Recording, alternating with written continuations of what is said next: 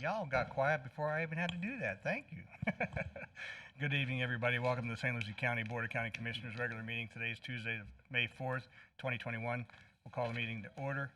So please join us in the invocation and the Pledge of Allegiance.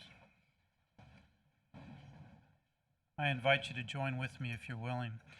Gracious Father, this evening we come together as a community to discuss the important issues of the day. For our leaders, we seek understanding and discernment on the best path forward for the benefit of all. For our citizens, we pray for common ground to come together to have meaningful conversations on the important issues and to move our community towards a better future. And for our children who watch and learn from us, we ask that our actions be the example that we would want them to follow. We ask all this in your precious name. Amen. Amen. I pledge allegiance to the flag of the United States of America and to the republic for which it stands, one nation, under God, indivisible, with liberty and justice for all. Okay. All right, before we move forward, I'm going to ask the board's indulgence. We have one item, it's a special meeting for the Erosion Control District. If we could recess the Board of County Commissioners meeting for a moment and turn this over to Chairman Hutchinson for pulling the Erosion District agenda. Madam Chair. At this time, we'll call to order the Erosion District of St. Lucie County. First on the agenda is the general public comment in regards to the Erosion District. Seeing none, we'll move to today's consent agenda. Is there any item the Commissioner wishes for discussion? Motion to approve. There's a motion to approve and a second. All those in favor? Aye. Aye, motion passes. There is no regular agenda. Is there a motion to adjourn? So moved. Thank you. Thank you. A couple of notes of importance before we move forward. I'm going to ask later on that we move 10B1 up prior to the public hearings. It's a quick item. And also, let's see, where am I at here? Well, that's about it. And we have a number of proclamations and resolutions tonight that we'll be going through in just a moment. But first, we will open the meeting to public comment. Anyone wishing to address the board on any item that is not a public hearing, those will be heard at that time. So if you're here to speak on an item that is a public hearing, we'll ask that you provide your comments at that time. Just let us know who you are for the record. Yes, my name is Albert Schwartz at 656 Southeast Hidden River Drive, Port St. Lucie. At your last meeting, you voted to remove the swale improvements that we did on our swale to correct the drainage issue. We only undertook that. We reported the swale completely plugged, and it was 6 months of inaction through the height of hurricane season before we took action on our own to correct the swale drainage. Now, the reason given for removing our improvements was that what we did constituted a flooding hazard. The reason given for that is that our swale was too narrow. Well, this is the size of the pipe under the driveway. No matter how wide you make the swale, if I made it as wide as this room, all the water still has to fit through here. Now, the only reason our swale would be a problem is if it were narrower than that. It isn't, not by a long shot. So, the first reason given for our being a flooding hazard is phony. Now, the second problem was that at that meeting, I showed you photographic evidence that on the heavy rains of April 10th and 11th, what we did properly handled the stormwater drainage. The way that was handled was that they denied that that was a true test. Well, fair enough. but they wanted to rip it out before it could be truly tested. All we're asking for is a true test. We think that they want to rip it out before it can be tested because they know that if they do a test of the stormwater handling, it would pass, contrary to what they told you. Now, what I'm asking, so far, they haven't done anything. We still have our thing in improvement. I'm not asking you to reverse your vote. All I want is for you to delay the implementation until you get the report of how our swale handles stormwater on what everybody can agree is a fair test.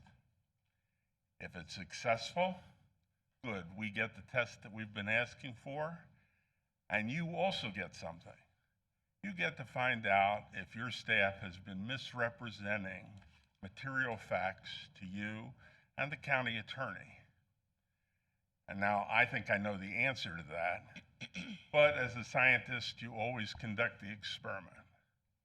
So all I'm asking for is delay the implementation of what you decided last week until we can test the swale. What say you? I'm not at liberty to have that conversation right here, sir. This is public comment, but thank you Okay. for your points of view. Thank you, Mr. Schwartz. We are under public comment. Good evening, sir. Good evening, Mark Gotts, 154 Northwest Magnolia Lakes Boulevard. I approach you this evening to request $118 million be given to the taxpayers of this county.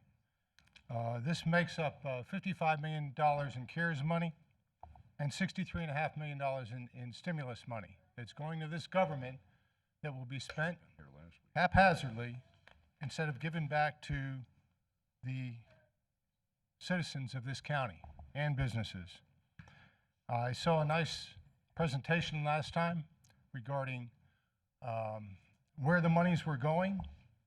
As a matter of fact, your state submissions on your CARES Act expense summary shows this. You've got social services, Children's Services Council for $454,000. Well, the Children's Services Council is nothing more than a conduit. They have $500,000 on our tax bill. And what do they do with that money? They transport it through in this conduit to other people who actually provide services to the children of this county. Why they need an extra $450,000, I have no idea how they were injured during COVID. Then you've got on public safety and public health, County Sheriff's Department, which I love, $1.6 million. Well, I'm sure that they can use that and probably matches something for their COVID relief. The school board at $175,000, though, is a little bit of a stretch, since actually the school board's probably gotten more than $120 million back from the CARES Act and from the stimulus package that's coming down. Looking down further on this, you've got another Children's Services Council. This one under municipalities in unincorporated St. Lucie County for another $93,000. It's passing through to our entities that are non-governmental. Well, actually, these are governmental agencies. I mean, if the Children's Services Council is on the tax roll and is taxing, then it's a government entity. Finally, a request for advanced validation has been made by the St. Lucie County Sheriff's Office for $28,346,000 of the $55 million in the CARES Act.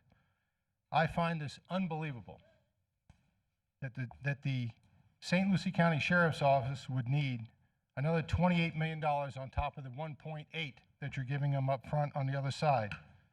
And then they've got another request for $817,000. What you need to do is you need to take these dollars and give them back to the citizens of this county. The CARES Act directs the money to help households, businesses, and nonprofits in that order, not governmental entities. Give us back our money through a COVID relief fund. This board needs to look seriously at that, bring it forth, and let's give the money back to the citizens of this county. Thank you. Thank you, Mr. Gotts. Good evening. We are still under public comment. Hi, my name is Mark DeRosa. I'm at 3143 South Indian River Drive. I'm here tonight to talk about the property tax millage rate in this county. And for anybody who's not familiar with that, it's basically the rate that we are taxed at on our property taxes. And we are the highest of 67 counties in the state of Florida. A small group of us have been asking for a significant reduction in the millage rate for 2 or 3 years now. And we've heard about the 5-year plan, and we've heard about emergency funds needing to be available.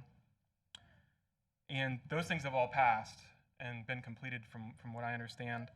And the truth of the matter is the county's had an unprecedented run in increasing property values, I think more than anybody could have possibly imagined, and that is continuing today even more.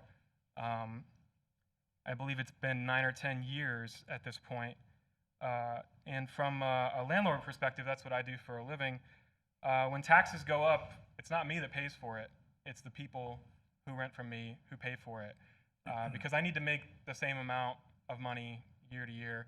So if my taxes go up $200 or $300 per property, then the tenants are the ones that are footing the bill for that. So you're not raising taxes on landlords or the wealthy. You're really just bringing up the cost of living for everybody in the county. And the county likes to pat themselves on the back whenever we create affordable housing. But I think the best way that you can create affordable housing in this county is by having a significant reduction in the millage rate. And that's all I'd like to say. Thank you. Thank you, Mr. DeRosa. We are under public comment. Good evening. Hi, Hi. my name is Liat Zev. I reside at 870 Southwest Oroso. I gave you guys each packets on what I'm attempting to accomplish, not only through this meeting, but through channels of legal matters. I work with special needs children. I have ESA. The hens that I keep as backyard chickens are ESAs. They are written as such from a doctor. I have a letter in that packet from a physician and my therapist. I use them in work with the special needs children that I bring to my property, that I work for the families. My business is not out of my home. My business is not in my home, on my property. I work for these families through EVV, through CDC Plus. Here's another one. With these hens, because they provided me with emotional support for my anxiety disorders, I've used them with the body of children. This is one of them. Her mother, who's my employer, is right there. I have a letter from one of my other families. Unfortunately, they couldn't be here. I use them for each child that I work with who is on the spectrum or has a special disability, has anxiety elements to their ailments, and I know that it works so wonderful for me that I put it into play with them. And it's done miraculous things, not only in the sense of the emotional support for them, but for myself. Can you show them what you do? What do you put in here? Eggs. So she has motor function skills deficits, and she goes through and she picks all the eggs and she puts them in here. My goal one day is to have a farm, a functional farm, where these children, when they age out of the system in St. Lucie County at 23, have a place to go as a group facility. That's what we're working towards here, and it's shown amazing progress with all of the children that I've worked with. Florida state statute was put into place last July, I believe, that says that you cannot be discriminated against for housing. That's also in your packet. That I can't be told that I have to move or leave due to ESAs. I have the doctor's note. They are ESAs. I'm getting notices and I'm getting told that I'm going to be fined and that I can't have my ESA in my home. So that's where I'm at with all that. Okay. Can you say thank you? Thank you. you. Thank you. We are under public comment. Come on forward. Yes. Good evening. I kind kind of walked in late, so I don't want to speak out of turn. Rebecca Isaac, 911 Citrus Avenue, Apartment B. I wanted to speak on the continuance of the meeting for the Happy Foods Company. That's the public hearing, so Okay, that'll be later. I just wanted to make sure, yeah. Very good, thank you. We are under public comment. Anyone wishing to address the board at this time that is not a public hearing? Seeing the move, we'll come back to the board. All right, next item will be the approval of minutes. I have 3 sets of minutes. The first being April 6, 2021 is a regular meeting. Special meeting of the Board of County Commissioners on April 13th of 2021, and an informal meeting of the Board of County Commissioners on April 13th, also 2021. If there are any corrections, additions, deletions, I'll accept those for a change. Otherwise, I'll accept the Move motion. approval. Second. We have a motion by Hutchinson, second by Townsend. Any comments or questions? Hearing none, all in favor? Aye. Any opposed? Thank you very much. We have a number of proclamations, and it's an exciting night tonight. So, Madam Clerk, we'll start with the first one, resolution honoring the 100th anniversary of Fort Pierce Inlet. If you'll please read it into the record. A resolution honoring the 100th anniversary of the Fort Pierce Inlet in St. Lucie County, Florida. Whereas the Board of County Commissioners of St. Lucie County, Florida has made the following determinations. A natural inlet opposite what is now St. Lucie Village was for centuries the most dependable ingress of the vagaries of the Atlantic Ocean to the haven of the Indian River for ships in the age of sail and steam. But tide and storm began to obstruct passage in the 1800s until 1910 hurricane closed what was known as the Indian River Inlet. The Indian River Inlet has allowed Native Americans to harvest fish from the sea, pioneers to engage in commercial fishing, and tourists access to some of the most exciting sports fishing experiences of the Gilded Age. The inlet facilitated national and international trade that established diversity characteristics of all ports and created a thriving local boat building industry. All these advantages were lost with the closing of the paths to the sea. In 1918, local civic leaders organized the Fort Pierce Inlet Commission. In 1919, the Fort Pierce Finance and Construction Company issued the first of 4 bond issues, which were approved by the voters of St. Lucie County, demonstrating their willingness to tax themselves for the prosperity of the community. The commission began to purchase property adjacent to Taylor Creek and obtain deeds to the property at Tucker Cove. On May 8, 1921, a high tide finished the job, and the waters of river and sea joined once again, delivering Fort Pierce from being landlocked. Fort Pierce wishes to honor the generation that suffered World War I and the Spanish flu and Spanish influenza. Planned, executed, and paid for the Fort Pierce Inlet, and as a result, restarted commercial and sports fishing, making possible the enhanced port of Fort Pierce under the leadership of Edwin Binney, and increased the success of the citrus industry by lowering shipping rates. The U.S. Navy chose Fort Pierce as the location for the ambiguous training bases on Hutchinson Island in World War II because of the inlet. Millions of dollars of treasure from the sunken 1715 Spanish Plata fleet came through this inlet. Our man-made Fort Pierce Inlet is considered the safest inlet between New Smyrna and West Palm Beach and attracts boaters from inland Florida year-round and from many northern states. The boat builders, marine services, marinas and yacht clubs, seaside eateries, yacht sales, and other contributing enterprises benefit the location economically substantially. Detrick Fort Pierce operates at the port of Fort Pierce, bringing mega yacht repair and refit industry using the world's largest mobile boat hoist, making it the latest boon in our area in jobs, contributing enterprises and tax revenues made possible by the inlet. Now therefore it be resolved by the Board of County Commissioners of St. Lucie County, Florida, that this board does hereby honor the 100th anniversary of Fort Pierce Inlet in St. Lucie County, Florida, passed and duly adopted this 4th day of May 2021. Thank you. Is there a motion? So moved. Motion by Mitchell, second by Bartz. All in favor? Aye. Thank you very much. Here tonight is the Spanish Armada. Well, actually, this is the Inlet Centennial Committee, chaired by Charlie Hayek, Mayor Linda Hudson, Nancy Bennett, Jean Ellen Wilson, Marion O'Leary, and a host of others that are not on my list, so I apologize. Justin Beard from Director. Is that a new company around here somewhere? Something like that? We're new to the area. All right. How about if we go ahead and get a picture, and then I'll let you have a time with the microphone. How do you want to set it up? Come on around. Turn around. Y'all been back there? I'm halfway there. Had my rabies and distemper shot.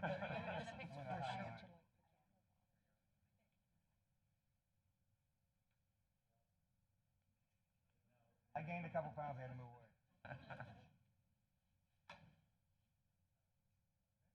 Oh, sorry. Say a few words? Yes. This is our committee, just a part of our committee. They have done a wonderful job. In less than 2 months, we have put together a whole month of activities to celebrate the opening anniversary of our inlet. And I'm sure there's not a person in this audience that can deny the importance of the inlet to St. Lucie County and our economy. So we're here to celebrate that. There's a whole host of events. You can go to our Facebook page, Love the Inlet.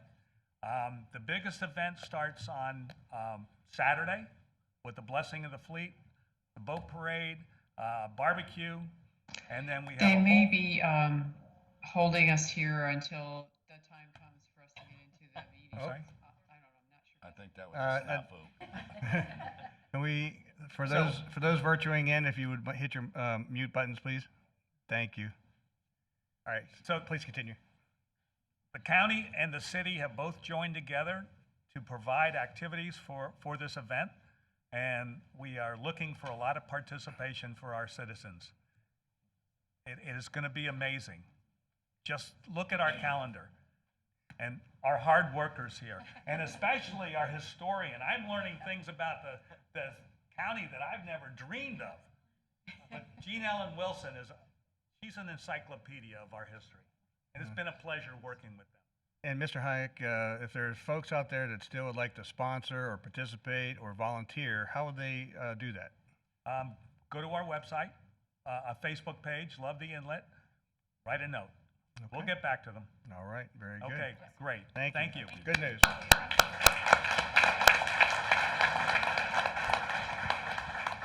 Next item will be resolution number 21-080, a resolution proclaiming April 9 through 15, 2021 as Law Enforcement Week.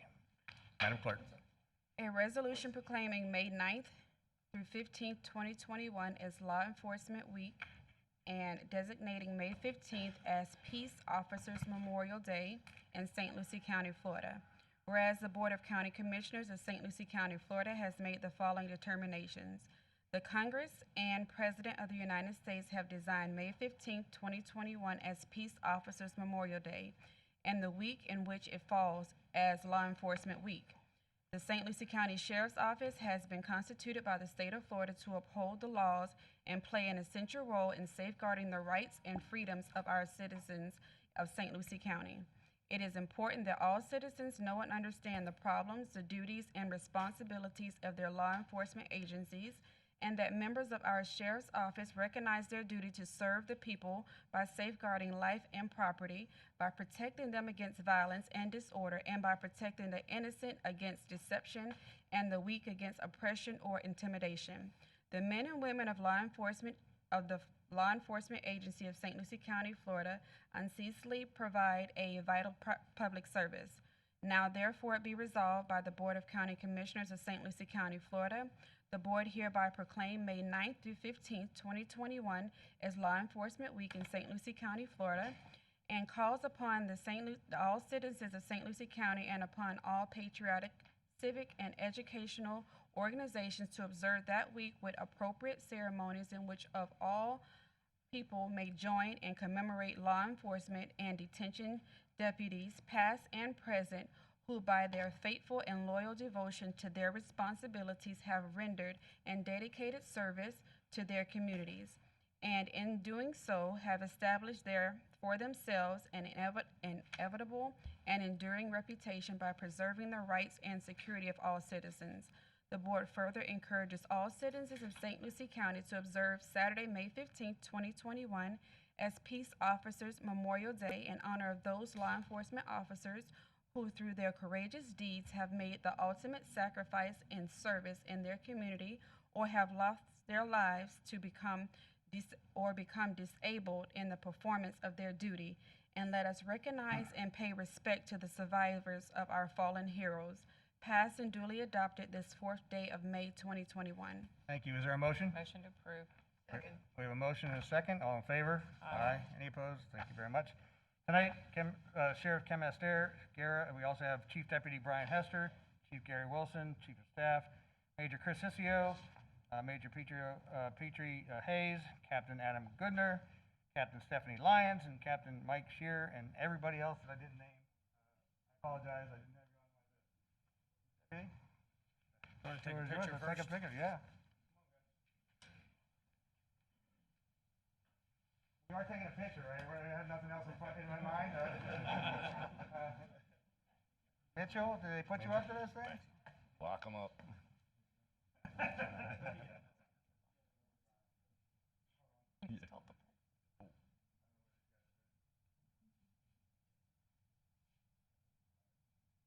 Say a few words. Commissioner Zadowski and all of our county commissioners, thank you guys for recognizing us publicly. Sheriff Mascara and Chief of Staff Gary Wilson could not be here tonight, so you have me instead. But I would like to thank you for publicly recognizing us at this venue and all the men and women of the St. Lucie County Sheriff's Office and recognizing the work that they do 24 hours a day, 7 days a week, 365 days a year. And this recognition is greatly appreciated. Since the inception of St. Lucie County Sheriff's Office, we've lost 8 deputies in the line of duty and 2 canine officers. That's 8 too many. This year alone, nationwide, we've lost 96 law enforcement officers throughout our nation. I can remember 3 years ago when 96 was the average number for many years. Last year, that number was over 200, and we're well on track this year for that number to be over 200. So I appreciate the recognition. On behalf of all the men and women at the St. Lucie County Sheriff's Office, thank you for the recognition and for the proclamation. Thank you.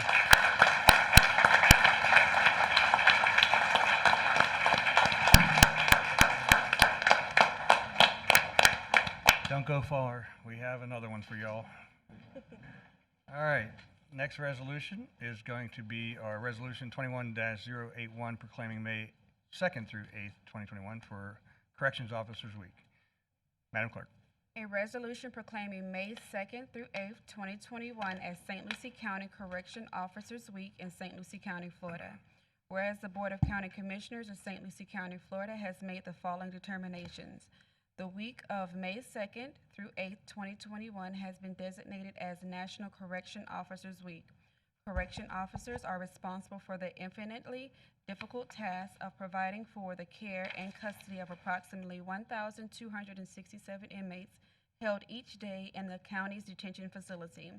Correction officers play a vital role in protecting the rights of the public and be safeguarded from criminal activity, and the operations of detention facility represents a crucial component of the criminal justice system. The board wishes to acknowledge Sheriff Ken Mascara and the 224 sworn certified correctional officers of the Department of Detention. Now therefore it be resolved by the Board of County Commissioners of St. Lucie County, Florida. The board does hereby proclaim May 2nd, 2021 through May 8th, 2021 as St. Lucie County Correction Officers Week in St. Lucie County, Florida. The board urges the citizens of St. Lucie County to recognize our correction officers for the fine job they do in protecting the rights of the citizens of St. Lucie County. Passed and duly adopted this 4th day of May 2021. Is there a motion? Motion to So approve. moved. We have a motion and a second. All in favor? Aye. Any opposed? Thank you very much. Do it again, fellas. Getting way too used to this around me. I'm just a little scared. Oh, more pictures.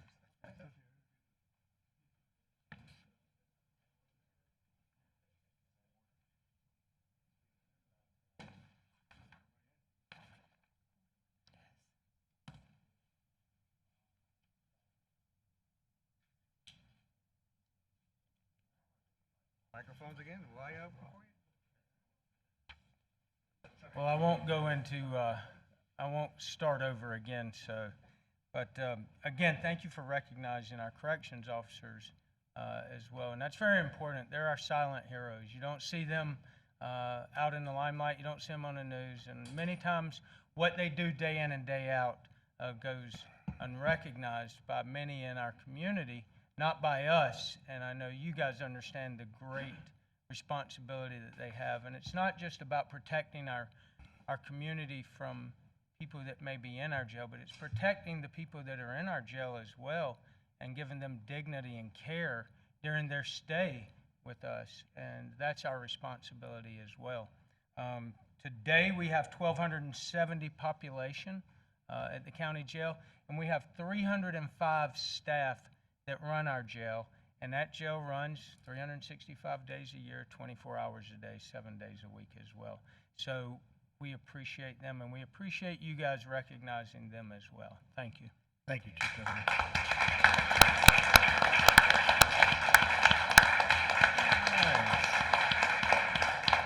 Moving on to resolution number 21-064, proclaiming the month of May 2021 as Asian American Pacific Islander Heritage Month. Madam Clerk, please read the record. A resolution proclaiming the month of May 2021 as Asian American and Pacific Islander Heritage Month in St. Lucie County, Florida. Whereas the Board of County Commissioners of St. Lucie County, Florida has made the following determinations. The history of Asian and Pacific Americans in the United States is a long and honorable one. Determined to uphold Americans' promise of freedom and opportunity for all generations of Asian and Pacific men and women have helped this nation grow and prosper. The important role played by many Asian and Pacific Americans in the buildings of the first transcontinental railroad is well documented. Their determination and hard work are well known. With diligent effort and abiding faith in the American dream, Asian and Pacific Americans have steadily advanced, earning ever greater respect and admiration from their fellow citizens. These Americans bolster our economy and entrepreneurs, business owners, and employees who initiate and expand opportunities for their families, communities, and county. Their languages, art, cuisine, and other cultural elements have enriched the American experience, and many have fearlessly answered the call of duty to defend our freedom as members of our armed forces. The contributions of Americans of Asian and Pacific Islanders descent have firmly woven into the diverse fabric of our nation. During Asian American and Pacific Islander Heritage Month, we celebrate the remarkable accomplishments of Americans of Asian and Pacific Islander heritage that have enriched our great country and helped define our history. Now therefore be resolved by the Board of County Commissioners of St. Lucie County, Florida. This board does hereby proclaim the month of May 2021 as Asian American and Pacific Islander Heritage Month in St. Lucie County, Florida, and further urges all St. Lucie County citizens to observe this month with appropriate programs, ceremonies, and activities. Passed and duly adopted this 4th day of May 2021. Thank you. Is there a motion? Motion to approve. We have a motion to approve and a second. All in favor? Aye. Thank you very much. I will be accepting this resolution tonight on behalf of the Asian American Pacific Islander Heritage Month. Next item will be resolution number 21-068, proclaiming the month of May 21st, Haitian American Heritage Month. Madam Clerk, please read it into the record. A resolution proclaiming the month of May 2021 as Haitian Heritage Month in St. Lucie County, Florida. Whereas the Board of County Commissioners of St. Lucie County, Florida has made the following determinations. Haitian Heritage Month is a jubilant celebration in the United States embracing Haitian heritage and culture. Haiti is a word meaning land of mountains and was given its name by its first inhabitants. First celebrated in Boston, Massachusetts in 1998, Haitian Heritage Month is observed nationwide in the month of May with parades, festivals, and school activities. Haitian Heritage Month is held to salute Haitian and Haitian American communities and to exhibit appreciation for their culture and heritage, which have immeasurably enriched the lives of people of this nation and state. As educators, authors, community leaders, activists, athletes, artists, musicians, and politicians, Haitian Americans have made their mark in every facet of society and have contributed the betterment of the diversity of St. Lucie County. St. Lucie County has thrived in melding the immigrants, uphold united by common values and the promise of a better tomorrow.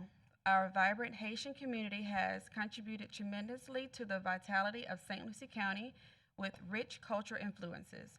Now therefore be resolved by the Board of County Commissioners of St. Lucie County, Florida. This board does hereby proclaim the month of May 2021 as Haitian Heritage Month in St. Lucie County, Florida, and further urges all St. Lucie County citizens to celebrate the unique history and culture and people of the Republic of Haiti. Passed and duly adopted this 4th day of May 2021. Thank you. Is there a motion? We have a motion and a second. All in favor? Aye. Thank you very much. Tonight we have Carol King, founder and president, as well as Carmel Berrigan, secretary, Evans Auguste, director of communications, Carlene Wright, head of volunteers, Basti St. Juste, volunteer, and Fritz Jules, sponsor of relations managers. Hello? Oh, well, you know, more airtime.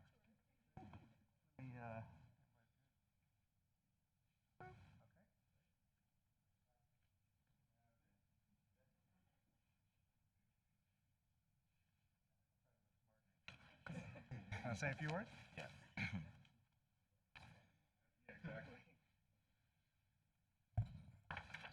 Commissioners, good evening. Good evening. On behalf of the Treasure Coast Cultural Festival organization, I am deeply honored, pleased, and humbled to receive this proclamation of the Haitian Flag Day Festival that will be held on May 18 in the beautiful city of Port St. Lucie.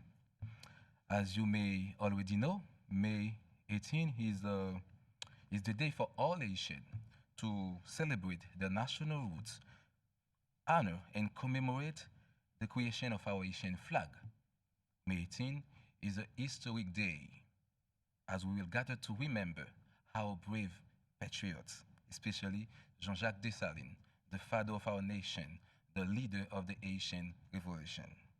12 years ago, Mrs. Carol King and Carmel Berrigan, respectively founder and co-founder of TCCF, has the brilliant idea of organizing this event that aims to bring the Haitian community together, relive some memories, and educate the young Haitian American and all nations about the beauty of Haiti, as well as its traditions.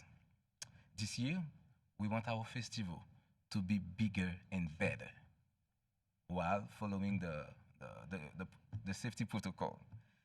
We are working tirelessly to offer an unprecedented event to the community. Admission is free, as we want everyone to come out and celebrate with us. So, no need to justify how important this recognition is for the Haitian community. Thank you to our commissioners for your devoted work, and see you all on May 18. Thank you. Very good. Thank you very much.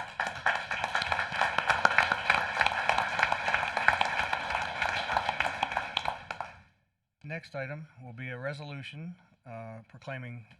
resolution number 21-123, resolution proclaiming May 2021 Mental Health Awareness Month. And this evening we have two entities collecting the proclamation. One will be Tykeson Teens and the other will be New Horizons. Madam Clerk, please read the resolution. A resolution proclaiming May 2021 as Mental Health Awareness Month in St. Lucie County, Florida. Whereas the Board of County Commissioners of St. Lucie County, Florida has made the following determinations. The purpose of Mental Health Awareness Month is to raise awareness and educate the public about mental illnesses. Serious mental illness affects 1 in every 5 Americans. children, adolescents, and adults. Mental illnesses are treatable medical illnesses affect the brain, posing the same concerns as cancer, heart disease, diabetes, and other illnesses. Scientific research is constantly working toward breakthroughs in the understanding of mental illnesses, resulting in more effective treatments to allow people to reclaim full and productive lives. Mental health is essential to everyone's overall health and well-being and helps to sustain an individual's thought process, relationships, productivity, and ability to change their face adversity. It is important to maintain mental health and learn the symptoms of mental illnesses in order to get help when needed. Public education and civic activities can encourage mental wellness and help improve the lives of individuals and families affected by mental illnesses. Misunderstandings about mental illnesses often wrongly impose a stigma on individuals coping with mental illness. 1/2 of chronic mental illness begins by the age of 14. Long delays often occur between the time symptoms first appear and when individuals get help. Early identification and treatment can make a profound difference in successful management of mental illness and recovery. New Horizon of the Treasure Coast in Okeechobee and Tykes and Teens are community nonprofit providers of recovery-oriented behavioral health services. They remain committed to improving the quality of life for individuals, children, and families in our community. It is important to acknowledge and reduce the stigmas and misconceptions that surround mental illnesses, which often prevent individuals from seeking help. Now, therefore, it be resolved by the Board of County Commissioners of St. Lucie County, Florida, that this board does hereby proclaim the month of May 2021 as Mental Health Awareness Month in St. Lucie County, Florida, to increase public understanding of the importance of mental health and to promote identification and treatment of mental illnesses. Passed and duly adopted this 4th day of May 2021. Thank you. Is there a motion? Move approval. We have a motion and a second. All in favor? Aye. Aye. Thank you very much. Tonight we have Catherine Hensley, Board of Directors of the New Horizons, and we also have Eric Garza, CEO of Tykes and Teens. I also have Missy Stoller, Communications Manager for Tykes and Teens, and William Wims, the CEO of New Horizons. Good evening.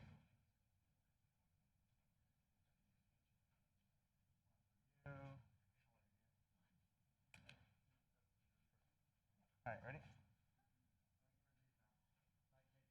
Conscious. All right, go ahead. Thank you. I'll get a picture. As you know, part of the future of any community resident is the vitality and its health. And when we come to health, that includes mental health and drug treatment, the whole picture. So New Horizons is very proud of having 63 years of providing that service, and we wish to expand on that. But tonight I want to introduce to you William Wims, our new Executive Director. I think he has a few words. I want to thank you, Board of Commissioners, for allowing us to be in your community and actually support and do the things that we need to do for mental health and substance abuse. I want to thank the community for realizing that mental health is actually an issue and bringing your people and trusting them with us at New Horizons. We are trying to do better in our overall everything that we're doing and bridging the gap and keeping our doors open so we can support the community and support the commission, and we also try to support the law enforcement and the school board. I'm short on words, so thank you all. It's been a long day.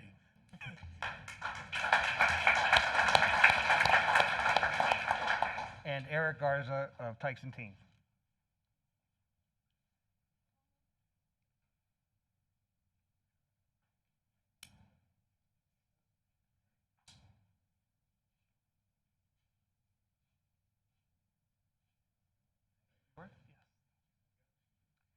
Good evening, County Commissioners and City Administrator, and also public. Thank you for recognizing both New Horizons and Tykes and Teens. As mentioned, I'm Eric Garza. I'm the CEO of Tykes and Teens. Previously, I was the Chief Operating Officer at the agency. For 25 years now, Tykes and Teens has been serving the Treasure Coast. This past year, we were fortunate enough to serve and provide more than 31,000 sessions across the Treasure Coast, 8,000 of those here in St. Lucie County.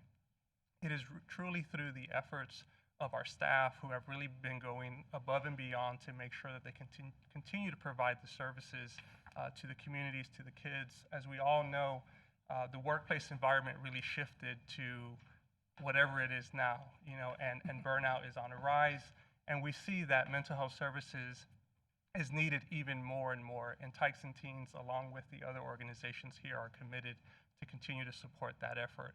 Lastly, I just wanted to say thank you to organizations like the Children's Services Council and the United Way of St. Lucie County, and the leadership that the County Commission has continued to provide us during this pandemic year. So thank you again for the support, and thank you for the public for the ongoing support of what we do. Thank you. Thank you. All right. We are down to our last resolution, but before that, I'm going to take a bottle of water to our clerk and give her a round of applause. She's been working really hard today. Thank you.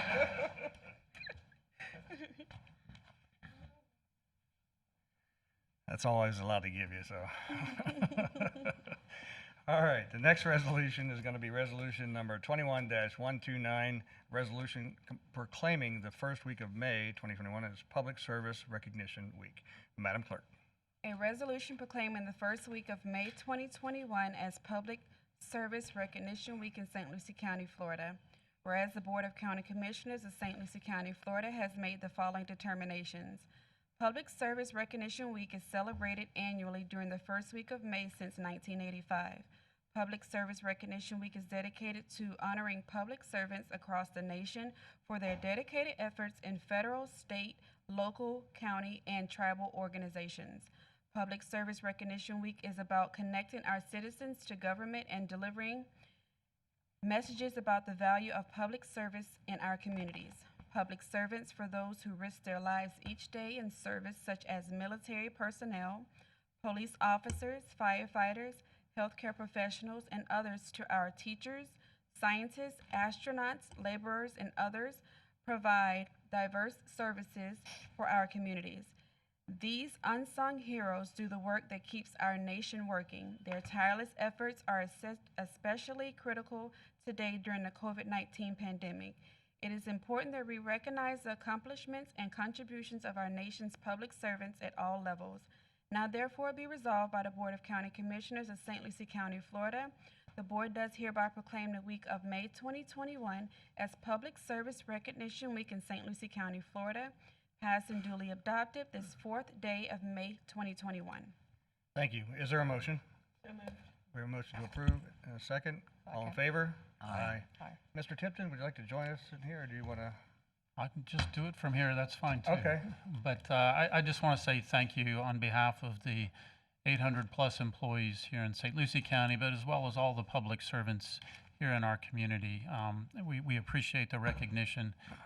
Much of it is behind the scenes. You know, when you call a 911 dispatcher, we know you're not having a good day, and it's our job to try and make sure that we connect you to the right resources, and then those resources respond. Those are all public servants, and so we do it, and we do it with joy, and we are grateful for the opportunity. And I would just put in a plug that public service as a career is not a bad choice. And so there are opportunities out there every day, and so we would love to have you join any part of the public service team. So thank you very much for your support tonight. Right. Thank you, Mr. Tipton. Okay, there are no presentations. The next item is the consent agenda. Any item that the commissioner would like to pull for separate vote or conversation? I'd like to have conversation with 8C1. 8C1. Any other item that the commissioner would like to pull for separate vote or? And I have a question on F3. 8F3. 8F3. All right. 8C1. Actually, let's see. On 8C1, when I looked at this, and I know that the airport is a focus that we're going in, I did not see the trailer, and they're going to have a trailer to pull this equipment, and I did not see a backhoe, and I know that the backhoe is needed out there to continue to move forward with the airport. So, Mr. Tipton, is there any way that a backhoe can be added to this, or does it need to come back to you and then come back to the board for approval for them to get prices from the backhoe, because it's a needed piece of equipment to move the airport forward? Thank you, Commissioner. Actually, all of those pieces are actually needed, and the backhoe is actually part of the budget conversation that will be coming to you this summer. So that is under consideration. This was deemed, as we're trying to get ready for our Part 139, this was deemed to be more critical. Okay, and is the trailer a part of this package? Because they need the trailer to move it, because I Yes. didn't see it in the actual list of items from Dobbs Equipment. It was not listed. The trailer is mentioned in the write-up. Right, but it wasn't in the pricing sheet that I saw Okay. from Dobbs. So I just want to confirm that it's a part of the package that they're getting it. I believe that's what that was what was shared in you. the agenda review, yes. And then my other question was Question 8F3. 8F3. They're wanting to pull this from the reserve account. I'm taking it that this is the reserves from ERD. How much is in the reserve account currently? I'm not sure of that number. It is actually split between two accounts, and so it's part coming from the ERD reserves, and then part of it is coming from the parks impact fees. Okay, thank you. And then, Mr. Chair, I just want to make note on 8J1 for the people out there that do watch this, that this is the North Hutchinson Island. And I think that this is a project to be watched, and because it is good between Indian River and the North Hutchinson Island residents, this is a good thing. So thank you. Thank you. Any other questions on the consent agenda? Hearing none, I'll accept the motion. We have a motion to approve and a second. Motion by Bart, second by Hutchinson. All in favor? Aye. Any opposed? Hearing none, motion passes unanimously. Okay, well, let me regroup here. We're going to now move the utilities question forward. Get my notes. That would be item 10B1, Mr. Chairman. Thank you very much. Thanks for the help. The 10B1 is public utilities, and Mr.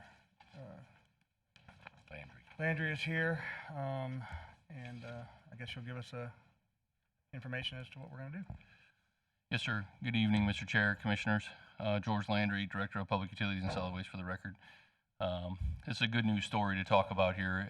As you all are aware, we have a project going on North Hutchinson Island to try to convert 532 homes from septic to sewer.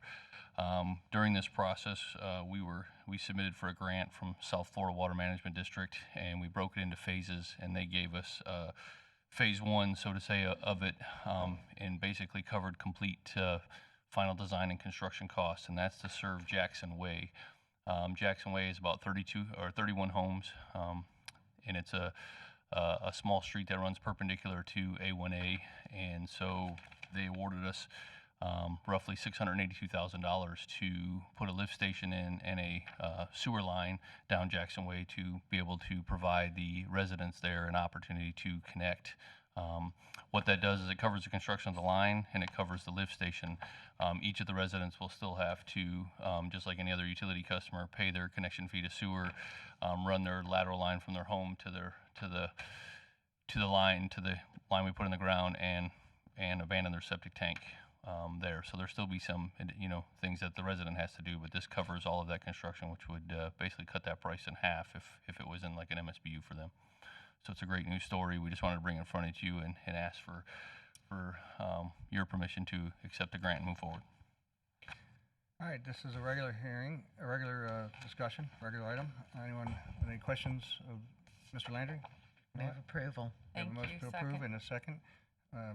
Motion by Hutchinson, second by Townsend. Any comments or questions on the item? Hearing none, all in favor? Aye. Any opposed? Motion passes unanimously. Thank you very much. Thank you. Thank you. And we're going to go ahead and back up and move to public hearing 9A1. This will be under the county attorney. And I see Catherine Barbieri coming forward.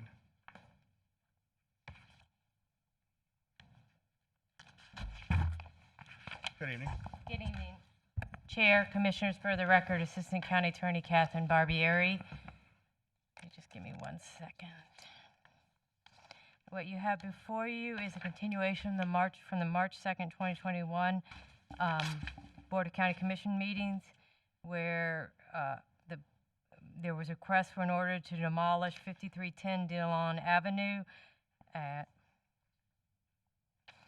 The property had a fire prior to October 2017. The board had initiated the condemnation process The county did in December of 2018. It was scheduled to go to the Board of County Commissioners in March of 2019 for a public hearing.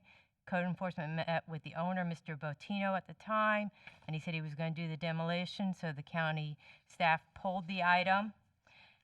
Then, after that, under the provisions, he did not demolish it, so under the provisions of Appendix A, Local Acts of St. Lucie County Code and Compiled Laws, the building at 5310 was inspected on September 2018 and again in February 2021, and it was determined to be 50% destroyed and manifestly unsafe and unsanitary for use as a single-family dwelling in its current condition. On October 20th, the Board of County Commissioners had given us permission to declare the building to be unsafe and constitute a nuisance, and given permission to run advertisements. The ad were run for 4 consecutive weeks in the newspaper and was sent to the owner and posted on the property. At the March 2nd Board of County Commission meetings, it was agreed that the county would enter into a stipulation agreement with Mr. Botino, and in that stipulation agreement, Mr. Botino agreed to apply for a variance by April 1 of 2021, and to have the variance hearing on April 28th, 2021, the date of the Board of Adjustment meeting, and then to obtain his permit and have the property 50% completed by the end of the year. Mr. Botino has not met these deadlines. So therefore, staff is recommending that the board give the Code Enforcement Department permission to proceed to use the lowest responsive bidder to demolish the structure, clean the properties of all junk, trash, and debris, and assess the entire cost of such demolition against the real property, which shall constitute a lien payable to St. Lucie County pursuant to the provisions of Appendix A, Local Acts, Article 7, Division 2, Section 7-43 of the St. Lucie County Code of Compiled Laws. And this is a public hearing. Thank you. Any questions of staff? Hearing none. This is a public hearing. Anyone wishing to address this item, please come forward. Seeing no movement in the audience, we'll come back to the board. Is there a motion? We have a motion by Bartz. Is there a second? Second by Hutchinson. Any comments or questions on the item? Hearing none, all in favor? Aye. Aye. Any opposed? Motion passes unanimously. Thank you very much. All right.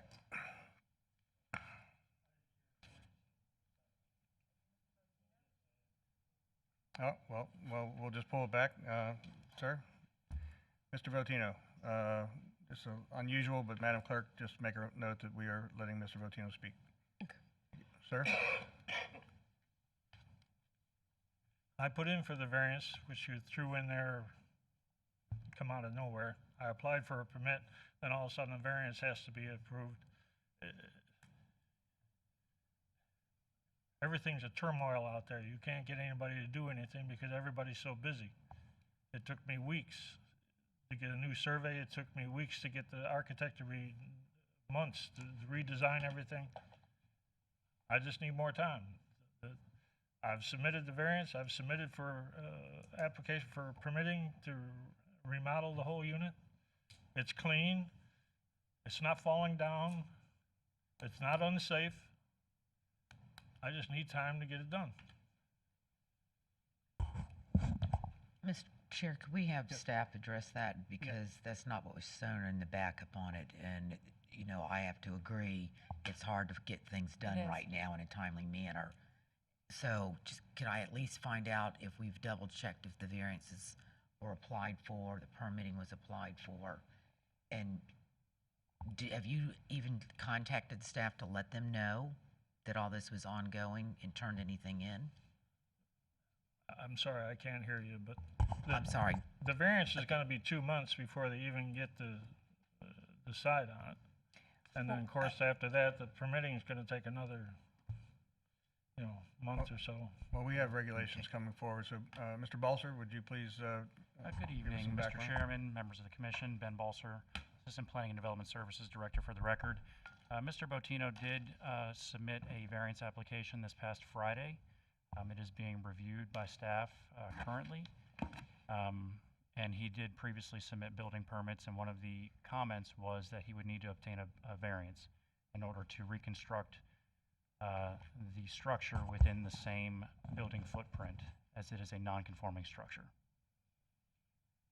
So, Mr. Chair, I have a question. Commissioner Townsend. So from the time he was told that he had to do this, Catherine, how long has that been? The stipulation would have been, was signed as of the March 2nd Board of County Commission meeting. We asked them to have the variance in by April 1st. So it was applied, if it Okay. was submitted last Friday, then that's. Okay. April 30th. Thank Well, I you. mean, because I agree right now, I mean, plywood, metal buildings, whatever you ask for, it's months and months and months out. You cannot get stuff done. And I know that the building department is backed up, and I know that if he's applying for a variance, that doesn't happen in 30 days. It takes time to get on the meeting and to submit everything to get before that board. So knowing that it was just 30 days and he is trying to move forward, I'm actually willing to go back and re-vote on this, Commissioner Zadowski, because I'd like to give the gentleman time if he's going to move forward with trying to rectify his home. Mr. Votino, do you have any other final thoughts that you'd like to share with the board before I ask some questions of my board and my legal staff? No? All right. So, sorry, I- first of all, let me just ask the maker of the original motion, Commissioner Hutchinson, would you contemplate It was going- Bart. I'm sorry. I only made the second. I'm I sorry, can I'm pull sorry, my Bart's- second for it was Bart. discussion. Yeah. Yeah. All right. So, and then So Mr. can I ask staff questions though before we? Sure. Since I pulled my second. This, correct me if I'm wrong, but this has been going on since 2018, this case or not? Yes, the fire was in 2017, and we started, we initiated the condemnation process in December of 2018, and we were going to bring it to the board in March of 2019, and then he said he was going to demolish it at that point, so we withdrew our agenda item. All right, that's kind of where I'm caught at, the fact that it's been, we haven't had the backup and the things that we've talked about, Kathy, going on that long. Does staff have a solution, if you will, or a way that, is there a way to kind of backtrack and see how far we are out if you just turn the variance in? Mr. Chair, I'm sorry. Could I'm I sorry. comment on Yes. on these items? Because we took a close look at this after we knew the variance application had been submitted. The property is currently non-conforming to setback. So even if they were rebuilding, because it's over 50% damaged, it would have to be given a variance to rebuild in its current footprint. However, the building permit submitted, and I believe the variance submitted, is to expand the nonconformity. So to add on to the duplex. But Hold on, let her finish, okay? it's not Mr. going any Votino, further than it is right Let her now. finish first, okay, so I can hear one person at a time. So the proposal is to expand the building out to the extent of the current nonconformity. So there is significant question about whether or not that variance would be approved as submitted by the Board of Adjustment. It does not meet the criteria for a variance approval. So the requirement of the board was that the variance be submitted on April 1, and that was not done. And the request was to expand the nonconformity, which is not a guarantee. So I just wanted to make that clear. Okay. Mr. Votino, do you have a response? I'm not bringing it out any further than it already is. The carport comes out 12 feet, leaving the setback at almost 9 feet. I guess when it was built, it used to be 7. I guess now they've changed it to 10. So I'm not encroaching any more than it already was. I'm not changing it. Mr. Balser and Ms. Barbieri, when is the next meeting for a variance? So we have a May meeting, but these items are public hearing items, and they do have to be advertised. They have to be noticed in the paper, and a sign has to be placed on the property. Given that we just got it in on Friday, it's more than likely that this item, if it is a complete application, would move to the June meeting. I don't know the exact date, but it's really, it's not feasible for this variance Right, well, application to move forward. Let me in ask May. the board then, if the board would consider a continuance until the meeting where the variance could be heard and decided, and then whatever happens there comes back to us, is that something that the board would consider? I'm fine If- with that. I don't have a problem, but I mean, if the variance isn't granted, then couldn't we just go ahead and say if the variance is not granted, that it would then go into That could be being a motion. demolished Right. versus coming back to the board again and going back through? That could be a motion. Let me look to Ms. Barbieri, is that accurate? Could that be a part of the process, or Mr. McIntyre? Well, I mean, it's an interesting procedural issue That's that why- we're in. that's why I came to the old guy. Because the board has already voted. I think, just for the record, the property owner was present. He wanted to testify. He didn't hear so that was the reason he didn't stand up and talk. And so in view of that, I think before we take any subsequent action, we should move to reconsider the item based on those facts that the property owner was present. He was here, he wanted to testify. It's an important issue for him. He has property rights as well. So I think initially we ought to move to reconsider the item. Hopefully the board will okay that, and then we can talk about what we do that. So I think initially my recommendation would be to move to reconsider the item, and then we can talk about perhaps continuing the item, if that's what the discussion is, to the July 6th meeting, I guess. I don't know the exact date. No, we were actually looking to see, the June Well, was I the thought, variance meeting. I but thought the was June meeting, wondering- yes, but I thought you wanted to continue this meeting after that Board of No, I was Adjustment. asking if If the could we variance go is- on record today? Is it okay for us to make the motion to say if the variance is not granted at the June meeting, then the demolition would go in place, or is it required to come back to Yeah, us again? I think it would be safer and better to allow the property owner, it's a fairly significant action we're taking, but it seems to me better to give the property owner a chance to come back. There might be other intervening circumstances. We've talked about the ability to actually get contractors and materials on site, that sort of thing. So my suggestion would be to reconsider the item based on the fact that the property owner was here and was unable to speak because he couldn't hear. And then if the board is inclined to do this, let's just continue the item until, I want to say the July meeting. July 6th. July 6th, that would be a night meeting, more convenient for the property owner, hopefully at 6 p.m. or soon thereafter. And then hopefully I think you would want staff to report back to you in advance of that if the variance was not granted or was granted, either way. All right, so to clean this up, I'll ask the maker of the original motion, Commissioner Bartz, if she'd reconsider, as well as the second, Commissioner Hutchinson, as suggested by our illustrious attorney. So we have a motion by Bartz to reconsider. Second. Second by Hutchinson to reconsider.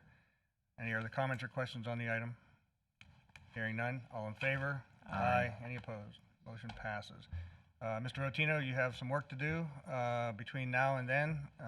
And Well, No, we all still you did have was to just vote. We reconsider. just Now there needs to reconsider be a now. subsequent motion on whatever you decide to do. If you want to continue the public hearing to Tuesday, July 6th at 6 p.m., then there needs to be a motion to that effect. Mr. Chairman, I make a motion to continue this until July 6, 2021 at 6 p.m. or soon thereafter.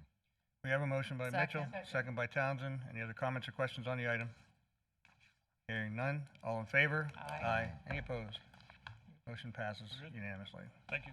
Yes, sir. Good luck. Okay, well, that was interesting.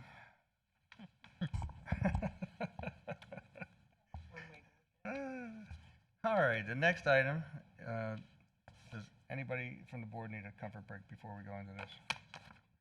No? Yeah. I'd like to, because we can't stop. Okay, so because of the matters around this, it's going to be a hearing, and it'll be conducted almost as a courtroom process.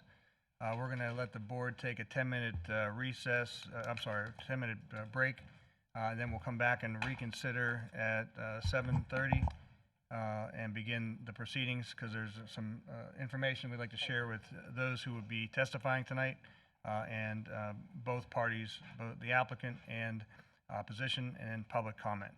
So if we'll just recess now until 7:30.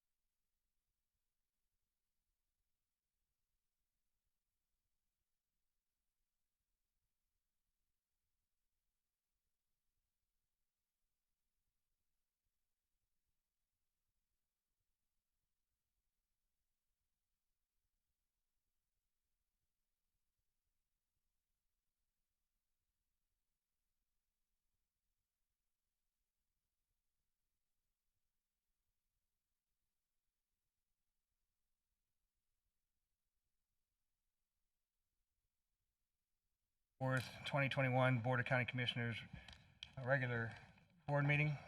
The next item to be heard is a public hearing. As I said before the recess, I suggest that there's some outline that I'd like to provide you. It's going to be handled a little differently than we normally do our public hearings because there's a lot of information to take in, and there will be a court reporter in the room. Individuals who will be testifying and will be sworn in. And so before we start, we will ask any and all who are going to testify this evening to stand and be sworn in by the clerk. Any objections of the applicant or the opposition? Any opposition? No, I see nothing. Okay, Mr. McIntyre, do you want to pull this portion and handle that? Yes, sir. Those folks who are going to be testifying, including county staff, if you would please rise, the clerk will swear you in. See, they didn't understand, Chris. Again, the position is if you are going to be speaking on behalf of the applicant or the opposition or adding some information to the public hearing, we're asking that you be sworn in prior to. Should you get to the point in which you may have thought you were not going to speak, but then you choose to, I will ask each participant their name and have you been sworn. If the affirmative is stated, then we'll continue. If it has not, we'll be sworn at that time. That being said, Madam Clerk, those who are going to be sworn, please raise your right hand. Okay, I want to state one more time, anyone who would like to give a testimony today, please raise your right hand to be sworn in. Okay. Do you swear or affirm the evidence you're about to give will be the truth, the whole truth, and nothing but the truth? I do. Thank you. Thank you, everybody. All right. So there's going to be a few things that we're going to do, and we're going to go a little slower than normal as we get started.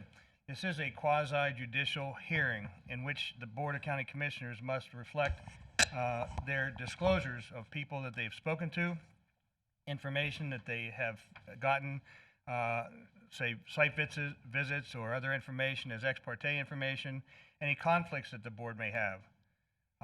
And then we'll proceed. After that's completed, then I'll go on to that whenever we get to it. So let's go ahead and start with Commissioner Hutchinson. Quasi-judicial disclosures, please.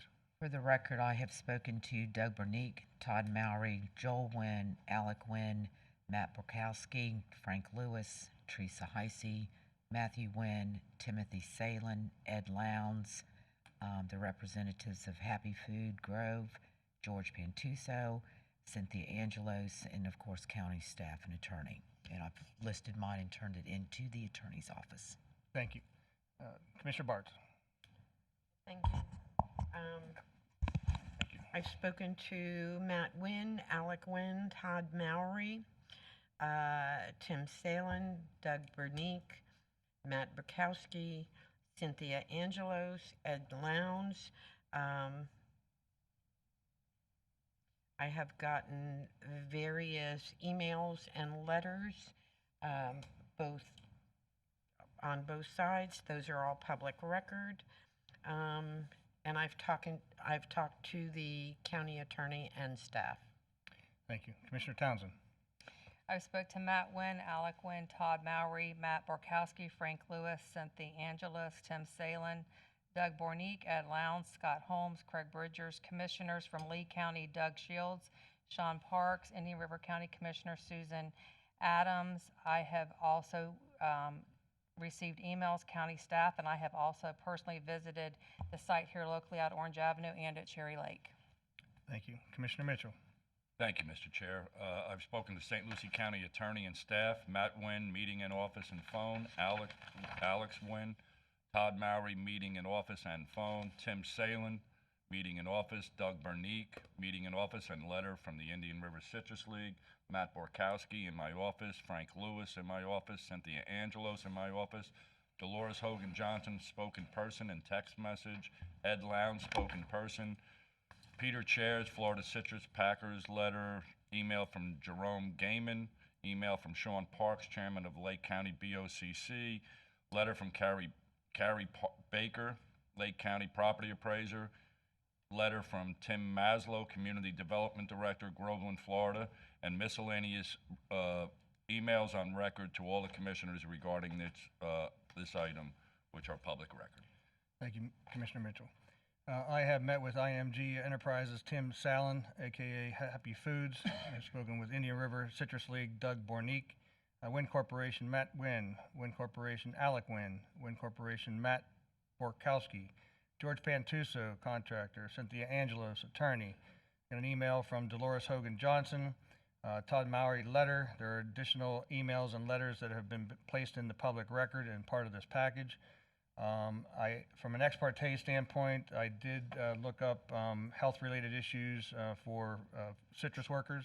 That has been made available to the board, the applicant, and opposition, and to the clerk.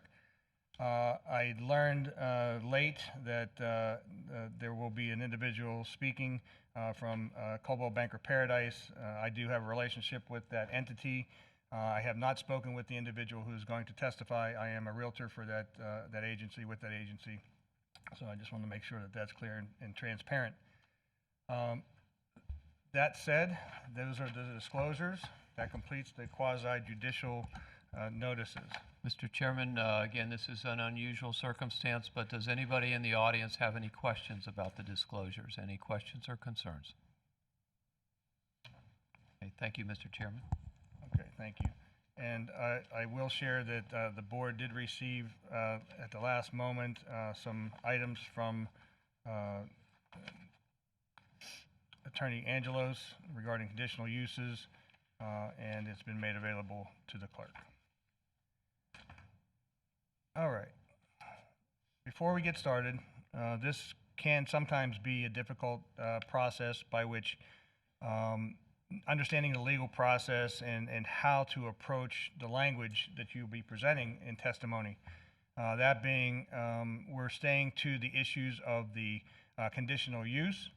I suggest to those who may speak about the proposed ideas of individuals, and I'll just read the language that I received from our outside counsel to make sure that everyone stays within the confines so we keep the record clean and clear as to what we're talking about. So while the county welcomes public comment on this item, the county will not consider whatsoever any comments or evidence that is discriminatory, including anything that is directed towards the race, nationality, or gender of the intended occupants.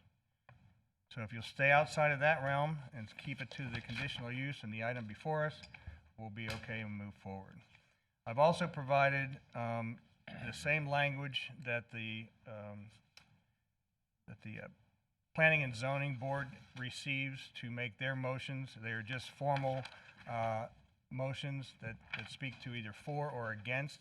It is then the process by which the commissioner making the vote or the motion will make the motion, and then if it's for, that'll move through that process, and then to deny, the commissioners will cite the reasons why, which will be a part of the standards of review for conditional use permits.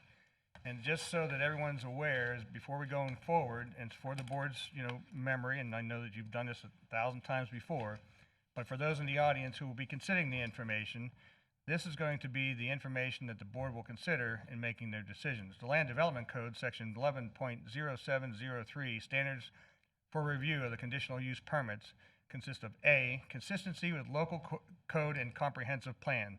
The proposed conditional use is in compliance with all requirements and is consistent with the general purpose, goals, objectives, and standards of this code. The St. Lucie County Comprehensive Plan and the Code of Ordinances of St. Lucie County, and is in compliance with all additional standards imposed on and by particular provisions of this code authorizing such use. Section B, the effects on adjacent properties. It will consider the proposed conditional use will not have an undue effect or adverse effect upon nearby property. B, the proposed conditional use is compatible with the existing or planned character of the neighborhood in which it would be located.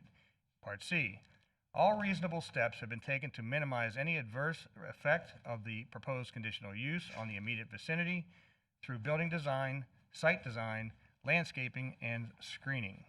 And Part D, the proposed conditional use will be constructed, arranged, and operated so that as to not to interfere with the development and use of neighboring property in accordance with applicable district regulations. Under Part C, adequacy of public facilities. The proposed conditional use will be served by adequate public facilities and services, including roads, police protection, fire protection, solid waste disposal, water, sewer, drainage structures, parks, and mass transit. Under Part D, adequacy of fire protection. The applicant for the proposed conditional use has obtained from St. Lucie County, Fort Pierce Fire Prevention Bureau, or known as Fire District, written confirmation or is otherwise demonstrated by substantial credible evidence that water supply, evacuation facilities, and emergency access are satisfactory to provide adequate fire protection. Environmental impact in Part E. For developments required to provide an environmental impact report under Section 11.02.09, prin A, prin 5, the proposed conditional use will not contravene any applicable provision of the St. Lucie County Comprehensive Plan or of Chapter 8 Natural Environmental Analysis of the St. Lucie County Barrier Island Study Analysis of Growth Management Policy Plan. Kimberly Horn and Associates, Inc., August 1982. So those are the standards of review that the Board of County Commissioners will consider as we go through the process by which we move this process forward. Mr. McIntyre, how are we doing so far? That's fine, Mr. Chairman. I believe the next step will be a presentation by county staff. Thank you. Good evening, sir. You've worked hard. Good evening, Chairman, members of the board. For the record, my name is Chris McCrane, Associate Planner with the Planning and Development Services Department. Tonight I'll be presenting agenda items 9B1, a conditional use petition, and item 10A1, a major site plan application for Happy Foods Agricultural Labor Housing. At the April 6, 2021 Board of County Commissioner meetings, the board voted to continue these agenda items to tonight's meeting following a request for continuance from the adjacent property owner. This conditional use is a quasi-judicial public hearing.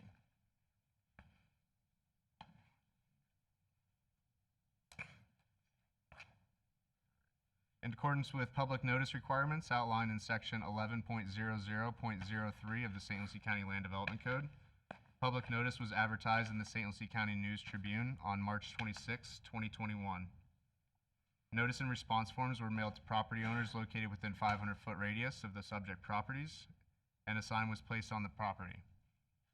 As a courtesy, the Planning and Development Services Department sent out notices to property owners located within 500 feet of all Happy Foods collective property holdings.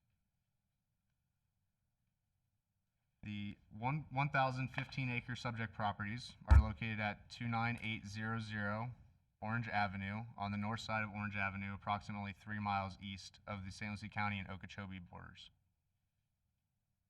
Happy Foods Collective, approximate 3,900-acre property holdings are identified in this exhibit outlined in blue, and the subject properties are outlined in red. The conditional use for agricultural labor housing is accessory to the Happy Foods LLC farming operations and require a conditional use and major site plan in accordance with Land Development Code section 7.10.08, which is agricultural labor housing, 11.02.07, standards for site plan review, and 11.07.03, standards for review of conditional use permits.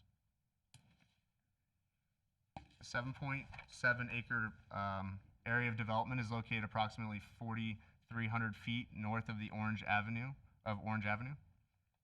On February 2nd, 2021, the Board of County Commissioners approved a road paving waiver, granting relief from the paving of the internal access road and fee in lieu of requirements via Resolution 2021-21. The subject properties are all surrounded by the Agricultural 5 zoning district with an Agricultural 5 future land use designation. According to the St. Lucie County Comprehensive Plan, the Agricultural 5 land use is intended for areas of the county located outside of the planned urban service area, which are associated with agricultural and agricultural-related activities.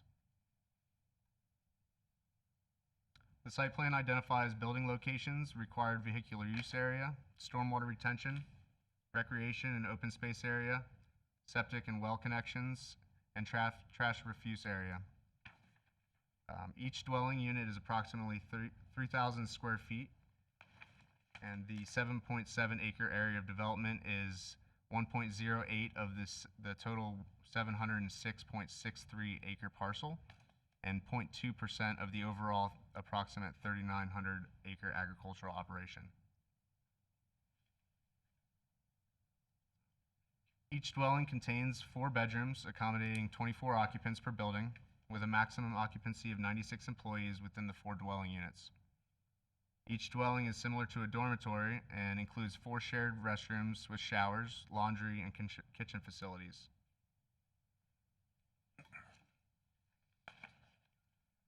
On March 26, 2021, mailers were sent to adjacent property owners located within 500 feet of the subject properties. Of the 85 notices mailed out, the Planning and Development Services Department received 50 responses for the conditional use petition. 13 of these responses were in favor, and 37 were not in favor. 13 responses in favor were provided by 2 property owners, and the 37 responses in opposition were provided by 1.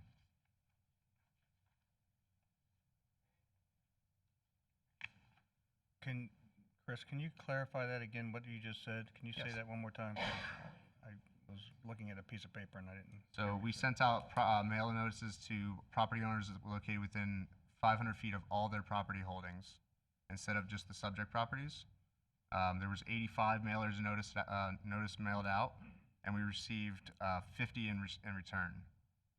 13 of those were in favor of the conditional use, and 37 were not in favor. And of the 13 in favor, they were provided by 2 separate property owners. The 37 that were not in favor were provided by 1 property owner. Okay.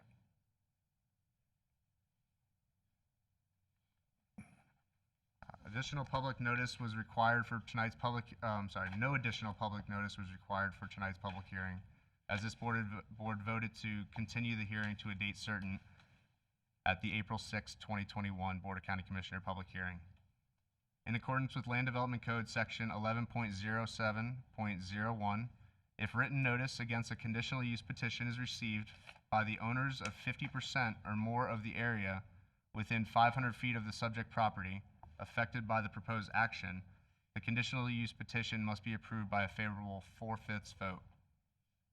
The Planning and Development Services Department received 28 responses located within 500 feet of the subject properties, and that equates to 31.93%, or 96.02 acres of the land area are in favor of the conditional use, and 63.65%, or 191.6 acres of the land area are not in favor. So this does require a 4/5 vote.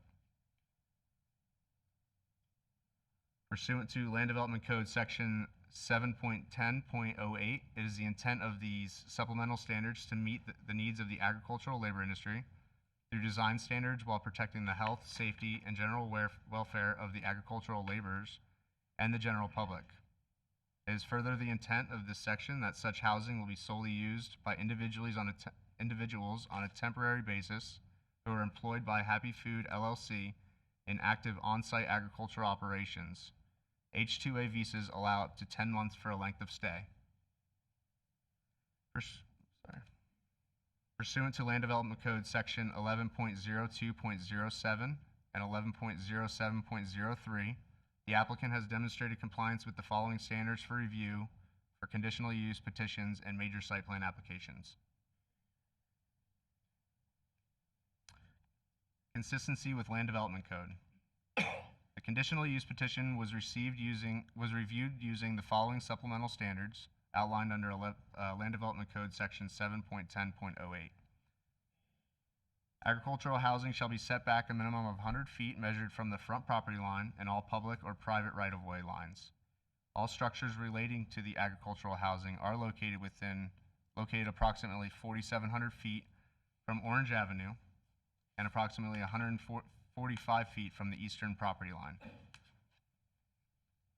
No on-site agricultural labor housing shall exceed in land area 3% of the gross acreage, of the agricultural operation, or 20 acres, whichever is less. Off-site agricultural labor housing shall have a land area of not less than 5 acres. The 7.7 acre development area is 1.08 of the 706.63 acre parcel and 0.2% of the Happy Foods overall 3,700 agricultural operation. Certification of compliance of structures built under this section with the Florida Department of Health pursuant to Chapter 64E-14 of the Florida Administrative Code as a migrant labor camp shall be required. The St. Lucie County Planning and Development Services Director shall be copied on the written notice of intent to the Department of Health required in Florida Administrative Code 64E-14.0003. The agricultural labor housing will meet these requirements of the Florida Department of Health, and the St. Lucie County Planning and Development Services Director shall be copied on the written notice of intent to the Department of Health as is required by Florida Administrative Code 64E-14.003. Now, I'm going to stop there for a second because we have talked with staff, and this wasn't brought up until this afternoon, that we think if this does move forward with approval, that this should be included as a condition of approval. Okay, Mr. McIntyre, do you have anything to share about that being put in at this point, or? No, sir. I think we've given the parties notice at this point. If they have any concerns, they need to address that during their public comment during the public hearing. Very good, thank you. Please continue, Chris. Okay. The owner of an agricultural labor housing development shall provide copies of the Florida Department of Health's biannual inspections to the Planning and Development Services Director to be filed with the conditional use petition. Staff has included a condition of approval that requires the applicant to provide the Florida Department of Health's biannual inspection reports to the Planning and Development Services Department, which will be placed on file with the conditional use petition. No agricultural labor housing structure licensed by the Florida Department of Health as a migrant labor camp shall be used as a permanent residence. As a condition of approval requires the housing to be utilized on a temporary basis and solely for agricultural labor employees. If the dwelling units are vacant for a continuous period of 12 months or more, the use shall be considered abandoned, and the owner will be required to remove all dwellings within 90 days of receipt of notice from the county, and if the owner fails to do so, the county will remove them at the owner's expense. In the event of a change of ownership of an agricultural labor housing development, the new owner shall submit an application for a minor adjustment to the conditional use permit within 90 days of the date of the change in ownership is recorded in the public records of St. Lucie County. On February 18th, 2021, the Planning and Zoning Commission met and discussed the conditional use and recommended an extra condition to include in this resolution. So in the event the farming operation is sold to another entity, applications for a major adjustment to the major site plan and a major adjustment to the conditional use shall be submitted for review by the Planning and Zoning Commission and final determination by the Board of County Commissioners. Agricultural labor housing shall comply with landscaping requirements in accordance with Land Development Code Section 7.09.00. And the St. Lucie County Environmental Resources Department has reviewed the submitted landscape plan and found it to meet the requirements outlined in this section. The maximum number of dwelling units shall not exceed 1 unit per gross acre. And according to the site plan, the maximum number of dwelling units does not exceed 1 unit per gross acre. The minimum setbacks for structures from property lines shall be consistent with the zoning district. Any existing or proposed non-residential buildings on the overall parcel shall be shown along with the distance between the proposed housing and other existing or proposed structures. All proposed structures comply with the minimum requirements for setbacks in the Agricultural 5 zoning district, and a fully dimensioned site plan is provided in the agenda packet. The major site plan was reviewed using the following supplemental standards outlined in Land Development Code Section 71008. A map indicating the location and distance of both off-site agricultural operations at which the laborers will be working, and the housing shall be provided. The agricultural housing will be constructed on-site within the Happy Foods Citrus Grove. The site plan shall identify and label all common areas as defined in Florida Administrative Code 64-E-14.002. And the site plan identifies a recreational area and open space area on the site plan. The area and dimensions of the land to be devoted to the housing development. The plan identifies a 7.7 acre development area within the subject 706.63 acre parcel. And the layout and building sites and type of proposed structures. And the single-story block wall dwellings will be constructed to Florida Building Code and the Florida Department of Health requirements. A traffic impact analysis was submitted by the applicant and reviewed by Kimley Horn Associates. Kimley Horn's review determined the total trip generation for the agricultural labor housing is 10 new daily trips based on the ITE, Institute of Transportation Engineers, trip generation 9th edition rates. The analysis noted the ITE trip generation 10th edition provides a lower PM peak hour generation potential, and therefore the rate provided was more conservative. According to Kimley Horn's analysis, a transportation impact study was not required based on Land Development Code section 11.02.09A4.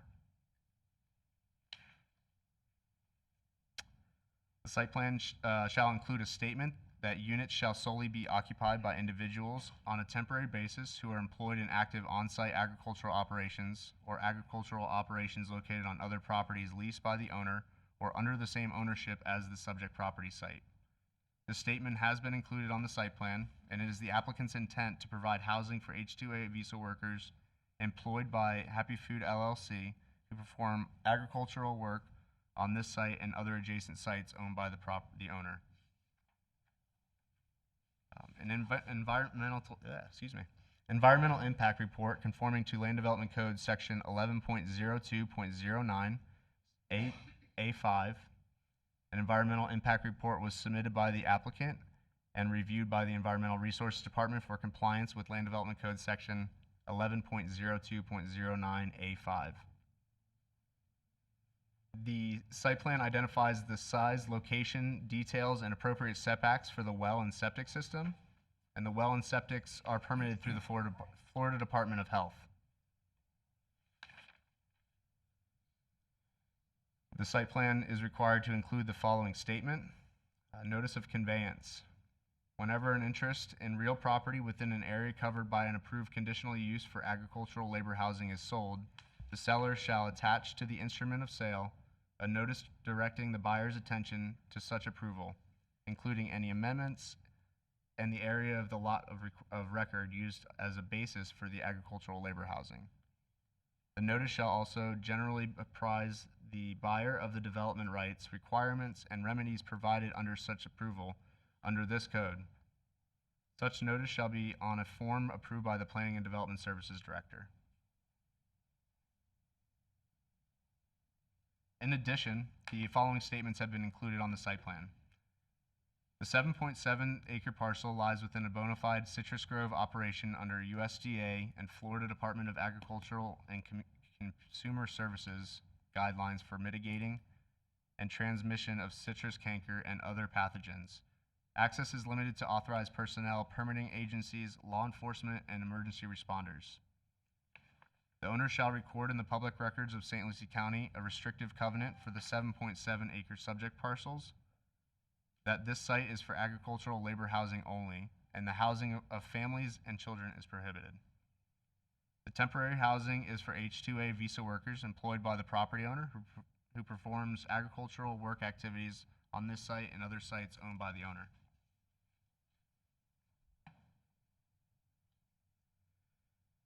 Consistency with comprehensive plan. Pursuant to St. Lucie County Comprehensive Plan Goal 10.3, Objectives 1.1.3 and 10.3.1, and Policies 1.1.3.1 and 1.1.13.5, St. Lucie County recognizes agricultural sustainability for compatible and coordinated land use patterns, which establishes agriculture as the primary use outside of the urban service boundary, and works to promote the retention of agricultural activities. while supporting the expansion of agricultural activities to maintain a sufficient agricultural land base and increase sustainability, expansion, diversification of agricultural activities. Sorry, supposed to click there. The proposed site plan will not have an adverse impact on the adjacent properties, which consists of crop production and other agricultural related operations ranging from 20 to 600 acres in area. The dwellings will be set back a minimum of 145 feet from all property lines and is clustered near the existing on-site maintenance and administrative buildings to help provide additional supervision of the workers and to allow for minimal impacts to the citrus grove and existing tree canopies. The proposed development, this is adequacy of public facilities. The proposed development is expected to generate 10 new daily trips, with 6 entering and 4 exiting. The proposed trips will not have a significant impact on the adjacent roadway lengths or their level of service. Water and wastewater services will be provided via on-site septic and well, with electrical services provided by FP&L. Waste Pro has confirmed that solid waste services are available to this site. Adequacy of fire protection. The site plan has been reviewed by the St. Lucie County Fire District and meets the requirements for access and water supply for the fire district. Emergency services will be provided by the St. Lucie County Sheriff's Department and St. Lucie County Fire Station number 11, located at 3501 Shin Road, approximately 13.4 miles southeast of the subject property.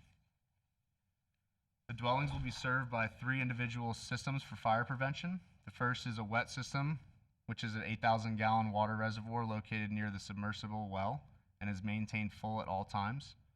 Fire suppression systems will be installed in the kitchen hood systems over the ranges and will operate independently of one another.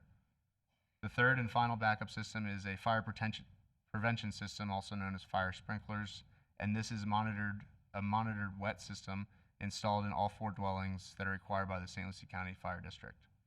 In addition, the applicant has worked with the St. Lucie County Fire District and has elected to install a dry hydrant that will feed from the adjacent irrigation canal, and the vehicular use area has been expanded and stabilized to accommodate 3 fire battalion units at the site. Adequacy of school facilities. All employees residing in the dwellings must be 18 years or older. Therefore, it will not create an additional demand on public school facilities. Environmental impact. The Environmental Resource Department has reviewed the application and has no objection to the approval of the major site plan and conditional use petitions. On February 18th, 2021, the Planning and Zoning Commission reviewed the conditional use petition and voted unanimously to forward a recommendation of approval to the Board of County Commissioners with a recommendation that the following condition of approval be included in the resolution.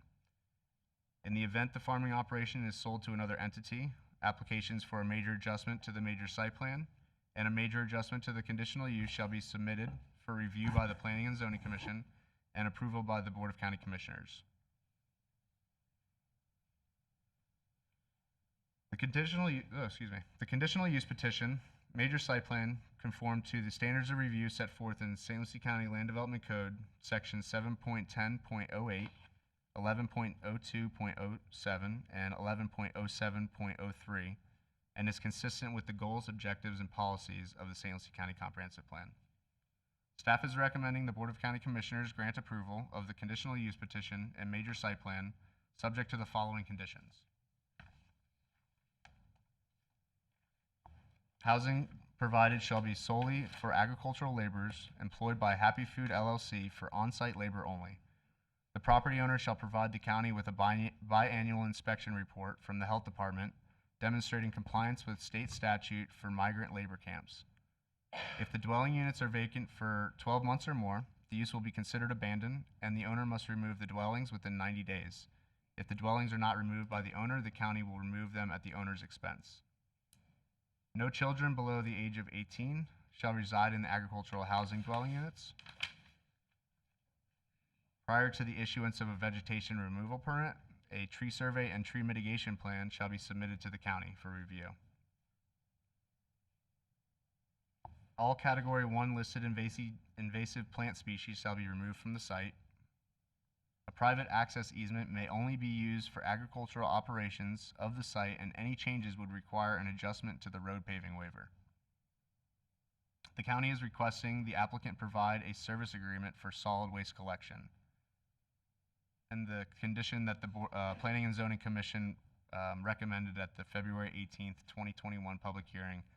Again, in the event the farming operation is sold to another entity, the agricultural migrant housing farming operation shall cease until all new applications for major adjustment to the major site plan and major adjustment to the conditional use are submitted for review by the Planning and Zoning Commission and approval by the Board of County Commissioners. I will add the other condition that staff had talked about earlier, if I may. The agricultural labor housing will meet the requirements of the Florida Department of Health, and the St. Lucie County Planning and Development Services Director shall be copied on the written notice of intent to the Department of Health as required by Florida Administrative Code 64E-14.0003. This concludes staff's presentation. The staff, the applicant, and their representatives are available to answer any questions, and we have representatives from the Institute of Florida and Agricultural Sciences to answer any questions too.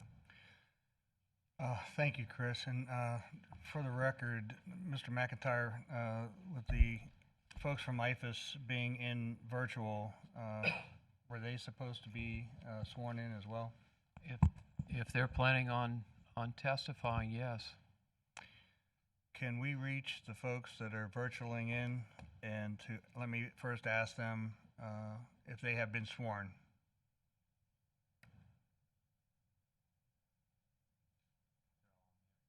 So if we could unmute your, I'm just asking that those of you who from IFAS are going to testify this evening, I just want to make sure for the record that you have been sworn.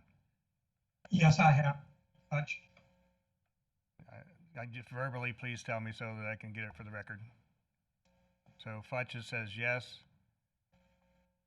And so I only have one person who will be testifying from IFAS, correct? That's correct. Thank you. All right. Thank you. Now we'll turn it back to the board. Any questions of staff at this point? Hearing none, we'll open the floor to the applicant. The applicant would like to present any information to the board for consideration, after which those that are here in opposition will then have the floor. Good evening, sir. Good evening, Chair, fellow commissioners. For the record, my name is Brent Spain of Theriac in Spain, 1809 Edgewater Drive, Orlando, Florida. On behalf of the applicant, Happy Food LLC, with me this evening is Timothy Sallin of Happy Food LLC and various members of our consulting team. We appreciate the opportunity to appear before the board this evening in support of the staff's favorable recommendation and the Planning and Zoning Commission's unanimous recommendation of approval for our client's project. Mr. Spain, before you continue, just for the record, are you the attorney of record for the applicant? I am, Chairman, Okay, yes, sir. and you have been sworn? As a member of the bar, I Right. have not been sworn, but I knew it was coming. Thank you. I just want to make sure, keep this fair and reasonable. understood. Thank you, sir. Before we go into our slide presentation, there are a couple quick housekeeping matters I would like to make clear for the record. One, I'd like to incorporate by reference the complete record of this matter from the February Planning and Zoning Commission meeting. Additionally, I would like to formally move into the record a copy of the staff report, the agenda packet, including all documents that are included in the agenda packet, a copy of our slide presentation, which we can provide to the clerk, all letters of support that the County Commission has received over the past month. I'd also ask that the DRC outside consultant reviews, such as Kimley Horn's traffic review, which I believe the planning staff, Mr. McCrane, referenced during his testimony. And then before I go into our slide presentation, I wanted to comment on a couple items that got brought up. One, staff had proposed a new condition that there'd be an express condition of compliance with the Florida Department of Health's requirements in Chapter 64E of the Florida Administrative Code. We have no objection to that condition. In fact, there's a notation on our site plan already to that effect, and we're happy to have an express condition in the CUP resolution. There was also reference to the Planning Commission's proposed condition on conveyance and coming back before the board instead of for a minor alteration. It would be a major review. We have no objection to that proposed condition, with one clarification, is that it would not apply to a conveyance or sale to a related entity. For example, if Happy Food LLC were to transfer the site to IMG Citrus, which is directly related to Happy Food, we would ask that there be an exclusion for that. That's fairly common in the land use arena, since there are a multitude of reasons for why related companies may transfer property. But with respect to conveyances or sales to unrelated entities, we have no objection to the Planning Commission's proposed condition. And then the last thing, just for a matter of preserving it for the record, there was a slide during the staff presentation about a 4/5 voting requirement under the county's land development code. We would submit that this project does not merit the 4/5 vote. The diagram that I saw, we would submit goes outside the 700-acre boundary of the development site on the south side, so it jumps Orange Avenue. And we believe it should have encompassed our client's property on the south and north. And we would submit that the 50% threshold is not met if that calculation's done. And I'm not going to belabor the point, but to the extent the 4/5 issue has been raised, just to preserve it for the record, we would submit that the 4/5 voting requirement being invoked by one single property owner would raise due process and equal protection issues for our client. With those preliminary matters, I'd like to jump into our slide presentation. As Mr. McCrane indicated, the decision before you all this evening involves the Planning Commission's unanimous recommendation and the staff's recommendation of approval for our client's conditional use application and their master site plan related thereto for an agricultural housing facility to service Happy Foods' existing citrus grove.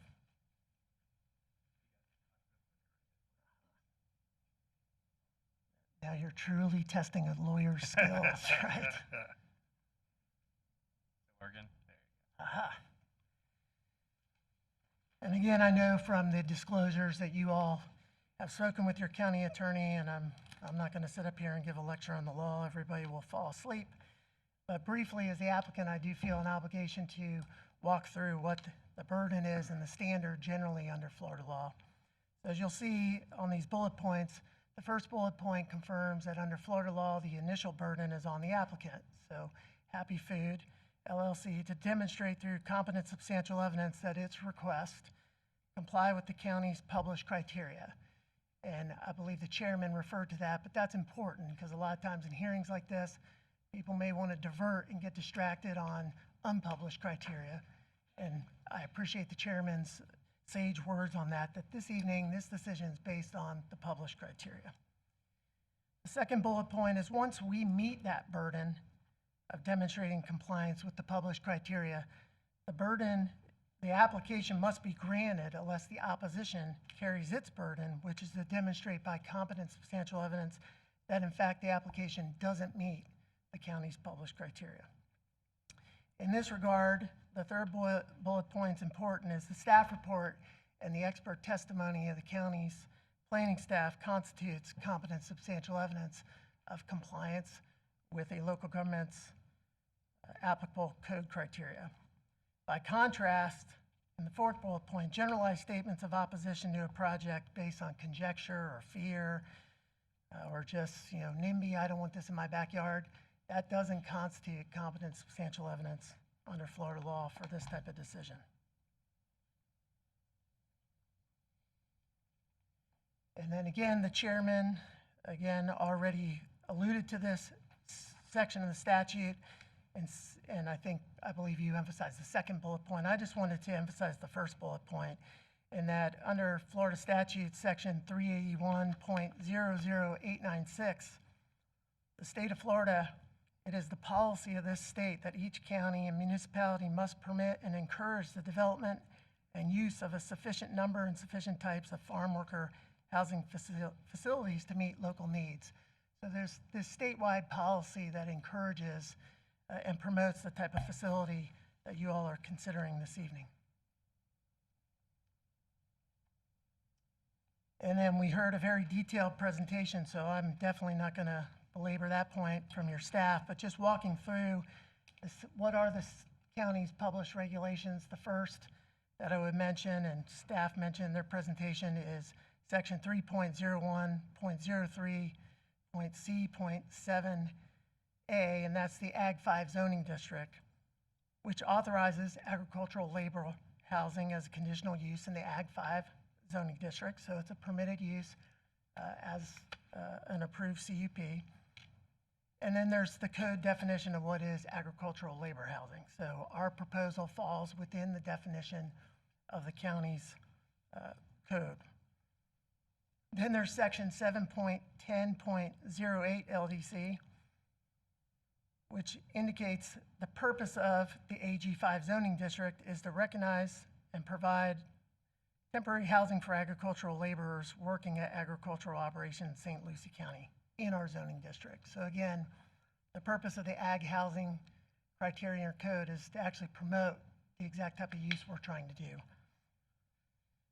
And then lastly, you have section 11.07.03, A through sub E of the Land Development Code. And this talks about the conditional uses. And again, your staff has gone through a very detailed staff report. They should be applauded for examining every single criteria individually. That does not happen around the state, I can assure you of that. But the staff report confirms that all standards are met for our application, both the conditional use permit and the master site plan approval. So again, I'm not going to walk through those criteria because Mr. McCrane has already done that for y'all. That would be duplicative. So at this time, I'd like to introduce Timothy Sallin. He's going to walk through and provide some information regarding Happy Food and the exact type of project we're proposing on this property. Thank you, Mr. Spain. Thank you. Good evening, Mr. Sallin. Good evening, Commissioners.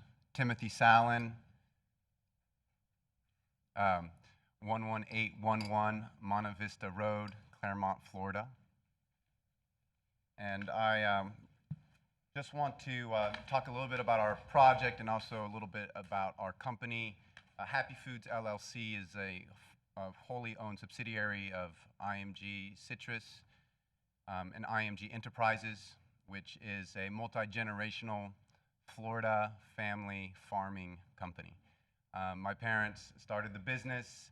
My sisters and I are now running the business, and you can see from this picture that was taken last week, we have lots of third generation children that maybe one day will join the business, and we're definitely in it for the long haul as we look at our farming and our work in agriculture as being meaningful to future generations.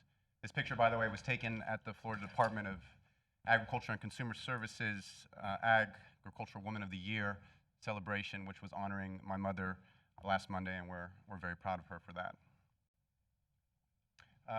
As I mentioned, we're a family-owned farming company. We have multiple businesses operating under IMG Enterprises. IMG Citrus is our citrus business, and Cherry Lake is our ornamental tree farm and landscaping business, which is headquartered in Groveland. We have properties throughout Florida. However, most of our land holdings, or the largest amount of land holdings we have, is in St. Lucie County, where we have not only this grove, but several other properties, over 5,000 acres in the county. As I mentioned, my mother was honored with this Lifetime Achievement Award from Nikki Freed, our Commissioner of Agriculture, and I think it speaks volumes about who we are as a family and who we are as a business. Not to be outdone, my father, in the same year, was awarded the 2020 CEO of the Year by the Orlando Business Journal. They're very competitive amongst themselves, I guess you could say, but they also both retired this year. So now they're enjoying their retirement. A little bit about our organization. We have a total of 536 employees that work for IMG Enterprise. 416 of those are domestic U.S. resident workers, and 120 are H-2A or H-2B foreign visa workers. It's important for us to make this distinction, as the agricultural workforce housing that we're proposing is for our H-2A visa workers. We do avail ourselves of these programs because by necessity we have found that it's the only opportunity to staff our agricultural workforce in a way that will allow us to continue operations and to complete the harvest on time. However, as we'll discuss, there's a lot of protections in these programs that ensure not only the protections of the foreign workers, but ensures that these foreign workers will not displace American workers or take away any jobs that anyone in the county or anywhere in the country would like to fulfill.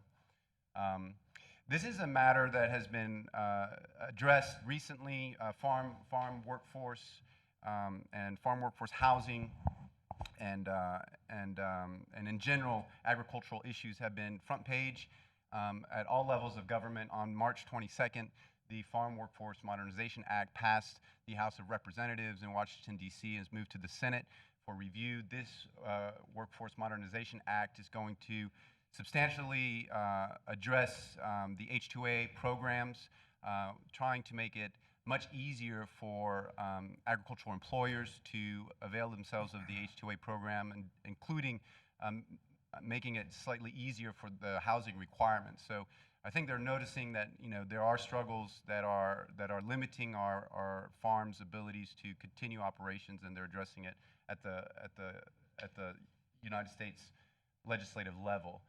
I think it's interesting what they say. Without foreign workers, many U.S. farms will go out of business, causing ripple effects in our economy and increasing our reliance on imported foods. So this is certainly an issue of national importance. The president came out in favor of this bill right after it was passed in the House on March 22nd. He said farm workers are vital to the well-being of our country and our economy. Last week, our Governor DeSantis, signed Senate Bill 88, which modernizes the Florida Right to Farm Act. This measure passed the Florida Senate 37-1 and the House 110-7, showing overwhelming support at the state level for the Right to Farm Act. This particular modernization to the Senate Bill 88 focuses on protecting farmers from nuisance lawsuits and has extensive protections to restrict civil lawsuits against farming activities, requiring plaintiffs to prove noncompliance with state and federal requirements, and limiting who can file the lawsuits, and requiring that plaintiffs provide clear and convincing evidence that farming activity does not comply, and also requires them, in the event that they're not able to prevail, to cover all of the farmers' costs and defense. And I think what this is pointing out is that there's increasing challenges in the state of Florida because of the growth of our state. As we know, our population is projected to go to 34 million by 2070, and a lot of our farmlands are being converted to subdivisions. A lot of people are now moving into ag zoning areas, and this is creating issues because people that move in to a rural area decide that a farm nearby is a nuisance, and they don't like the fact that there are tractors or that there are maybe spray chemicals, that there are foreign workers, and they are tempted to file lawsuits. So our governor wisely and our state legislature has addressed this just last week. So we have agencies and governments at all levels, from the federal to the state, that are cooperating to support farming. And this H-2A program is also a very strong attempt by all of our government agencies to protect not only our U.S. workers, but our foreign workers, and to ensure that agriculture in the United States is sustainable. And we have a coordination between the Department of Health and Human Services, the Department of Labor, and the Department of Homeland Security to ensure that these H-2A programs are regulated and enforced in a way that does protect everyone, including all of our local communities and residents. So the U.S. Department of Labor's role in the H-2A visa program is to verify that there are not sufficient workers already available here locally, domestically, to do the job. and also they ensure that we have to, anyone petitioning to hire H-2A workers must first attempt to find U.S. workers to fill these jobs by having a recruitment period open for an extended period of time, and to post all of these job postings through national and local employment agencies and job boards. They're also doing quite a few other things, and I'm not going to go into the detail because it's been a long road just to get here, and it's probably going to be a long night. And in fact, I did want to just take a moment to thank you guys for your patience with this and going through all the trouble that you have had to go through just to get to this hearing. And I'm feeling a little bit embarrassed to have brought this forward and put this on all of us, but we do appreciate the opportunity to be heard. But moving on, the Department of Health and Human Services, let me go back. U.S. Citizens and Immigration Services, which is under Homeland Security, their job is to make sure that all the foreign workers that are entering the country are properly screened by the U.S. Department of State at a U.S. embassy or consulate, and that their admission to the United States goes through U.S. Customs and Border Protection. And then once the workers are here, they are continuously monitoring the status of all the workers while they're here. So they're doing their job as far as ensuring that this is protecting all of us and making sure that these workers are here legally. Now, the U.S. Department of Health and Human Services is here to protect the workers and make sure that all of the facilities that we build and the work environments and the safety protocols that are put in place are protecting the workers. So this is making sure they're provided with housing, transportation, meal plans, and all this consistent with the program regulations and requirements. And so they will be inspecting the housing. In fact, they are going to be inspecting housing at least twice quarterly during the occupation period. So we're going to be getting a lot of visits from the Department of Health, and that's the way it should be. So, we do have a lot of agencies that are regulating the H-2A program. We have grown very accustomed to this level of oversight. We've been doing this for 9 years. It does take a lot of diligence on our part to make sure that we comply, but in the end, we think this is the right thing to do because it does allow us to have a legal workforce and ensure that we have a workforce. And believe me, if we could hire 100% St. Lucie County residents to do the work, we would do it at a drop of a hat. We would do it right away. So that's part of the program, is if anybody wants the job, it's theirs. No questions asked. If you're a U.S. resident and you want the job, we have to send somebody home back to Mexico. That's how it works.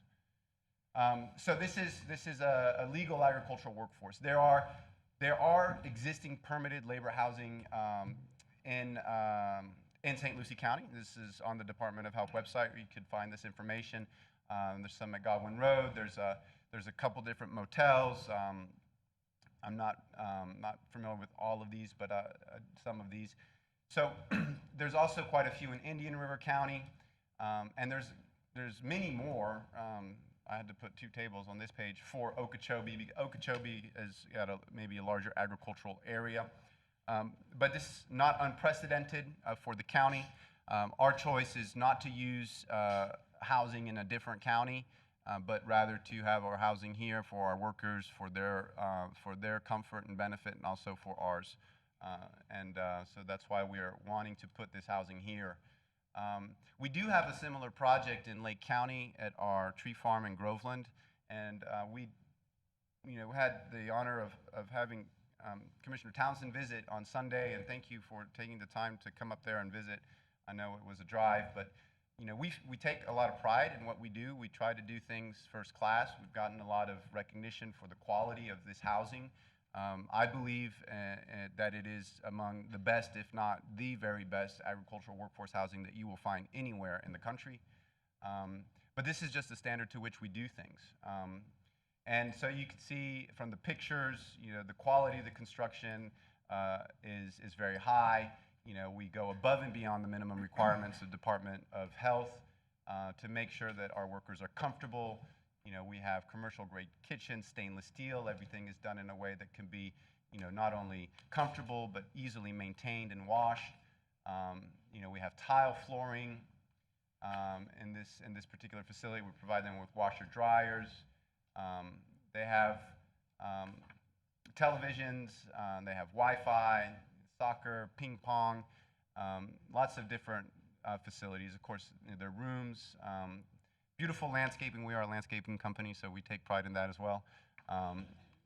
But you know, I don't know if a picture speaks 1,000 words, but I hope that you guys will see that this does not fit the representation of the type of squalor and poorly managed camps that that have been perhaps suggested would be the case. Not in our case. I don't believe that that would be a fair representation of the type of construction that we do. It's interesting. We know that neighbors get nervous when they hear these projects coming in, and that is completely understandable. In fact, if I weren't a farmer myself, and I had a project like this being proposed next door, I probably would be opposed to it, and I probably would be upset, and I certainly would be concerned and have fears about what it would do to my property values and how it would affect my quality of life. So I get the concern, but having lived this firsthand, being a farmer myself and having built one of these and having seen how it's affected our community in Groveland, I think that those fears are misplaced. We had a lot of neighbor opposition in Groveland, and we had to go through a similar process. And it took some time, and it took a lot of communication. In the end, we were approved and we built the housing. The housing's been there for over a year. No complaints from the neighbors. Zero issues with the police. None of these things have happened. Some of our neighbors live in very nice houses. I mean, Groveland is 2 miles from the turnpike. It's 30 minutes from Disney. It's in the path of development. It's not Western St. Lucie County by any stretch in terms of the type of housing that's there now. These are $1 million homes on the lake within 500 feet of this project. 96 units. We asked the property appraiser to do an assessment of property values after 1 year. And he provided a letter and confirmed that not only did property values not decrease, they actually increased. And for where there were transactions of homes over $1 million, there were increases, in some cases, very significant increases in value. Now, I don't think that they increased in value because of our project. But I can tell you that by this particular example, which is as close as you can get to an actual case study, it wasn't detrimental to property values. We did get a lot of support from the people who know us and who have seen our project. And this is from the Community Development Director of the City of Groveland, who the City of Groveland is the municipality in which we built the project. And he did say, among other things, that we're a reputable employer that has a long track record of taking care of its employees, was recognized as one of the best places to work in Central Florida. Sean Parks, who's the chairman of the Lake County Board of County Commissioners, also spoke very highly of our project.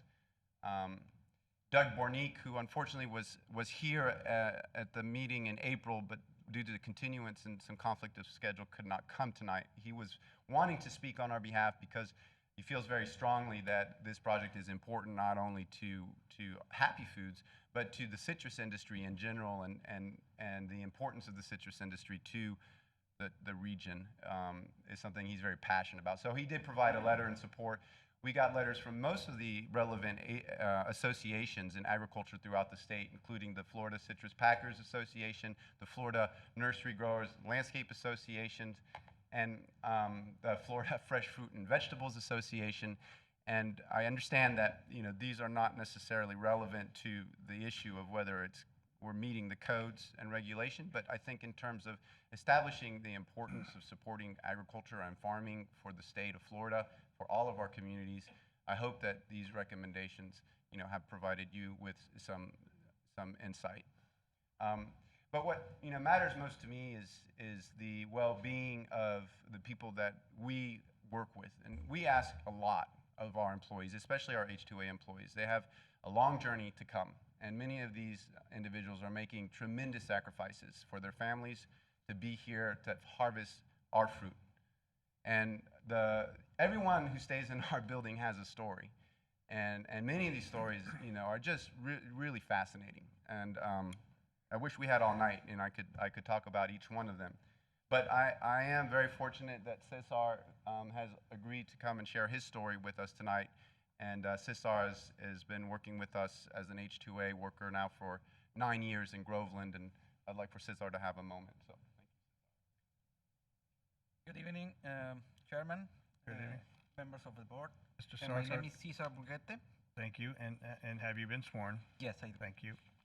I live in 7687 The request is your full name, please. Cesar Burguete. Okay. Mr. McIntyre? Cesar, Oh. C-E-S-A-R, Burguete, B-U-R-G-U-E-T-E.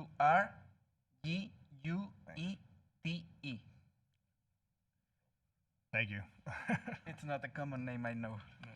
I live in 7687 Vision Drive, Groveland, Florida, at the Cherry Lake Employee Housing Facilities. Since last year, before they were constructed, we were accommodated in a roadside hotel where we felt very unsafe and uncomfortable. We have to drive like 15 minutes to work. We have an accident. A few of my partners have an accident, and living in the farm, we feel safer.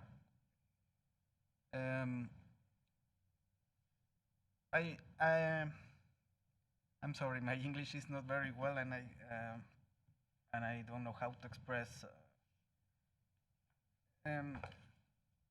I have been coming here for 9 years to provide a better life for my family in Mexico. We in Cherry Lake, the relationship we have is of respect, and they have been treated us with dignity and respect. So I don't know if you have doubts about this project or concerns of our well-being. I know there are companies that maybe have his workers in poorly situations. They don't have the attention of how they are living in their facilities, but I can assure you that this is not the case with this project that you are discussing tonight. So I am here willing to answer any questions about the point of view of a worker in this case. One moment, please. Mr. McIntyre, again, this is a unique situation for us in which we normally go through the process and the board asks questions as people present, especially from an applicant side. Is it appropriate for the board to ask individual questions of this particular presenter? Yes, if the board has questions, this would be the time to ask. Okay. I just want to make sure we're clear that everybody gets a chance and we do it right. So, are there any questions of Mr. Sarso? I see none, but thank you very much for your presentation. Good thing. Thank you, Cesar. And just to conclude, you know, I want to assure you that at our proposed project at Happy Food, there will be 24/7 on-site supervision. We have a wonderful team of harvesting and grove managers that are there every day of the week. These people work incredibly hard. Farming is long hours, and we're there pretty much all the time. Several of them are here today, and you know, Brian is our Director of Grove Operations. Scott and Jason, who are here today, are harvesting supervisors. Kent also. Robbie is our Grove Manager there. And then Maria and Armando actually live on the site. We do have one residence there already, and they are there 24/7. So there will not be a single moment where these employees will not have direct and immediate access to a supervisor. And in most cases, they will be supervised by an entire team of people. So we will do everything that we can to keep these employees safe and cared for, and having the housing on the site versus having to rent other people's housing in a different county makes all of the difference in the world in terms of our ability to really provide that attention to the workers, that attention to their well-being, and to ensure that their housing conditions are as good as they possibly can be. It also provides us with a lot of other benefits as far as reducing the amount of transportation and travel and reducing the amount of non-value added time that goes into going back and forth between sites. Those are important as well. We do have a lot of reasons for wanting this project, and this is why we've been so persistent in asking for your consideration. And just want to thank you guys again, for doing all the research and for taking the time. And I know that it's been challenging and difficult, and I'm sorry that it has been, such a demand on your time, because I know you're very busy. But it would mean a lot to our company, to my family, and I think also to our workers if you would approve this project tonight. And I'll let Brent have the final slide. Great. I'll just follow up on Tim's thing. I thank the board for your patience in listening to our presentation. In closing, I would just submit that as reflected in the staff report and discussed during our presentation, the proposed conditional use and the master site plan comply and are consistent with the county's comprehensive plan, the Ag 5 zoning, the land development code requirements, and the published criteria for agricultural housing and a conditional use. Accordingly, consistent with the staff's recommendation of approval, the Planning and Zoning Board's unanimous recommendation of approval, we would respectfully request this board approve the conditional use and the master site plan. Again, we appreciate your support for this worthwhile project. I was involved with Tim and his family with the Groveland project. It has essentially been hailed as a state-of-the-art, future-looking facility. It really has been a wonderful addition to the community up there. And in closing, aside from asking for your support, we would just ask for opportunity for rebuttal prior to the close of the public hearing. Thank you. All right, before we go further, any questions of the board of Mr. Sallin or Mr. Spain? Mr. Sallin, you did bring up a few items that I did not know had occurred. You talked about the Right to Farm Act and the housing provision. Does the Right to Farm Act require local agencies, local governments to approve all types of housing such as this and or other in the Right to Farm Act? Yeah, that's correct. The Right to Farm Act has provided exemptions to agricultural operations from local government review of buildings, but it does not apply to any residential building. So any farm labor housing is not exempt from the review of local government. But if we were to say build a barn or some kind of operational building, that would be exempt by the Right to Farm Act. Okay. You raised a legislative component that just occurred, and I think I need to ask my attorney. During these proceedings, Mr. McIntyre, if the legislature had moved forward prior to this hearing and implementing the implementation of any legislation that it might occur, usually happens July 1 in the state's process. Would the legislature passing any relevant information or legislation affect the proceedings that we have tonight? Well, as you indicated, it would depend on the effective date. Again, as you indicated, they typically are July 1st or October 1st. They sometimes can be later. I thought I heard during the presentation of this latest Right to Farm Act, it was primarily geared towards nuisance lawsuits against existing farmers or potential farmers. They were trying to, the legislature was trying to, they already have a lot of protections for farmers, but they were enhancing those. But I don't think it, as I've heard it, I don't think it affected what we're talking about today. Okay. Because that was just new information that I had just heard this evening, so that raised my question to that process. The other is, you talked about the job postings. Is there a requirement in the posting as to where the postings must happen? Are they specific to local communities, specifically the counties, the cities within a significant period of distance from the actual farm itself?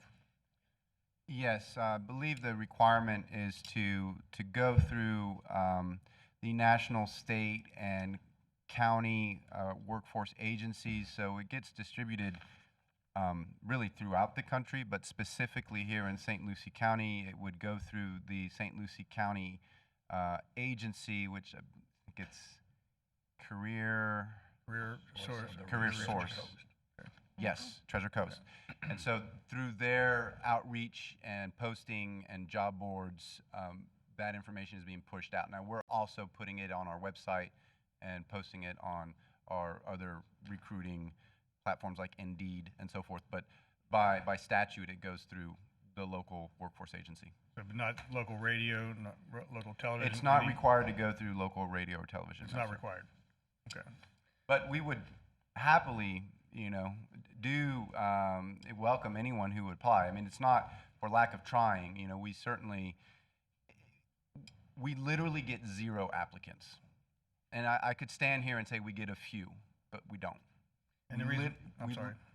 Go ahead. We literally get 0 applicants when we post for a period of in this case, we're posting for 3 to 4 months. And the reason why I asked the question is because here in St. Lucie County, we have a lot of AM radio stations, largely Hispanic-speaking stations. We have some Haitian-speaking stations as well. So just suggesting that from that standpoint, that may be an outlet for local hires.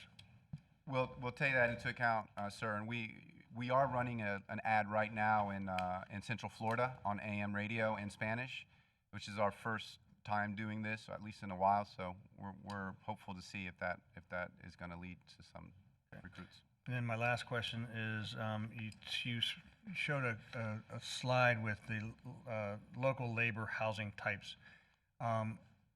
You weren't familiar with all of them. Are any of them like the type that you have, the multiple pods with 96 residents? I don't believe that they're quite like ours. I am fairly familiar with them. I think the ones on Godwin roads are small little houses. 2 of them, though, are roadside motels, like a roadway inn or so forth. And as Cesar was mentioning, we did have to use the local roadside motel in Lake County prior to having our building complete. It's not an ideal situation for anyone, in my opinion, but I believe that 2 of the ones in St. Lucie County permitted are motels. Okay, thank you. Any other questions from the board? Hearing none, thank you. We will, so again, Mr. McIntyre, because this is a unique situation, do I open this now to the opposition and or just public comment? Well, I think it's appropriate now to, I know we have representatives from the neighbors there. Perhaps if they want to talk now, it's up to them, or general public comment at this point.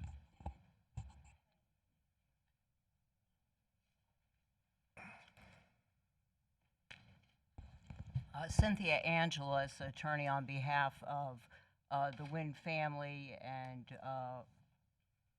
various Wynn affiliates who I'll describe during the direct testimony. I did want to ask a question, if you want to consider it cross, of Mr. McCrane, if I may, sir. Please. Mr. McCrane, under 11.07.00, which refers to conditional uses, would you agree that the purpose of that section for a conditional use is the individual review of the location and public facility impact in order to determine the appropriateness of the use on any particular site and their compatibility with adjacent uses? I would. Thank you. I'd like to call some witnesses if it's appropriate. What I'd like to do is to acknowledge what you just pointed out, that cross-examination is a part of this process, so that any individual testifying may be subject to cross-examination And I see Mr. Spain coming forward, so we'll start that process now. Mr. Spain? Actually, just for the record, Your Honor, or Chairman, sorry. Your Honor. Wow, I got You got a raise tonight. You can say that. I got a raise.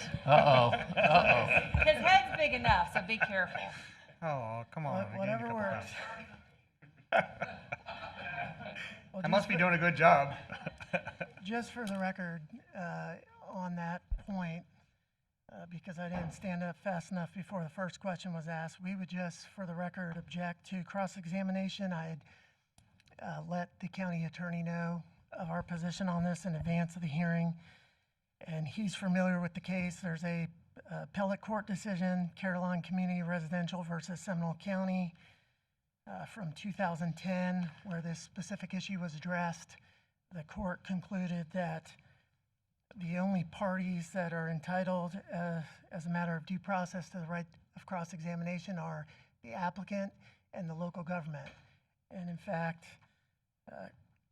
clearly indicated and stated that none of the cited cases hold that an adjoining landowner has a due process right to cross-examine in a quasi-judicial zoning hearing. So for the record, we would raise that objection. Obviously, Ms. Angelos asked one question of county staff, which essentially was just reading the land development code. I'd submit the land development code speaks for itself, and it called for a legal conclusion. But again, we would object on the record to cross-examination of witnesses. Okay. Mr. McIntyre? Yes, Mr. Chairman, that case, I am familiar with it, and it does state that, as he indicated. So if the board chose, I think they could restrict cross-examination. I would suggest, however, that we've never done that. These are rare. To be honest, we don't usually do this. We don't swear witnesses in. We don't have a court reporter. We don't have cross-examination. But when we have done that in the past, we've allowed it for both sides that are represented. And I think from a fairness perspective, that's the right answer here. I don't think it's fair to allow one party to do it and not the other party. Absolutely. But I think Mr. Spain also has the right to cross-examine as well. I also think from a timing perspective, it's not fair to limit one side to a specific time period and let the other side have 30 minutes or whatever the time period is. I think we need to treat everybody fairly and equally. I think that's the appropriate way we should proceed. Thank you. Thank you, Mr. McIntyre. And I will share that as part of my deliberations sitting up here during my time, there have been very few situations, but there have been some that cross-examination did take place in a public hearing for a planning process. So, Mr. Chair, can I just get some clarification on that, Mr. McIntyre? As I recall, at some of the times that that's happened, the cross-examination can only be done on what was stated, correct? Not something otherwise. Right. I mean, typically cross-examination is based on the testimony that's given by the person being cross-examined. So that's what I'm saying. It's only what was had gone on record, basically. Right. Okay, you're going to challenge my memory here. Okay. All right. Mr. Chair, just out of an abundance of caution and for preservation of the record, I understood Mr. Spain not to object to my reading the code as a cross-examination question. Is that right, sir? Mr. Spain, you didn't object to that question? He'll have to come to the microphone. For the record, I didn't have an opportunity to get up quick enough to object to it. I would submit for the record that there's no need for a question, just to have Mr. McCrane read the code. The code speaks for itself. I'll withdraw the question. And I doubt very much that I'll have any cross-examination, but I would like to call witnesses. Okay. Thank you. The floor is yours. First, Matt Prokowski, please. And I'd ask some assistance with our slide presentation, and also would like to, excuse me, sir. For the record, I would like to incorporate the slide presentation, which we comprise of a number of photographs and some other matters for the record, please. Okay. Good evening, sir. Will please state your name? County Commissioner. I just want to make sure we're ready with our slides, please. And while he's doing that, state your name and then have you been sworn? Matt Borkowski, and I have been sworn. Thank you. Thank you, sir. Mr. Burkowski, what is your occupation? I'm currently employed at Wynn Ranch, previously employed by the Florida Highway Patrol. I've done 32 years of law enforcement with the Highway Patrol. And are you still a member of the Highway Patrol in any sort of function? Yes, when I retired, I retained on with the Highway Patrol as a reserve trooper. Did you have the opportunity to visit each of the migrant housing facilities identified in the slide presentation by Happy Foods? Yes, I personally went in and viewed 43 of the 46 migrant labor camps that Happy Foods had on their PowerPoint display. And did you have the opportunity to take photographs of those facilities? Yes, I took photographs of each one of the facilities. And what date was that, please? St. Lucie County was on April 8th. Okeechobee County was April 9th and April 13th. And Indian River County was April 12th. And that's all of this year, please? Yes, in 2021. Do all of those photographs accurately depict those facilities? Yes, ma'am, they do. If we could just, for the board, just briefly run through the facilities as it relates to each respective county, and what county is this presently on the screen? That's Okeechobee County, and in Okeechobee County, I was able to view 29 of the locations.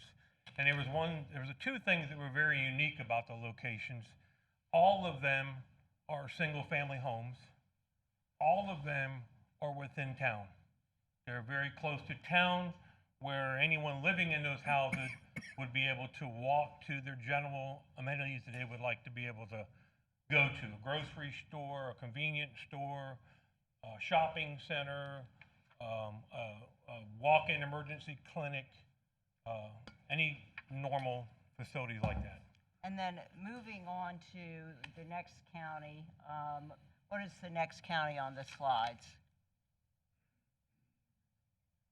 Okay, Indian River County was a little bit smaller, but all the facilities there were single-family homes located in town, and there was a motel there, the Motel 6. It's right on State Road 60 in Vero Beach, right next to the Vero Beach Outlet Mall.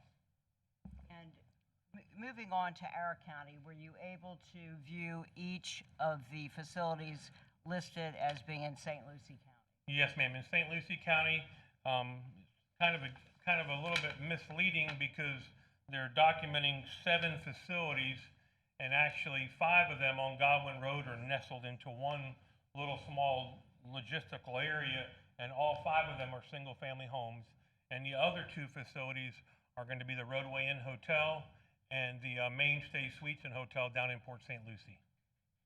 And of all of the facilities that you viewed, all of them were either in town or within walking distance to public facilities, grocery stores, hospitals, and the like. Is that correct? Yeah, except for one. There was one in Okeechobee County that was south of Okeechobee County on County Road 710, and it was approximately 5 miles from town. And at that location, they had an off-duty Okeechobee County Sheriff deputy working there as security.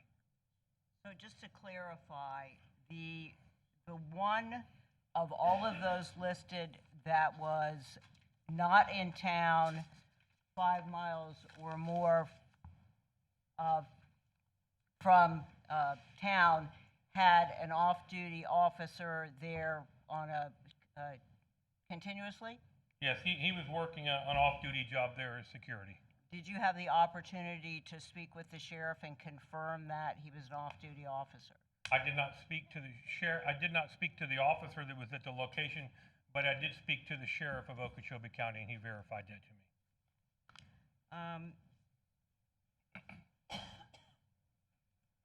Thank you.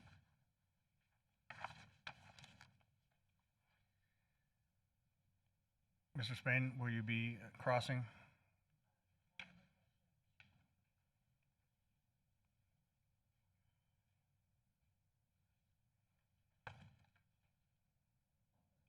Borkowski, yes, sir. If you could speak a little louder to the microphone, please, sir. Mr. Burkowski, do you have any formal land use training? Any formal what? Land use training? Language? Land use. No, I do not. You're not a land use planner? No, I'm not a land use planner. Thank you. Thank you. Thank you. I'd like to call my next witness, Buddy Emerson, George Emerson.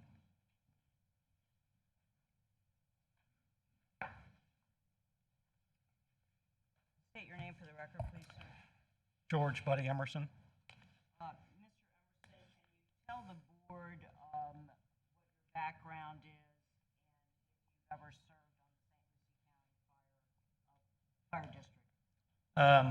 Mr. Chairman, Commissioners, some of you know me, some I haven't had a pleasure of meeting, but I have 26 years of emergency management, fire service, progressive development and leadership here in St. Lucie County. I came up in the St. Lucie County Fire District after my military service. I have 8 years of military service. I was an officer in the military, so I have leadership and management skills from that, as well as what I do for the fire district, or did for the fire district for 26 years.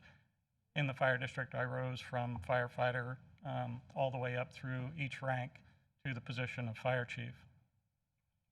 And generally, what were those years that you served with the St. Lucie County Fire? From 1994 to 2018. And in preparation for your testimony this evening, did you review the applicant's site plan and application? I did. For those of you who don't know me, how I got into county government was when I was promoted to the rank of captain, I took over the Fire Prevention Bureau. And in the Fire Prevention Bureau, I dealt with planned review quite often. One of the things that I noticed when I began working as a captain is the relationships between the counties, the cities, and the fire district is somewhat unique here in St. Lucie County. We're an independent special taxing district, but we don't have regulatory authority over the use of land. And the county's comprehensive plan is written in such a way, required by the state, that you have elements in it, required elements, like capital facilities, that you ensure that you have adequate public facilities and services, even for those entities who don't have regulatory use over land. So there's also an intergovernmental coordination section required in the comprehensive plan that requires you to coordinate the comprehensive plans of the counties and the cities with the plans of the other local governments who don't have regulatory use over the land. When I took over in the Bureau, I noticed there was an element or that relationship was lacking, that I'd often see comments that said there were adequate public facilities as a blanket statement in both the cities and the counties' review of plans, when a thorough review had never been done from the fire district's perspective, from someone who had advanced management skills within the organization. And so I set out to develop the relationships and foster the relationships between the cities and the counties so that our needs would be adequately addressed under the county's comprehensive plan and the city's comprehensive plan. And I met with the planning directors, and I established in 2001 the district's development review process that formalized our relationships with the cities and the counties and used nationally recognized standards, the National Fire Protection Association standard NFPA 1710, which lists performance criteria for what your service is supposed to give to the residents of the county or those who want to come and live here. And so my time on the admin side started out that way, and for 17 years I was fire marshal. 10 years directly, and by default, the fire chief is also the fire marshal in state statute. So my the majority of my career was spent doing the things that we're talking about now, determining the adequacy of service and whether you meet the appropriate service levels for what we provide. And for the Sorry. And for the fire district, it's not just fire. For the St. Lucie County Fire District, NFPA 1710 is the standard for organization and deployment of fire suppression operations, emergency services operations, and special operations to the public by career fire departments. And within that performance objectives, or within that standard, you have performance objectives that you're required to look at all elements, not just fire protection, but EMS and special ops and hazmat and aircraft rescue and wildland fire. All of those criteria are the fire public facilities, fire and EMS public facilities needs. It's not just fire protection. And Mr. Emerson, did you review the fire district's comments as it relates to this particular application? I did. And in your opinion, did the fire district's comments sufficiently address the fire protection issues at this proposed facility? What I did notice is that the form that the fire district used is still the form that I developed when I started the program, and many of the comments are generic comments. The 9 comments that I read are generic comments that you can find in almost every one. There weren't too many specific comments that dealt with this particular project. It was more of a blanket statement, and I would classify it as only a partial inclusion of what the district's needs are. Did the comments address the issues and challenges as it relates to this particular facility that's out in rural St. Lucie County, western part, and fairly isolated? From my experience in education, I would say no. This particular parcel is somewhat unique in that it's 13.5 roughly, 13.5 miles from Fire Station 11. And you're talking about a project with a dormitory style area with a potential for 96 people to be housed. I can't say that in my experience, my 17 years of doing the plans side, that I have ever seen a project like this with that many people that far from a fire station. On the EMS side, at 13.5 miles, the travel time is not within the established standards of NFPA 1710. 1710, again, it requires performance objectives for each of the services you provide, the major services, EMS being one. And let me back up a second. In St. Lucie County, although people commonly say fire protection, fire and fire protection are only 10% of what the St. Lucie County Fire District does. 90% of what we do is EMS, 90%. And that's emergency medical services. Correct, emergency medical services. So, you know, it's one thing to get an engine there, it's another thing to get a rescue there, and then you have to look at why, what's the need. The established criteria under NFPA 1710 for the first responding unit for a medical emergency is 240 seconds, which is 4 minutes. That's the standard in NFPA 1710, the performance standard that the fire department is supposed to meet. That's a first responder with an automatic external defibrillator. And it can be anyone. The first responder could be a battalion chief, it could be a fire prevention officer, training officer, or it could be law enforcement if you want to consider alternative methods of providing the service. It could be a law enforcement officer with an automatic external defibrillator. But still, leaving Station 11, the travel time for even a first responder is 14 to 16 minutes. 14 to 16 minutes. The standard, again, is 4 minutes. We can't make that first responder criteria under the NFPA standards.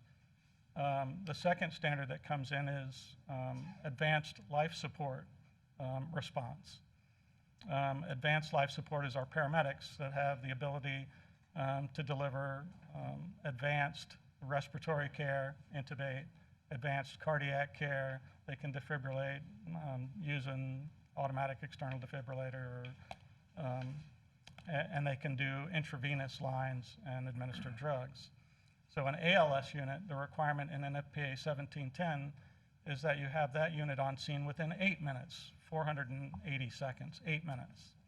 Well, I just said the response time leaving Station 11 and getting to this site is 14 to 16 minutes. You can't meet the standard of NFPA 1710 on the ALS side. And with Station 11, do you know how many, how that is staffed, that particular station? Station 11 is rather remote from our other fire stations. It services western St. Lucie County off Shin Road. It has a very large geographical service area. And when it's out on a call, the next closest unit to respond is our central fire station typically, which is a minimum of 9 miles away from Station 11. There's a problem with the second due-in unit, even if you're talking about if one is out. If Station 11's out on another call, the next one has to answer the call. So that response time that I just told you, 14 to 16 minutes, can be as much as 20 to 23 minutes if Station 1, our central fire station, has to respond. So if Station 11 is on one other call, the response time would increase to what, please? To between 20 and 23 minutes. Does the response time under either standard or either station meet the National Fire Protection Act? No, it doesn't meet the criteria under NFPA 1710, and let me tell you why that's important too. NFPA 1710 was developed it came out in 2001, about the time I was doing the coordination with the cities and the counties for established service levels. But they used recognized criteria on the EMS side for developing the standard on NFPA 1710. For those on the emergency medical side, I was an emergency medical technician as well. But without sufficient oxygen in a respiratory arrest, a cardiac arrest, a significant medical emergency where breathing stops, the brain begins to die in 4 to 6 minutes. 4 to 6 minutes. So you can see how those things tie into one another. NFPA 1710 wants a first responder there in 4 minutes with an AED and 8 minutes for an ALS because the brain begins to die in 4 to 6 minutes. If cardiac arrest or respiratory arrest goes on for any longer, a long length of time, you can suffer irreparable brain damage. After 20 minutes, the brain is significantly damaged, unless you're talking about a cold water submersion, to the point where irreparable damage could occur if someone stops breathing without intervention. CPR can extend the time frame, that window between arrival of units, but definitive care has to be delivered fairly quickly. And if you're talking about 14 to 16 minutes or 20 to 23 minutes, the appropriate care is not going to arrive in time for somebody who's suffered respiratory or cardiac arrest. Now, on the Happy Foods application in response to ambulance emergency services, their explanation is no more calls to citrus operations than already existing. Do you see a difference in day workers than 96 people being housed at the facility for 10 months? Well, the distinction would be how they're housed and how they're kept. as far as where. In the groves, they're spread out. The service is, expected in terms of, it's a citrus grove and they're doing actual operations. In a housing situation, it's a little bit different. You're housed in a given area, no different than the fire protection features. You expect certain levels of protection for that type of a situation, and I can't say on the EMS side that we have any other projects like this that I reviewed that house that many people in a given place that far from a fire station. And this life-threatening situation that's created, if the fire station 11 or the other fire station fire station 11 were responding to an emergency situation at this proposed facility, could that potentially then create a life-threatening situation for another resident of St. Lucie County in that area? Right. Again, it's back to the uniqueness of Station 11. There's only one unit in that very large, or one station in that very large geographical area. So anytime we respond to any facility, there could be a service gap, a time frame. We do sometimes try to stage equipment, extra equipment, if we know we're going to be on an extended operation for a long period of time. There's a wildland fire and we have units out, we'll upstage, but that doesn't happen for a medical emergency. It's very seldom that you would have additional staffing. Was there anything you wish to add, Mr. Emerson? No. I have nothing. All right. Before you go, Mr. Emerson, I think we have on a cross, but I want to, for full transparency to the applicant and those here on the dais, I have been a part of the fire district my entire career here as a Board of County Commissioners and a previous chair. I've worked with Mr. Emerson during my entire time as the appointee, and I'll let Commissioner Bartz reflect in her knowledge of the fire district for the record. Okay, so in, We can do it. Yes. Okay. so in the interest of being transparent, I also sit on the St. Lucie County Fire Board, and I am currently the chair of that board. Mr. Chair, for the record, if we're going to do this, I've spent 11 years on the board at the fire district and worked very closely with Budding. And I think it was important to mention this simply because I didn't know that you had an expert witness, technically, with your experience of 27 years. I would suggest that's an expert witness.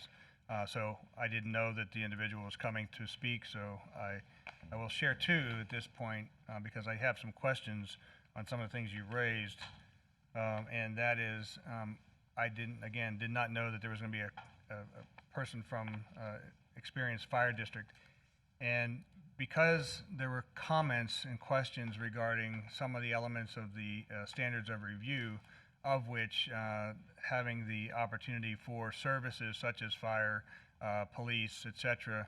I stated before we started too, from an ex parte standpoint, what kind of issues would you find in a concentrated group setting for workers in the citrus area? And I believe that IFAS is on the virtual. And I pulled up a report done by the University of Florida, and it's a report that was received 17 July 2020, accepted 2/17/2020, and published on 8 September 2020. And it talks about the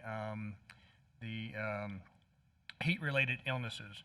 And so, since you did raise some comments about that in the case of oxygen deprivation and things of that nature and time frames, an individual that has onset of heat stroke or heat exhaustion, what considerations could be considered from a time and distance standpoint and relevant opportunity for survival if something like that were to occur? Okay, so for heat stroke, some of the complications of heat stroke can be seizures, cardiac arrhythmias, coma, respiratory arrest. Those things can happen rather suddenly once you get to the point of heat stroke. The interventions for heat stroke are to cool the body quickly, to provide intravenous fluids, AED or cardiac monitoring. Those are ALS services, ALS. Can you if you don't please restore the let- fluids, Can you explain what ALS services are? advanced for the life rec- support, Okay, thank you. advanced airway management and cardiac care, intravenous fluids, medications. If you don't provide those fairly quickly in a heat stroke situation, there's a possibility of death. And again, we're talking about a facility that can't meet the established standards for ALS service. So again, the question is about the concentration of individuals, 96 individuals working in the same environment. What would happen if multiple individuals experience the same issues, such as heat stroke or heat exhaustion? If it's more than one, we're going to send Station 11, Station 1, Station 4. It depends on how many personnel. One crew can only handle one, perhaps two, who are suffering severe life-threatening emergencies. Okay. Thank you. Any other questions from the board? No? Mr. Spain, did you wish to cross?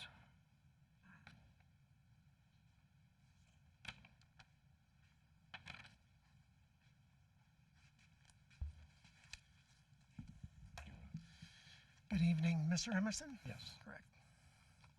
You can pull that up if you like. From the judge. He was trying to save it so that when Cynthia had to come. Yeah. Relive some karaoke days, right? I heard you reference the fire district. Do you presently work for the fire district? No, I'm retired. Okay. Do you know how many runs Fire Station 11 presently does on a daily basis? The overall runs of the county when I was the fire chief were around 50,000. Each station handles a certain number, and Station 11 handles less than some of our busier stations like Central or Station 14 in St. Lucie West. But it's not one of the busier stations, I will say that. But you don't know how many runs they do on average on a daily basis? Not off the top of my head. Okay. And I heard you mention heat stroke. Right. Is it your testimony this evening that a H2A worker inside an air-conditioned building is going to suffer heat stroke? It's not what I said. They asked me what the criteria for heat stroke was, which I answered. Okay. Are you aware, do other residents live in western St. Lucie County on Orange Pardon me? Avenue? Are there other residents in western St. Lucie County on Orange Avenue? Sure, there are many single-family homes that I'm aware of. Could one of those individuals suffer heat stroke? Sure they could. Okay. So the delay time or the interference with delay time that you referenced, that's not limited or created by Happy Foods' proposed project? No. Okay. No further questions. Thank you. Thank you, Mr. Emerson. All right. Ms. Angelos? Thank you. I'd like to call Lieutenant Sirkowski from the St. Lucie County Sheriff's Department, please. Maybe he should use this. That's okay. We'll have the lieutenant use it. That's It's a little bigger. Good evening, sir. Yes, ma'am. You want to use the tall mic? Sure. I'll switch you off. Could you state your name for the record, please? Lieutenant Richard Zirkowski. And- ZIARKOWSKI. Common spelling. Thank you. And can you tell the board where you're currently employed and what your title or titles are? I've been with the Sheriff's Office 28 years. I'm currently a lieutenant and a commander of the western part of the county. And how long have you been with the Sheriff's Department? 28 years. And how long have you been at this job? I mean, this assignment? This assignment, 4 months. I'm in my 4th month. Is it your responsibility to oversee western St. Lucie County? Yes, ma'am. How many deputies service the western part of St. Lucie County? During a patrol shift, two are assigned. And what does western St. Lucie County include? As far as Areas. square miles? Well, just areas. Does that include PGA? And Yes, it's the PGA. It's basically from Indian River County line to the Martin County line, I-95 to Okeechobee. And that is a good question. Thank you. How many square miles then is it that two deputies are responsible for? Approximately 175 square miles apiece. So it's a total square miles for the two deputies of Roughly about 350 square miles. for two deputies? Yes. Okay. Is there any place in your service area currently that you're aware of that services 96 men that are housed in close proximity? No, ma'am. What we do have out west is, for example, family communities like the PGA, the Reserve, Cobblestone. Would it be reasonable to say to add an additional 96 men housed in close proximity to your current service area, that it may require that another deputy be assigned? That far out, yes. I have no further questions. Thank you. Mr. Spain, will you be crossing?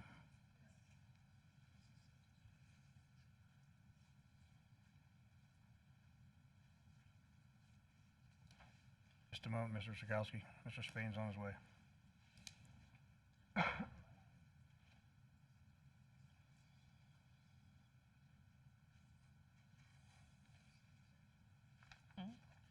We can switch. We don't ever do it. Well, you're taller.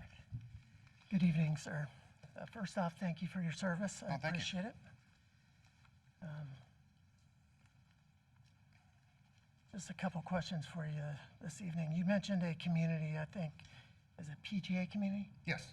Do more than 96 people live in that community? Yes. Okay. So there are communities that have more than 96 people in western St. Lucie County. Yes. Does the sheriff's office have a special agricultural unit? Yes, we do. Okay. No further questions. Okay. Thank you, Mr. Sikowski. Thank you. Thank you, sir. Matthew Wynn.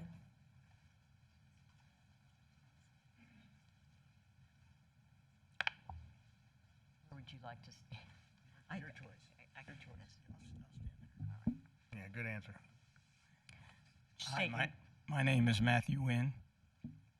And Mr. Wynn, are you an agent for or a managing member of Wynn Capital 3 Ltd? Yes, ma'am. And does Wynn Capital own the property directly adjacent to the proposed site? Yes, ma'am. And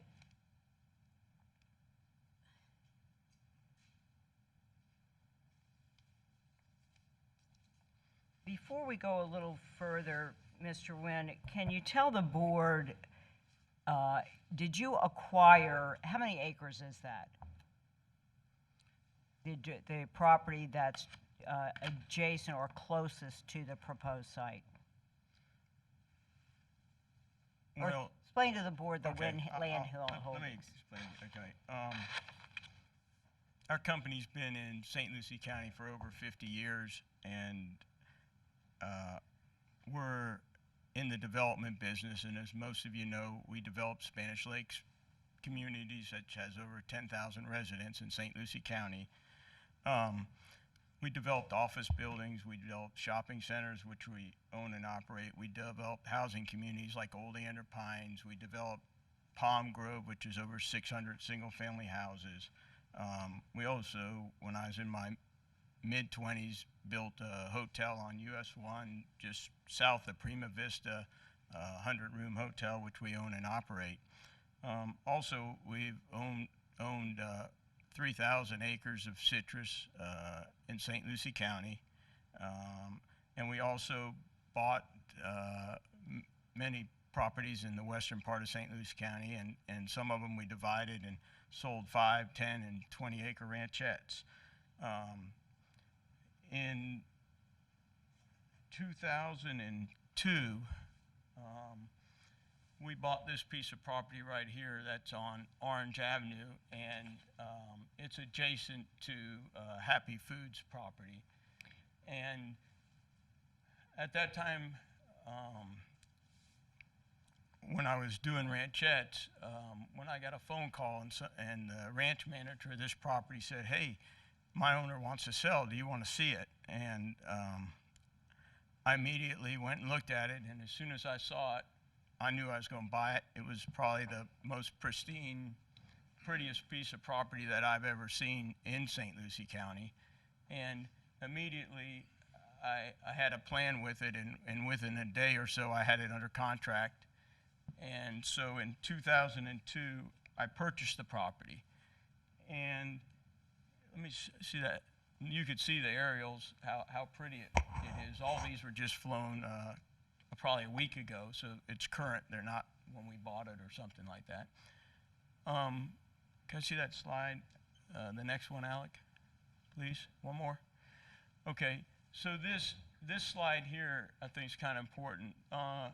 The 7,000 acres, that's a ranch that I put together, and that's where I live. That's where my daughter was born. It's hopefully going to stay in the family for a long time. If you can see the outlined red piece around there, that's Happy Foods land that they bought approximately 2 years ago.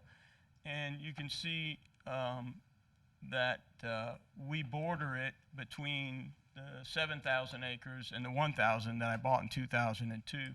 About 6 miles of our property borders their property. And when I bought the 1,000 acres, it's not contiguous to my ranch. It was like any other piece of property that I bought in St. Lucie County. It was something that one day I was going to develop, and that's why I mentioned just some of the things we did in St. Lucie County, so you can see that besides agriculture, we are developers. And so in 2002, I bought it. Mr. Wynn, Yeah. I want to interrupt you for a moment because I would like to put on the screen the affidavit and ask you, I know there was a series of real estate transactions that occurred as a result of that purchase. And were you represented by counsel when that transaction occurred? Yes, we are represented by Speedy Fee, Frank H. Fee III. And Mr. Fee prepared an affidavit for this evening's hearing, did he not? Yes, he did. He was not able to attend. And also, there is a number of transactions that occurred that are detailed.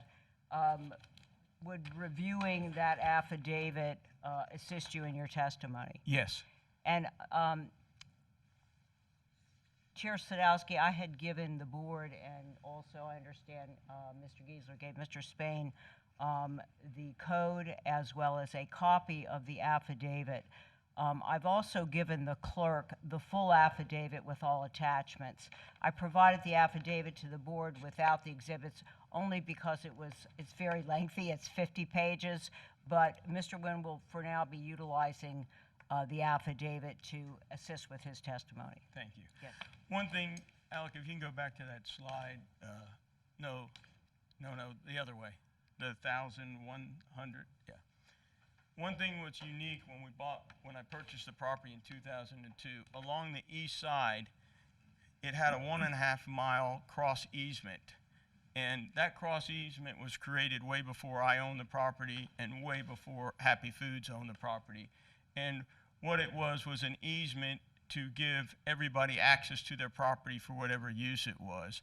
Because you got to remember, a long time ago, none of this property was citrus or anything else, and it was owned by very large landowners. And when they started selling it off by section and developing into groves or some stayed in pasture, they had to create a legal access from Orange Avenue to the back properties, and that's what this got created. So when we bought it, we got a legal access created that crossed over Orange Avenue and went the full length of our property. And Mr. Nguyen, and also, Chair Sadowski, I included that cross easement with the package. And is that cross easement identified as the Happy Foods access to their site? Yes, it is, and that was kind of interesting in the sense that they put an easement on top of an existing easement. Well, that has not been done yet, right? Or they're proposing to, yes. So I guess what you're getting at is you understand that there was a paving waiver granted, correct? Yes, there was a paving waiver granted on a joint access easement. And if the application for that waiver required all underlined in the application property owners to sign, did you sign off on that paving waiver application? I did not sign off. With regards to the joint access, just to confirm, and that is the access road that Happy Foods has identified to their proposed site, correct? Yes, that is the entrance to Happy Foods migrant labor camp as well as to our property. And utilizing Mr. Fee's affidavit, can you tell the board that at the date of the purchase and what your personal intent first of the purchase? All right, like I said earlier, we bought the property in 2002, and then in 2003, we went ahead and subdivided the property into 48 approximately 20-acre or bigger parcels. And each one created its own tax ID number, and that's what established the subdivision. Like I said, when I first got on the property, and I knew we were selling other 20-acre ranchettes, but I knew this one was going to be really special because it was so pristine and native. The other ones we sold were old citrus land, and you know, when you have old citrus land, it's cleared, there's no trees on it, it's not near as pretty as native land. So I always remembered how people traveled to the Carolinas, and you know, they'd get in a car and go 8, 10, 12 hours, depends upon where they live, and they'd go out there because they liked the woods, they liked seeing deer cross their yards, they liked seeing deer when they went to dinner, eating on the side of the road, and it was part of their attraction. So in 2004, I went to the Florida Fish and Wildlife, and I got a game preserve license. And then once I got the license, I immediately high fenced the whole property, which is approximately 1,000 acres. And I started buying exotic deer. And I said, you know, if I can do a high-end ranch development and have a feel of it, a little bit like the Carolinas where they have deer that would just roam through the property, I thought that would be something that was exclusive and unique.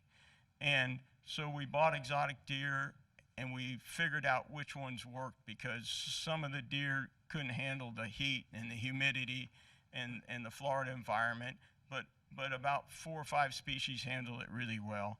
So we bred those deer and bred those deer to now where our herd is approximately 400 head. And let me go back, Alec. I'll go over the slides real quick because I keep going. One more. The other. So that's when I bought the property in 2002. The next picture is in 2003 when we created the 48 20-acre parcels. And the next one, Alec, was in 2004 when we went ahead and put in the deer preserve and started breeding deer. And the one thing that happened is obviously then the real estate market crashed. And then Pine Creek is a development that is probably about approximately 8 miles west of us on Orange Avenue, but it's in Okeechobee County. And they started a high-end ranchette and development there, but it wasn't based around deer. It was really based around birds like quail and pheasant. And you know, I heard what they're doing, and I, you know, kind of was surprised that something so high-end would go there. Well, anyway, over a period of time, they become very successful, and so I looked up what their last sales were for ranchettes. Okeechobee County is a little different. They have a requirement, I think, for 40 acres, where our requirement was for 20. And so they sold 40-acre ranchettes ranging from $1.3 to $2 million. That's for just a piece of land. And the average sale was like $1.75 million for 40 acres of, like I said, vacant land, no house, no structure, no nothing. So it was hard for me to believe that, and I would say they're ultra high end, and we were just going to be high end. So I think that my original premise when I stepped on that property was right, and I would say we could easily, sell ranchettes when we do this development right now if we decided to do it for $750,000. And maybe the people would put a house on it for the equivalent amount, which is $750,000. And if you do that math, that's approximately $1.5 million a year that St. Lucie County would get in property taxes. And I guess I'm a little embarrassed to tell you what we pay on property taxes now on the 1,000 acres the way it is. But then again, maybe I'm not so embarrassed because I pay a lot of taxes to the county the way it is right now. But on the 1,000 acres, we pay approximately $3,000 a year. If we were to clear all our beautiful trees, which we will not do, and plant citrus, that number might grow to around $15,000 a year. And if we do a high-end development of ranchettes, that number will be $1.5 million a year in property taxes. So it's 3,000, 15,000, 1.5, and those are all approximates. Let's go to the next picture, Alec, or if you will, please. So these are some of the deer that are on the ranch, and if you see the big deer on the left, and let's go to the next picture, Alec. And that big deer in the bottom left corner, that's a red stag. And what's unique about the red stag is when they're in rut, which means mating season, in the mornings and in the evenings, they bugle. And when you hear that bugling sound, you forget you're in Florida. So anyway, since it was my favorite deer, I named the place Red Stag Sanctuary. And again, my idea was these deer are going to be free roaming within the 1,000 square feet. And in the evening, and we also have, we also have buffalo, but I don't know why. Go to the next slide, Alec. So this is kind of an illustration of what the ranchette community would look like. That's the road that would service all the ranchette lots. And so in the evening, maybe an hour or two before dark, we would place corn all around that road just by simply driving something down the road and letting out corn, and all the deer would come out. Let's just say have a mid-afternoon snack, and then after they ate, they'd walk across everybody's yard, and it's pretty spectacular. So I'd like to say... May I ask a few more questions? Sure. Do you mind? I just want to make sure we check off here. So, Mr. Nguyen, as reflected in Mr. Fee's affidavit, you bought the property in 2002. You bought the property for the purpose of subdividing the pristine property to sell as ranchettes. And in furtherance of that, you made a game preserve. Mr. Fee did what he believed to be the code at that time and completed the subdivision of the lots by survey, recorded separate deeds, obtained separate tax ID numbers, and as we sit here today, if there are other requirements in order to get that property permitted. Whatever legal requirements there may be, would you be willing to successfully comply with all legal requirements? Yes, I would. And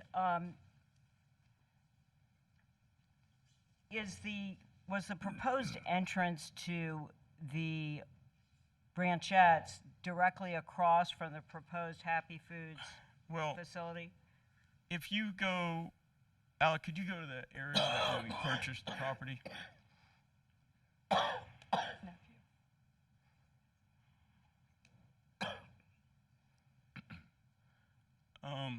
Maybe your eyes are all better than mine, but if you see... Look, you can look on this screen, it might be a little bit better. Yeah, if you see, when we bought the property... We're going to need the microphone. Take the microphone with you, sir. Okay.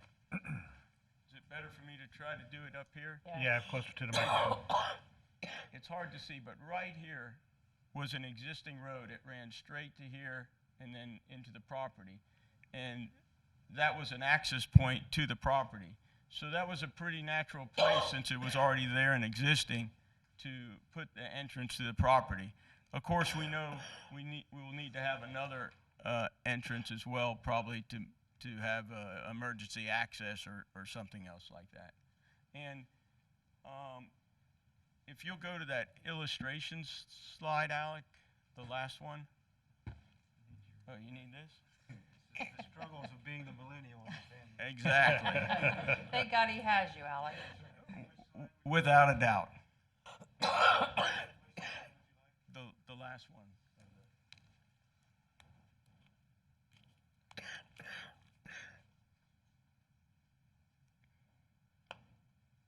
Oh, there you go. Okay, so can I borrow your laser again?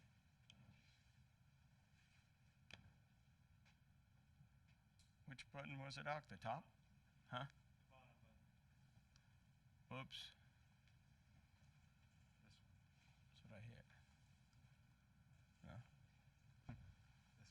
All right. Okay. So Don't go this right here is our shared access easement road that we have.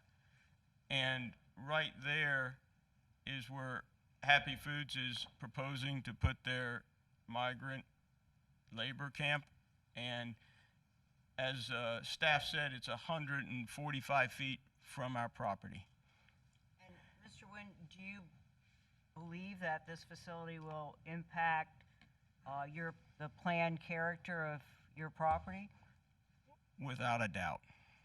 And because of the location of the proposed facility, do you believe your property will suffer a unique injury different from other property owners in the county? Yes, I do. Is there anything else? for you? Yeah, one last thing.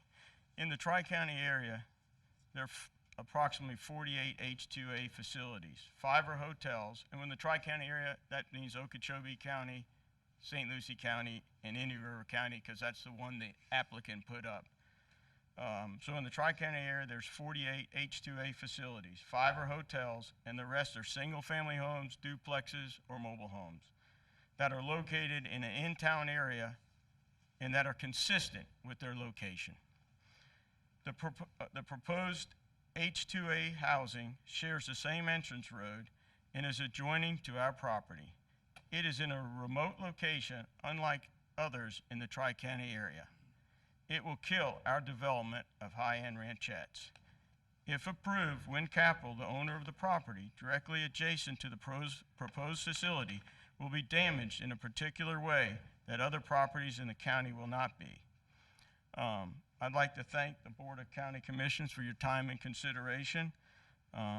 If necessary, I'd like time to reserve for rebuttal before you close the meeting. And if you have any questions, I'll do my best to answer them. Thank you very much. Thank you. Any questions from the board? Mr. Nguyen? Commissioner Townsend? I have a question. You said that you had you created 48 parcels. Are these all conforming lots currently today? Let me read this to you. This is from Speedy Fee's affidavit. If his wife didn't drag him out of town on a 2-week vacation, he would have been here to tell you this himself. The purpose of conveying by record deed of all separate lots was to successfully create 48 lots of record for future sale in the ordinary course of Wynn's business as a rural residential or ranchette properties, each having a separate and distinct property identification number. The completed subdivision into lots of Wynn land was accomplished by survey rather than plat, as permitted at the time under St. Lucie County Land Development Code, where the created lots each exceeded 20 acres in size. Okay, I mean, because I'm confused, maybe Leslie can help me out. I think under our land development code, in order for you to do a lot split, it has to be less than 45 lots, and you have 48. So I'm confused as to if these lots were done legally and if they're conforming lots. Just to clarify, these were done in 2003, sir? Yes, these Yeah, are that was due my next question. before So, the because code of you were the looking at. date, so can you clarify if this is legal? And also, if there's other things that need to be done today, Mr. Wins testified he would do them. I don't know if Leslie has the code from 2003. I couldn't pull it up on Munich. I'm just asking for clarification. Hold on, we're getting, it's getting off track here. So let's ask your question first, Commissioner Townsend, to Leslie about the conforming lots, and then the attorney, Angelos, can state her case on the. So code. because that's true, land development codes have changed. I'm trying to get clarification because I know that currently you cannot have any more than 45, and you said 48. So I'm trying to confirm that these are all confirming and not non-conforming lots. If you could just clarify that, please, so that I understand. Thank you, Commissioner. Mr. Chair, members of the board, Ms. Angelos, Mr. Wynn. What I can speak to is what the code says today. And what I can promise is that we will look into the answers on what it said in 2002 tomorrow. What the code says today is that any subdivision of land in excess of 3 lots must be done through either a major or a minor site plan process. Regardless, and that's aside from that exemption found in Florida statute regarding plats. So even if you have a subdivision of land in excess of 20 acres, you don't have to plat it. That's correct. Florida statute exempts a landowner from platting if you are subdividing in larger than 20-acre plots. However, our local land development code, our adopted land development code in St. Lucie County, does require the site planning process, depending on how many lots you are subdividing. Furthermore, and this is where I need to take an especial care to ensure that I know exactly what it said in 2002. Our comprehensive plan requires now that the subdivision of more than 45 lots requires the planned unit development process. And at some point, that was changed to 45 from 8. It used to be at some point previously that if you subdivided more than 8 lots, it had to be through a PUD process. So it's actually more liberal now than it used to be. But what was in effect in 2002, I cannot speak to tonight. But I do know that our code does require a subdivision process through the minor or major site plan process. And I would need to confirm that that was in effect in 2002. Okay, thank you. I just needed to confirm, because you're right, it did. There has been changes in the land development code, and I'm only familiar with the current one of 45. So I just need a clarification for that.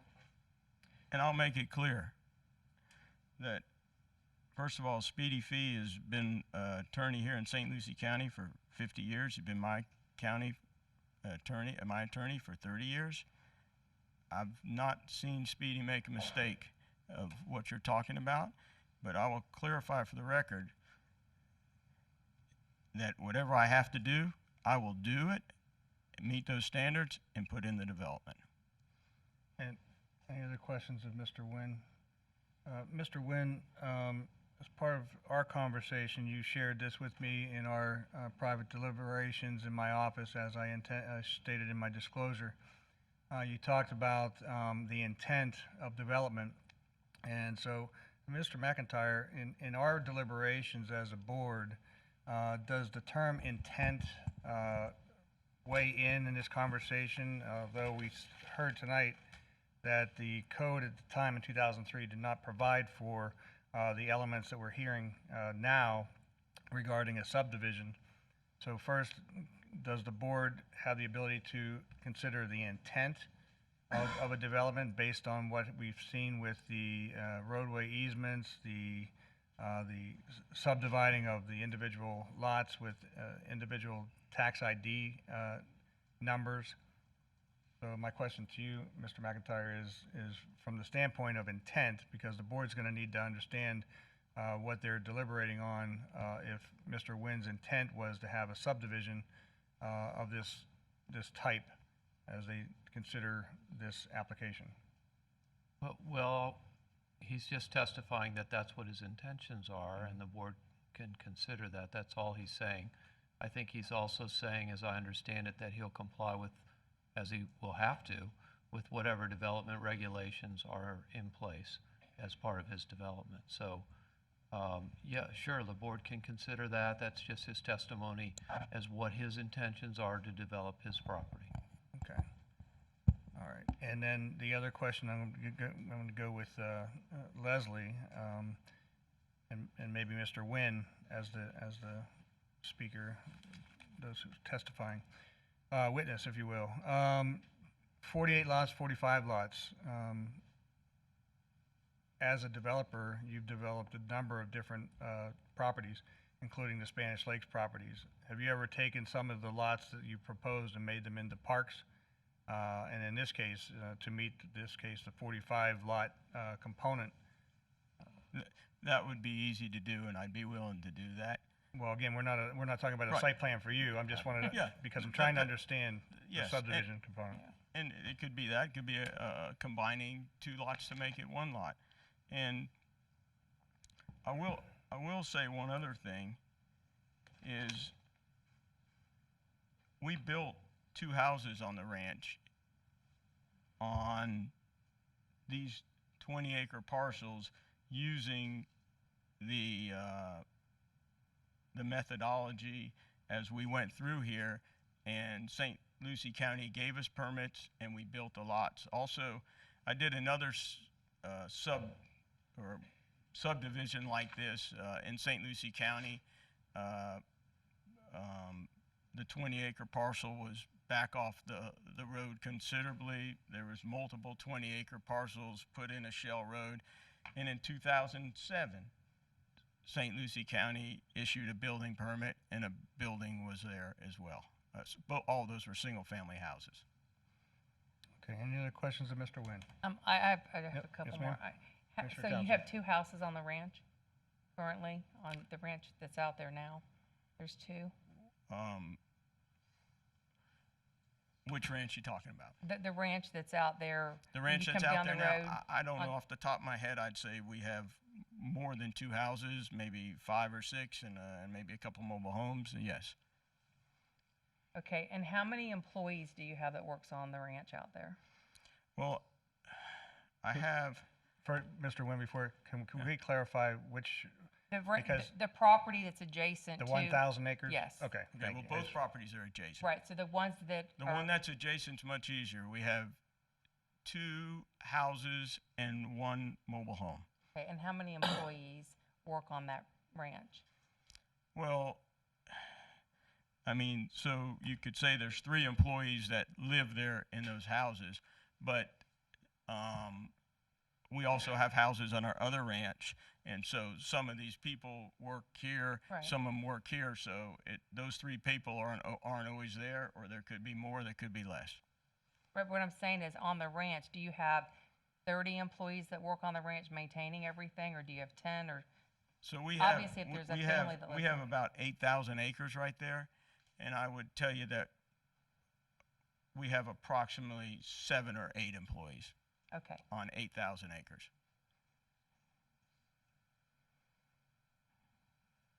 Any other questions, Commissioner Townsend? Nope. Nope, okay. Anything else from the board? Nope. Mr. Spain, were you going to cross? You want the big mic or the little mic? Take a little one. Good evening, Mr. Nguyen. Good evening. Just a few questions. You had indicated that you live on one of the ranches. Do you live there presently? I can answer by saying it's my homestead. Do you also reside in Vero Beach? I have a house that I do not personally own that I do stay in Vero Beach. Yes, sir. How many days a week? When my daughter's in school, we stay there the majority of the time. When she's not in school, we stay out the ranch. And when you reference ranch, that's the ranch further to the west, correct? That's the piece that joins your piece. It's our eastern boundary and your western boundary. It's not the 1,000-acre ranch that you have a deer preserve on, correct? It's not the 1,000-acre. You indicated that you had not consented to the paving waiver. Did you challenge the paving waiver? Myself, no. And I believe Commissioner Townsend had asked you some questions about the housing that's on your ranch. Isn't it true you have workforce housing on your ranches? Define workforce. Or your employees live in the houses on your ranch? Yes, so I have, let's talk about the. It's simply a yes or no question. Answer. Yes. Thank the you. Employees, okay. And turning our attention to the 1,000-acre tract, what's the current land use of that property under the county's comprehensive plan? I'm not a land planner, but I can tell you it's AG5, which means 1 unit per 5 acres. Isn't it true under the county's comprehensive plan that the primary use on the AG5 property is agricultural use? To me, when I read it, I think it's also residential, otherwise it wouldn't be AG5. What's the current zoning of the 1,000-acre ranch? You can divide it by 5. Isn't it true the zoning's AG5? It's AG5. Do you have a approved planned unit development on the 1,000-acre ranch? I have a 48-acre parcel subdivision. Do you have an approved planned unit development as of today? I don't know that I can answer that question. I tell you, I have subdivided 48 20-acre parcels with individual tax ID numbers. I'm going to hand you a document, and it's titled at the top, Policy 1.1.1.2. Do you see that? Yes. Can you read the area that has 4 asterisks next to it?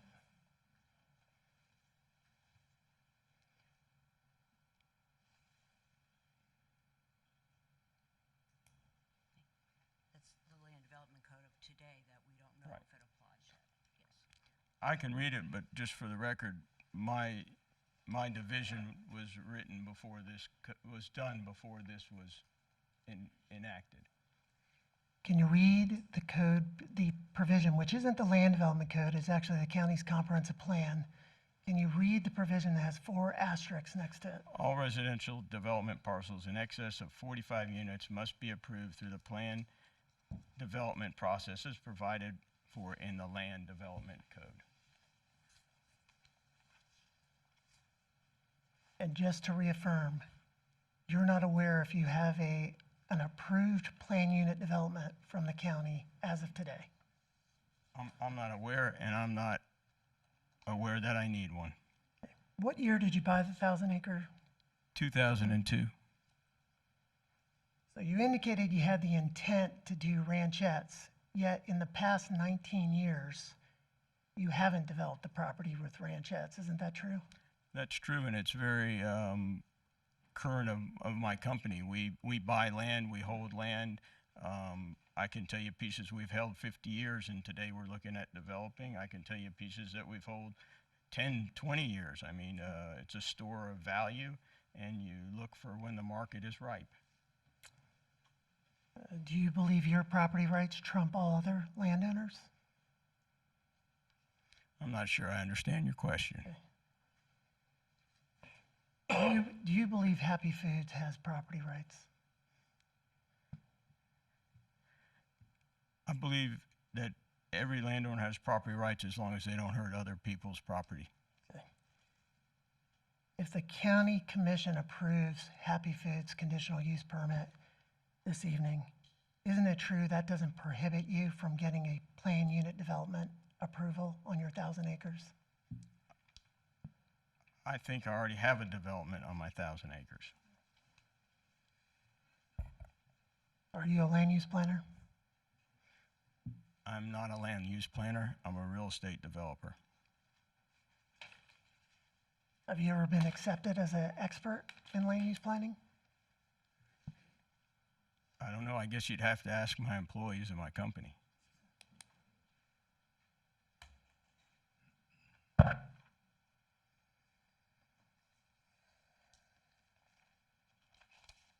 I have no further questions.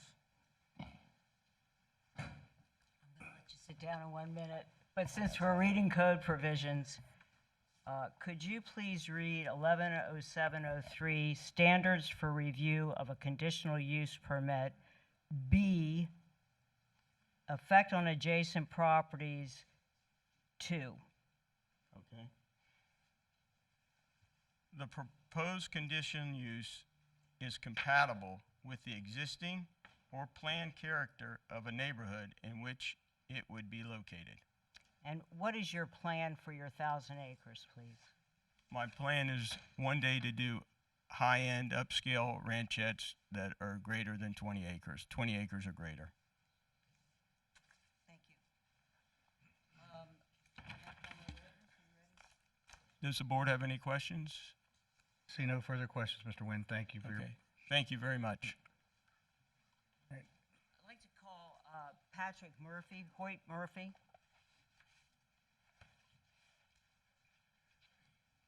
I'm definitely going to give you the tall mic. Could you state your name for the record, please? Hoyt C. Murphy Jr., And what is your profession, Mr. Murphy? spelled H-O-Y-T. What is your A real estate broker for 42 years in St. Lucie County. And are you familiar with the 1,000 acres that we've been discussing that's adjacent to the proposed development? Yes, ma'am, I am. And how is that? If I could, let me just give you a little bit of background because it's quite interesting on this property. My firm in the early 1980s actually sold this 1,000 acres to a gentleman by the name of Dario Restrepo. And the sale was handled by a gentleman in our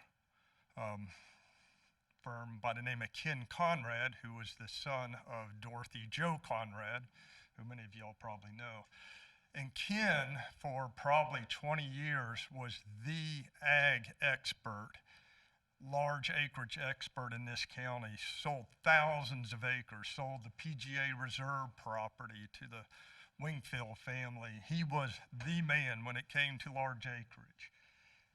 Definitely one of the most knowledgeable guys. He was who I aspired to in my profession. And I'll never forget this, and somewhat what Matthew said, but he told me, and I'll never forget this, that, and I know it is the Emerald Ranch, which was, I think, a very fitting name of this property. The Emerald Ranch was, he said, was one of the most beautiful land parcels on the Treasure Coast, and truly is. And to kind of put it in 1980s terminology, it's the Bo Derek of land parcels in St. Lucie County. And I'm not going to repeat what Mr. Nguyen said, but what he's planning to do, and Pine Creek has proven it, that it can be done. The high end is there and can be done. If there was ever a property in St. Lucie County that you could do high-end ranchettes, set a new bar, create huge tax base on this property, it is what I know as the Emerald Ranch. And there are literally, you might find a chunk on Adams Ranch that is equivalent to this, but this is the premier piece of property in this county to do that.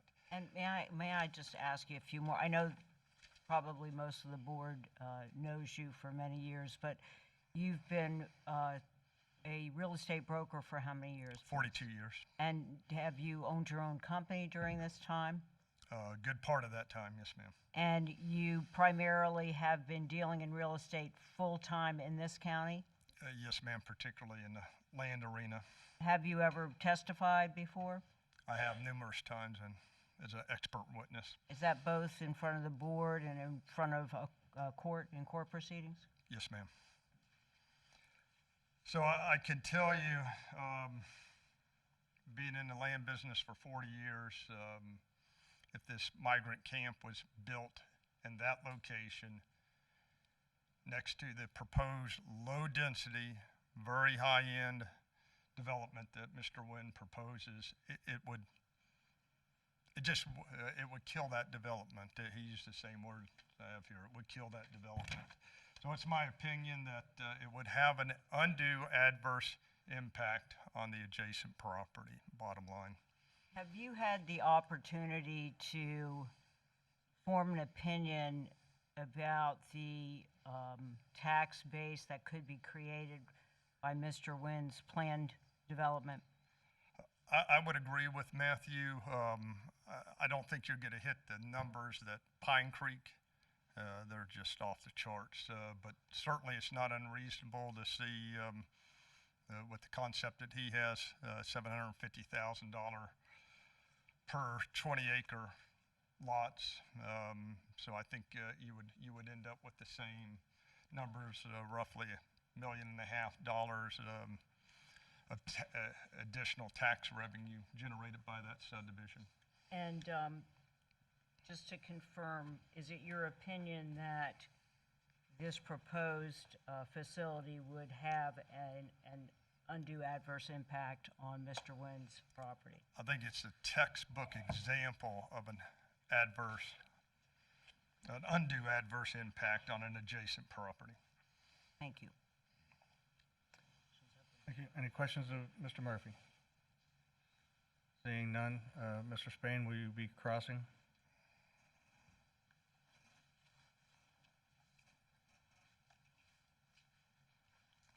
Is it Mr. Murphy? Yes, sir. All right. Good evening. If I heard you correctly, you referred to a proposed development. Is that true? Is that correct? That he would plan to develop at some point in the future. Okay. When in the future? As he said, when they feel the timing's right. I do know that they've held land for years, and it could be next year. It might be 5 years from now. So do you? But the market's probably right to do it soon. So you believe my client shouldn't be able to do anything on his property because the Wynns have some undefined proposed future development on the property? No, I would say the location of the proposed migrant housing camp adjacent right next to the property creates that undue adverse impact. Were you here earlier this evening when the Wynns, Mr. Emerson testified? I was, yes, sir. Did you hear his testimony regarding the lack of adequate fire life safety services to this area? I did. How exactly is a 48-unit subdivision going to be developed on the property with lacking fire and safety services, in your opinion?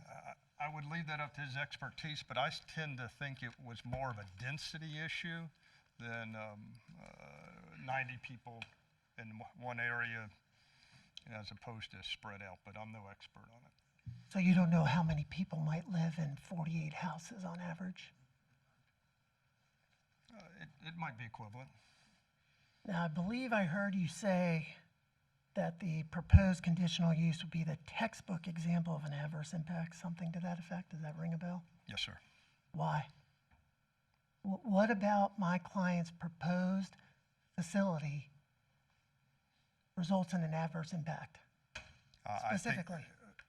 you could not do the proposed high-end project with that being right there at the entrance, is my opinion. Were you here earlier this evening during our presentation? Yes, sir, I was. Did you see the slide presentation that we made? I did. Did you see the aerials of the houses that are in much closer proximity to the existing IMG housing facility? I did, yes, sir. Are you aware that those are over $1 million houses? I heard you say that. What's the current use of the 1,000 acres? Current use is agriculture. Thank you. No more questions. Thank you. All right. I'd like to call Dan Fuller, please.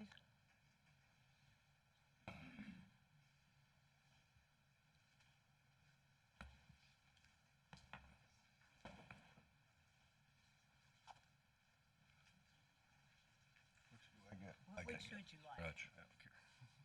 Good evening. Could you state your name for the record, please? Hi, Daniel Fuller.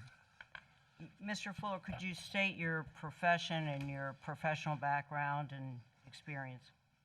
I'm a real estate appraiser, and I have 47 years in the real estate appraising profession.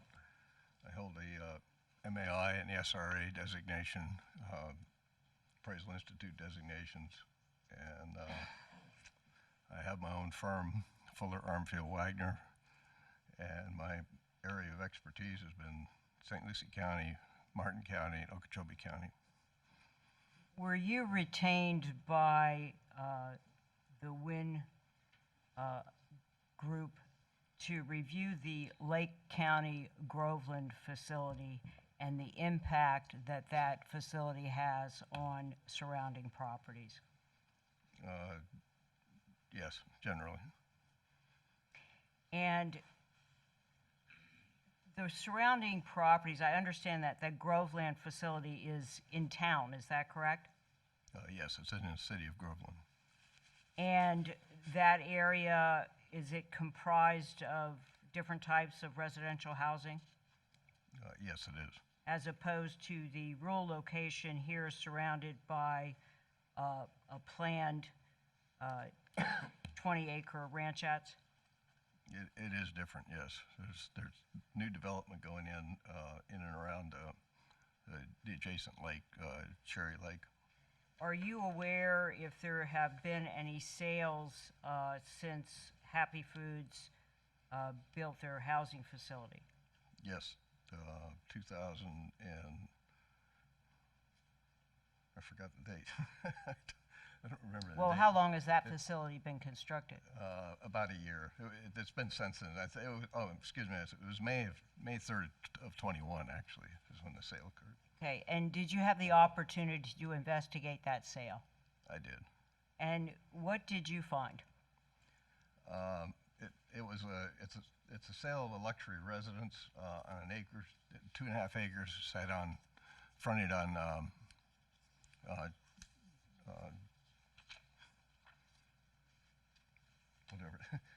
Cherry Lake, and it's on Cherry Lake Road. It's actually, as a crow flies, it's about a half a mile from their facility, the IMG facility. But it seems like everybody's paying a lot of attention to the sale, and I did notice the presentation earlier that the county property appraiser had informed the IMG folks that the sale occurred, and they had reported it as $1,250,000, which actually it was $1,275,000, and they reported their actual apparently appraisal. It doesn't say that it's $700,000, but I think it was some other number. So some of those numbers were a little bit off. In our profession, basically we knock on doors and talk to realtors and property owners to verify that kind of data. And so I spoke to the agent that sold the property, and she was actually the listing and selling agent. She was quite happy. She got both sides of the commission. So she was really glad to talk to me about it. And it is a very upscale property. And she confirmed it was $1,275,000 was the sale price. I asked her if she was aware of anything, knowledge about the structure that was built in the Cherry Lake property next door, and about the H2A program, and she says, "What are you talking about?" And she knew nothing about H2A program, and it went on further that she had no knowledge of the migrant housing in the neighborhood, period. So I said to her, I said, since you're on both sides of the sale, was there any indications the seller or the buyer knew of that facility? And she had no knowledge that they had any knowledge of it. Nobody spoke of it. It was the buyer obviously was willing to pay $1,275,000. And so my final question to her was, well, so this was an arm's length transaction, no unusual effects from the neighborhood. And she says, yes, it was. No effects from the neighborhood. I think this is possible. Certainly that sale is possible without people having knowledge of that. And why is that? Facility. Well, they didn't know about the facility. I mean, they had no chance to make a decision one way or the other. But also, I'll tell you another thing is from their front door, you can't see the facility. It's like it's not there. It's well placed off the road, and just driving by, you got to be looking to find it. So it's a different situation, and I think that's kind of what happened with this deal. And I'm not saying the property appraiser wasn't incorrect in his analysis that values are increasing. Certainly they are, but I think to use it in the format that they're using it is incorrect, because the parties involved in it did not have the knowledge that that facility was there. Well, were you able to look into it further to see what was actually approved at that site as far as the housing? The IMG site? You mean? Yes. It's a 90, I think it's a 90 person unit. It's 2 stories. You saw the photos that they had up here earlier. Ms. Angelos, if I could ask, Mr. Fuller, could you speak into the microphone, because we're having trouble hearing you in the audience and it was, I think it's a 90 unit facility. It's 2-story. You saw the photos of it prior that the IMG folks showed you. Did you have an opportunity to look at the ordinance that was actually passed approving that? I did. I admitted I didn't read it well. I think you caught something that I didn't catch. Okay. Do you know if it was approved by the county commission in Lake County who wrote a letter? It was approved by the city commission. And they're in the Groveland. If I show this to you,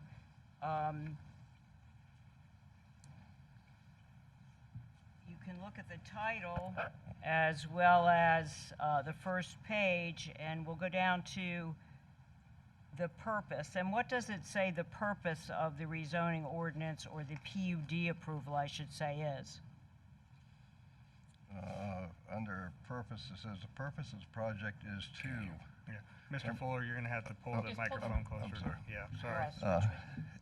It says, under purpose, it says the purpose of the project is to, 1, create an attractive residential community for workforce housing of employees of the owner's existing tree farm, and it continues.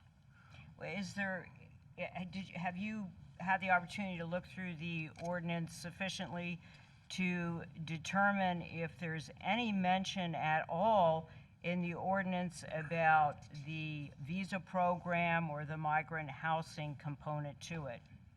I hate to say this, but I did not look through that close. I'd like to give the ordinance, if I may, to the recording secretary.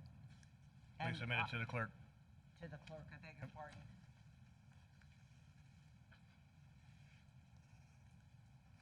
And just, Mr. Fuller, did you have the opportunity also to make a determination whether this proposed facility would have an adverse impact on Mr. Wynn's adjoining 1,000 acres? Yes, I did some research on that. Do you believe it would? My conclusion is yes, it will. Thank you. Thank you. And Mr. Spain, as you come up, in fairness, Ms. Angelos, did you provide that same document to the attorney? I didn't plan on Okay. introducing it, so I have another copy. All right, well, we didn't have it. I have a feeling Mr. Spain has the ordinance. Okay, we didn't have a discovery period, so I understand the situation, but Well, and for the record, I don't have a copy of the ordinance, and I would submit it's not pertinent or relevant to the issue before you this evening, but because you're free to put whatever conditions and whereas clauses you all want in the resolution. Just a couple questions. Mr. Fuller? Yes. Okay. You indicated that the project in Groveland is within the city. Is that correct? Yes, sir. Yes, yes, sir. Did you actually physically visit the Groveland site? I did not. Okay. Are you familiar with the city of Groveland? I know where it is, and I've read through all the documents I could find on Groveland and where the city limits are. Are you aware that it's a very rural city located west of Orlando? Well, it's a small city. It's not the size of probably even Fort Pierce. Do you know the zoning of IMG's property in Groveland? It's a county.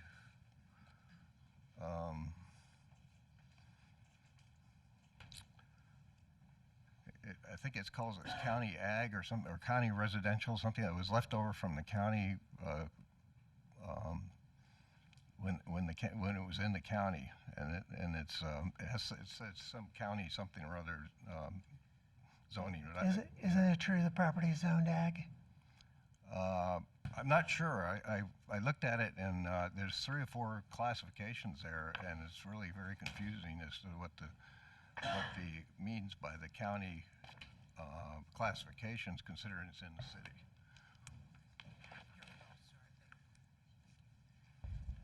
Do you know how tall the facility is in Groveland?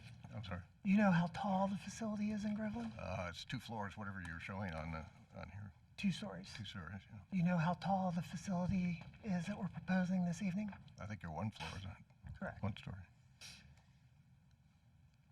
And I believe you indicated you spoke to some unknown realtor, and you indicated that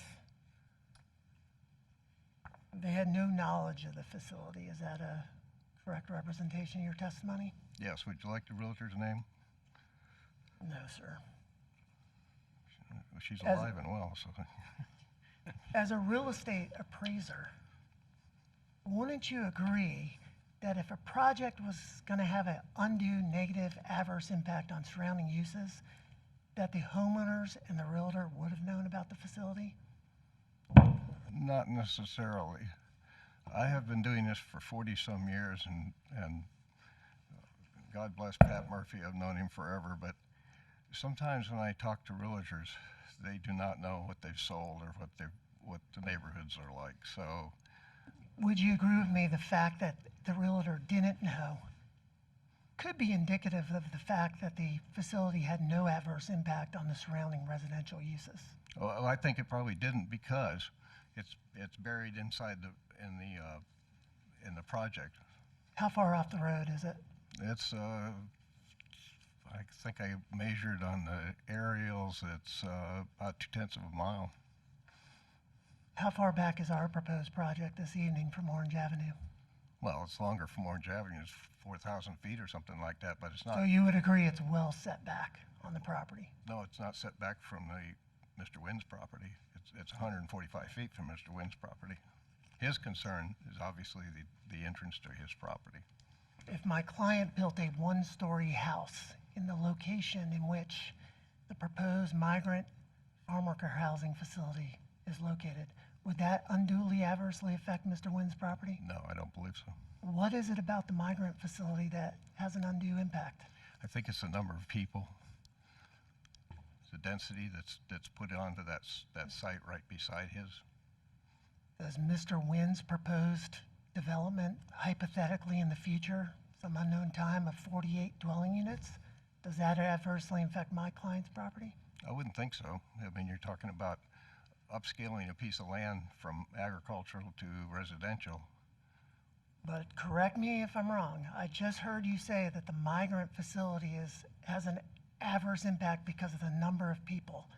How many number of people, sir? I also said because of the density of the number of people that are there beside the property. That's the issue. How many people are in the facility, do you know?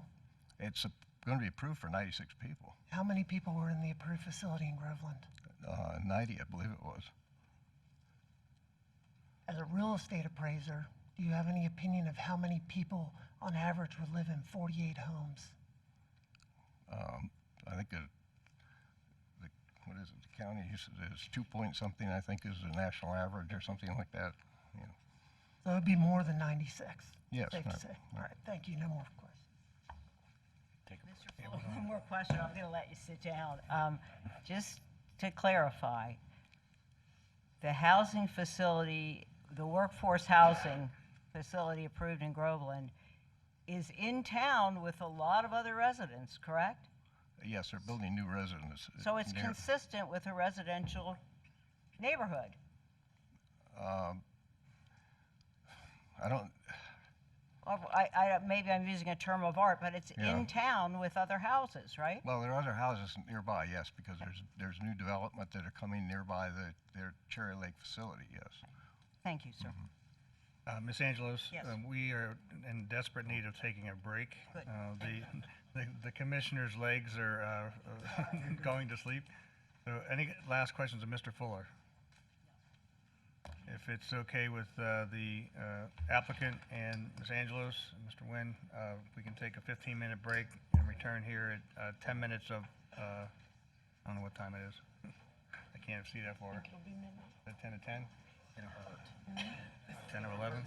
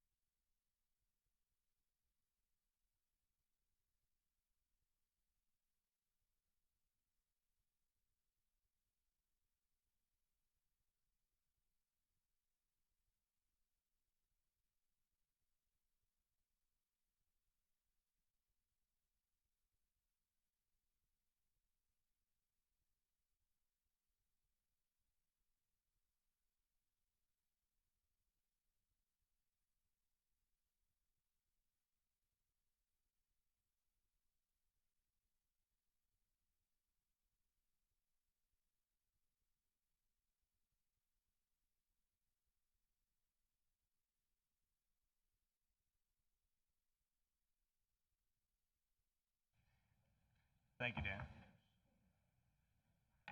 Good? Okay. Mr. Chair, just in the greatest appreciation and respect for the board and their time, I have a short witness, but we are instructing all the public that may be here to oppose the application not to speak. If you'd be kind enough, if you're so inclined to ask for a raise of hands, that's fine by us. So. Okay, I want to clarify that if I do that, the public comment is for everyone, so there may be people here that have come on your behalf or on the applicant. Well, I'm just instructing our folks. Okay, because I'm still going to open public comment. Surely. So, Okay. so first of all, we'll reconvene as the Board of County Commissioners, and you have one additional witness that I understand that you're going to call. All right? Briefly. The podium is yours. Briefly. Todd Mowry.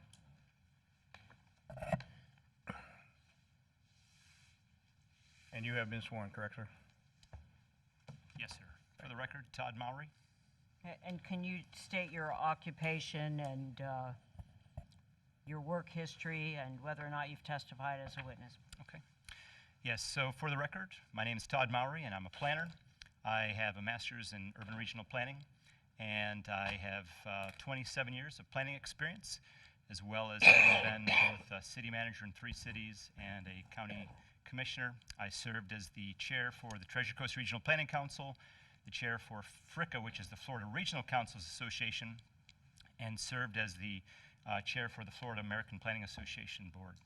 And are you familiar with the St. Lucie County Land Development Code and requirements for approval of a conditional use permit? I am familiar with the county board land development code and this particular area. I'm not proficient in every area of their code, but I am definitely proficient as it relates to looking and evaluating this particular section for the land use. And for the after conditional use. reviewing the, you have reviewed the Happy Food application and DRC comments, staff report, is that correct? I have, yes. Do you have an opinion whether or not the proposed project satisfies the requirements of 11.0703 of the Land Development Code? Okay.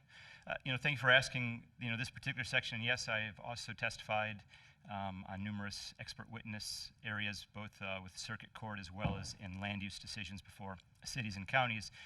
This particular area, which is 11.07, is about conditional uses. It's been talked about several times tonight. It's a section the staff has brought up and in all their staff reports. This particular section, though, what's important whenever you are involved in ordinance development, which I've written 12 zoning ordinances, is you have to deal with what we first call as the purpose. And so the purpose is what sort of defines it. It embodies what this is there for. It's like, when people want to know, why are you doing this? This is why we're doing it. And so the purpose that was established here under 11.07 discusses things. You brought it up tonight. It was discussed back and forth in some cross-examination. But what I think is important is that staff had to do a review based upon an application that came in, and they had to first examine that purpose. And when they looked at that, it describes several key things. And part of that is that it is about the individual review of a project in a particular location. Second, they're looking at the design, the intensity, they're looking at the configuration, they're looking at how this is going to work. And with that, they also have to get into the public facility impact. Tonight, we heard a lot of things about that impact. There are questions and there were comments back and forth on it. But in looking at that impact, they then have to finalize with, is it appropriate to put that in a particular place? This is not about whether or not we like migrant camps or don't like migrant camps. In fact, the truth be told, we all are in favor of migrant camps. This is not about that. This is about the location, its appropriateness, its compatibility, specifically speaking with the ordinance, its compatibility with adjacent uses. And as you go through that, I think the staff report was lacking in several of those key areas where it didn't specifically address and talk about its direct location to a licensed game preserve, to a particular site that already had established 48 lots. We can get into the process of what type of zoning was in place or not. That doesn't matter. What was important was it was pre-existing, it was there, and it was clearly available for anybody to be able to see and be aware of. The questions weren't asked, and as a result, the staff report, as great a job as staff does, and I give Chris kudos tonight because he has really been under the gun to be able to be involved in this process. The report lacked several of these key areas. The availability of services, and when we'll get into some of those and we can talk about those, but even when it comes to the discussions that we had from the fire chief, that particular issue, if we are going through a development on Mr. Wynn's land, he's going to have to be subject to the staff review. If staff are correct, as the applicant has mentioned, and they have to go through a PUD if it's over 45 lots, it'd be a major site plan if it's under 45, and either one of those would require one key thing, which would be a proportionate fair share. They would not only have to pay their impact fees, but they would be subject to paying for whatever came along through county staff review. So if a substation came along for the fire department, guess what? The Wynn development would have to pay for that. This particular project, they are not being subject to those same standards that this project would be subject to. And so those are key elements for it. Also, when you look at the fact that the report didn't really cover anything related to those prior elements, and I think as we go forward a little bit further into that, you'll see that section 11.07, its purpose gets defined. Second to that is then what it talks about with standards. And I want to be sort of brief with some of this, but I still want to drill in some of these points. The standards are what you then base your ordinance on, and those must be followed. These are not, could be followed, if it feels right, if it looks right. These are requirements. And in the opening sentence of the standards for review for a conditional use permit, regardless of whether it's for this type of agricultural labor housing or whether it's for any other conditional use in the county, you have to follow exactly what it says under the standards. The county board has the opportunity to look at this and review it, but then they must follow those standards. And it says a conditional use permit shall be granted only if the applicant demonstrates the following. So there's a lot of work that has to go into looking at that element. And then it clearly lays out several key areas. Is it consistent with the local code? We go to section 7.10.08. That was the section that staff went through and they detailed some things with that. This is about ag labor housing. This is a condition use. It's something that is allowed. And again, go to the purpose of that. What is the purpose of ag labor housing? It's for ag laborers working at an ag operation in St. Lucie County. The applicant has now stated that they're going to provide for all 96 employees remaining on their 3,500 plus acre piece of property, and that's great. We wish them well if that was the case. They do also have quite a few thousand acres up in River County. They also have a packing facility up there. They have other facilities around, and they don't have housing for those. If housing is being provided, and if they're going to keep them all at that site, that's good, but when you look at the standard, who's going to do a check and balance as it relates to whether or not they are remaining in St. Lucie County and remaining with the ag operations on this particular site? And this is one of the requirements that's been put in place. But this is the most important thing, is that this section of the purpose goes back to the actual purpose of the county's general provision, which is everything the county decides on is to be based on three things, which is the general health, safety, and welfare. And this particular section says all of these design standards must be set to do what? To protect the health, safety, and general welfare of who? The ag laborers and the general public. So now we have to have two things. Not only are we talking about the ag laborers, but now we're dealing about the general public. So in the city of Groveland's ordinance, they actually took time with a PUD inside the city limits, and they actually got into the fact that they wanted special care and consideration for spraying and whether it was herbicides, pesticides. A lot of these things weren't even addressed in the staff report. So this goes back to the fact that it wasn't the applicant's negligence for doing this. I think it comes down to the fact that there were many items that were missing when it comes to the general health, safety, and welfare for this application that could be addressed, should be addressed, and would most notably want to be addressed. When you look at what Dr. Brian LaPointe has been dealing with as it relates to biosolids and dealing with what's happening with In-River Lagoon and looking at what is the number one issue we're dealing with, and that's the septic systems. Here we're going to allow a septic system in an area that we would never as a county allow anywhere else of this magnitude. We'll allow individual sites that are much smaller, but nothing of this magnitude. Now, they will go through the health department process, and if they get their permits and approvals, they're good because that's what the law allows. But then we come to that issue of whether or not that is the direction that we want. But the safety and the standards that are in place that these commissioners are defined to protect, that is what they are having to look at. So that's what that purpose is. Further, as we go through that, the purpose of ag labor housing under section 7.10 has standards. And Chris did a great job. Went through each one of them. Ag housing, number 1, 2, the certificate of compliance, the owner of ag housing having everything from the health department, the fact that everything must be licensed through the state, that was great. But then as we get down a little bit further, we get into the fact that number 9, the minimum setbacks for structures have to be set and established from the property lines. That's where we start to run into some problems. As a planner, I have to evaluate things and look at it. The site plan that they provided has a survey. That survey, interestingly, is for not only a 7.7 acre parcel, but then it's for the 696 acre, and then it goes to the larger parcel in general. What they submitted was what shows parcel A and parcel B. There is no parcel A, there is no parcel B. Staff actually shows it. The legal description that was put into the application provided by the applicant was for a 7.7 acre parcel. They noted it, they actually provided a legal description only for that. There is no 7.7 acre parcel. So in the staff review, when I've looked at that, what I would take note of is that we were looking at an application that came in, signed by an applicant, that had a legal description that was acknowledged by staff with a 7.7 acre parcel. And in good conversation with Chris, he later came back and said, we're going to call it the project area, but the application still shows it as such. And even through the process, you'll see that's reflected.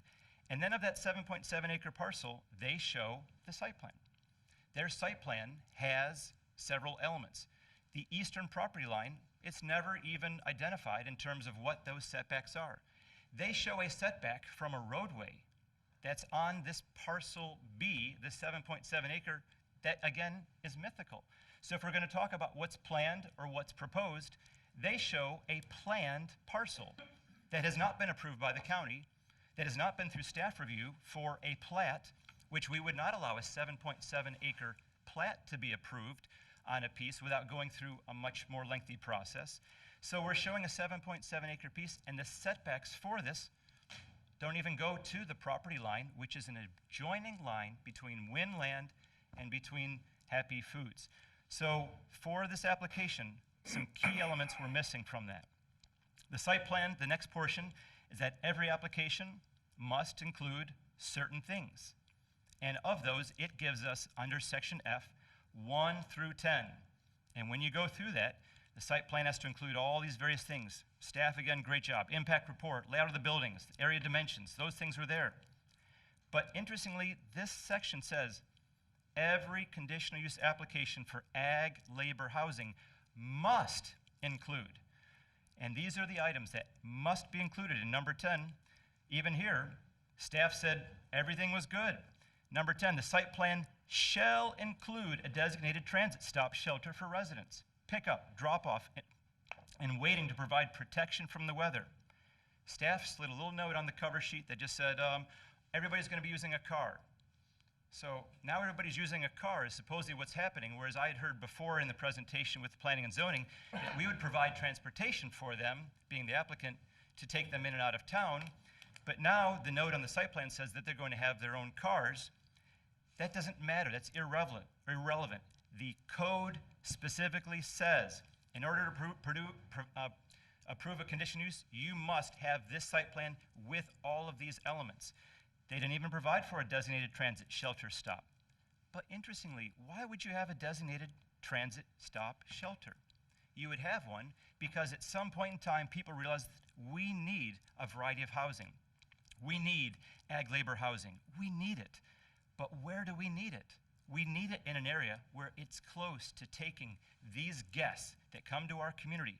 And as guests, when they come in, we treat them correctly. And yes, we want them to have abundance of recreational opportunities. We want to be able to allow them to go and get their hair cut easily. We want them to be able to shop, go to church, whatever it is. And these things is why, it's one of the very reasons why you'd want to have it close to a transit shelter stop. So in the staff report, they may have noted their note and said, well, they're going to use cars. It wasn't an option. This provided it. If they didn't want to do it, then they have to seek a variance to say, we want a variance from this section of the code and not even provide that. So that's something that I think is, again, there's several notable items when it comes to that. The map indicating the location distance of both off-site ag operations at which laborers will be working, as well as on-site. Whether or not they've met that, I guess we're showing the house, but their site plan itself was supposed to show, right here, all structures currently built adjacent to this on the parent parcel. So it says whatever's there, so they have a 706 acre piece. Their site plan doesn't show the existing office, it doesn't show their existing barns, it doesn't show any of that stuff, as well as the setbacks for it. All those things are missing when it comes to what is being provided. And then as you go back to the conditional use under section 11.07, we get to those elements here that talks about several key things. These are now, once we've looked at 7.10, ag labor housing, we go back to the standards. A, is it consistent with local code? We've already proven it's not consistent with that. Is it consistent with the comprehensive plan? And then you're looking at what is the effect on the adjacent property, which is what it says. You have to note the effect. And that effect was not considered anywhere in the staff report. And if I were Chris and I were involved in this, I probably would have done the exact same thing initially, because there is so much that may be, present. If enough time is given, you'll find a lot of things. And in this case, there are signs all up that road that goes to Happy Foods' current office. And if you follow and look at all those signs, what do each one of those signs say? This is a licensed game preserve. That's all along that area. It's not set up that says things like no hunting, no trespassing. No, it's making the notification as they are required under the permit that they have with FWC, as they license and they show that that property is set up in that particular manner. That in itself, through a site investigation, you'd say, there must be something here that I should take note of and have to look at that a little bit further. The second part is, when you look at that effect on adjacent properties, is this is the code, have all reasonable steps been taken to minimize adverse effects on the proposed conditional use. And there, it was missing again from a staff report to look at whether or not there was any adverse effects. Now, adverse effects have been debated back and forth tonight, but the question was anything even noted about whether there could be or should be? Was anything discussed at all through that? And we would say that there wasn't anything done with it. Granted, their facility in Groveland is great. They went through a PUD approval process in the city of Groveland and got that established. They actually showed one of the community development director on the board tonight. The community development director, though, wasn't even a part of the approval process. He didn't come until August of 2019 when they got their approval in 2018. But it was a PUD approval process as they came in from the county. They're in the city of Groveland. You have Clewiston, the area. It's a nice area, the services that are in town. But when you look at those steps and the adverse effect, things could have and should have been better examined when it comes to that. So the final element under that section is the proposed condition use will be constructed, arranged, and operated so as not to interfere with the development and use of neighboring property. There again, I think enough testimony has been provided that discusses the existing licensed game preserve and the fact that there wasn't a lot of thought at that time put into what was happening and why there was already this high 8-foot-tall fence that had been placed around that area. The last two elements of that are the adequacy of public facilities and the adequacy of fire protection. I think one of the most important things tonight when I look at this as a planner, we look at the code and look at how you review this, is not only did we get a report from the fire district, which is done for every project, but was there enough examination of this? And the tough thing about the fire service is that because they have gone from being firefighters to now being medical providers, if 90% of their job is spent doing medical services, for these types of facilities, we would want to look, for these types of proposed projects, you'd want to look at is not whether this is Wynn's project, because that's not the question. The question tonight is this condition use. Did they provide for adequate public facilities for police protection, fire protection, and are those services under D says clear, the title is adequacy of fire protection. And I think it's been clear based upon the testimony tonight, you can see that there was a negligence of the formal development review standards under the fire code that the county fire district has already adopted. This isn't something that they say is a good code. They have adopted that as being their code for all review. The fact that we have a fire station that's 13.4 miles away, that response times can be 15 to 20 minutes if you're looking at somebody needing medical attention. And when you combine those together, the police having a 175-mile square radius per officer, and yes, although the PGA community may be closer and may be covered under the same county, what's interesting is that, as we all know here, PGA has the benefit of being completely surrounded by the city of Port St. Lucie. And when you look at St. Lucie, or as the city of Port St. Lucie, they're an enclave. PGA is an enclave. They have the benefit of that mutual aid service that happens on such a regular basis, where the city of Port St. Lucie is providing mutual aid services to that area.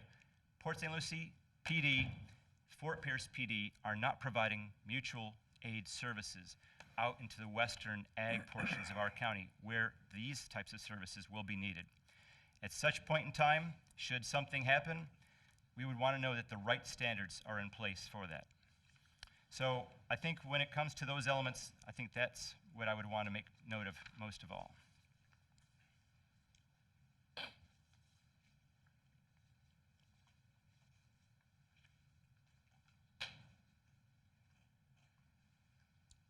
Did you have anything further?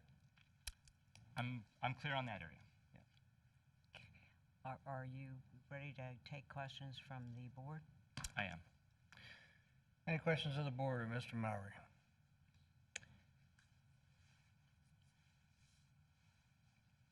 I have no questions. I do have a question of Chris. Mr. Mowry did raise several issues about the 7.7 acres, about how the plat is laid out, where the buildings are and so on and so forth. You recall that part of the conversation?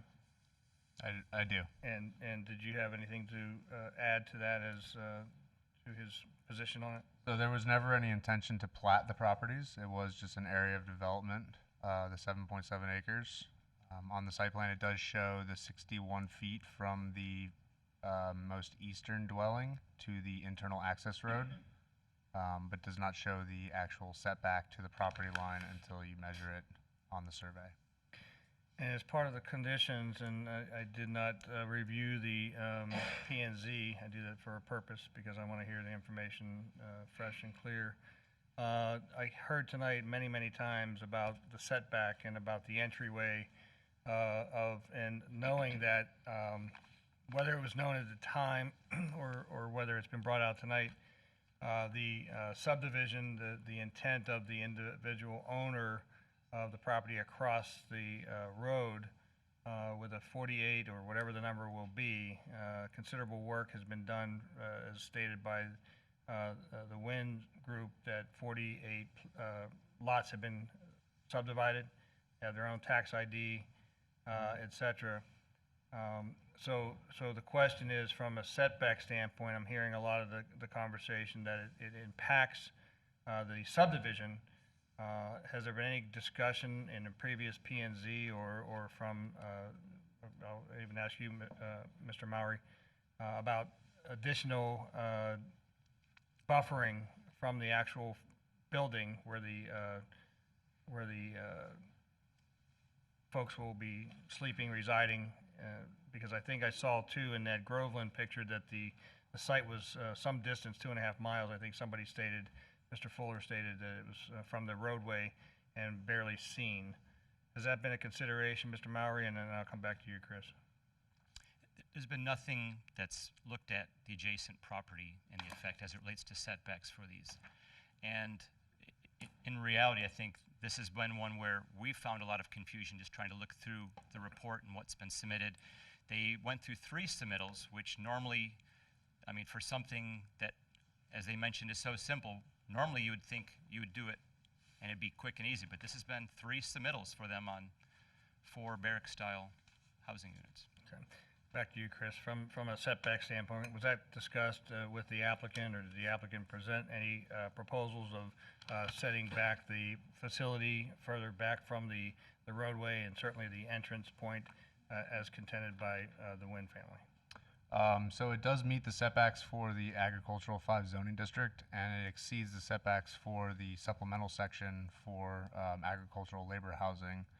I know their intent was to try to minimize impacts to the citrus grove itself and the tree canopies within the property, but it wasn't specifically required for them to push it back even further than the code requires. Well, in consideration of the standards of review and the thought process of a application having undue burden on, in this case, a subdivision intended, et cetera, the partially platted roadways created, is that an opportunity for conditions in which we could ask the applicant to move the building itself, where the 96 individuals would be housed, further back into the property? And they're here to talk about it, but is that, in the conditions, is that an opportunity? The board's more than willing to, or more than able to make those conditions. I can't make that decision for the applicant, but if the applicant chooses to do so.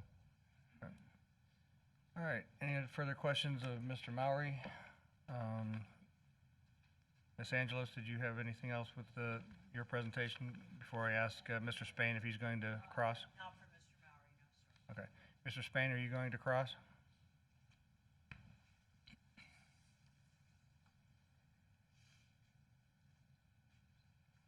Good evening, Mr. Mallory. Good evening.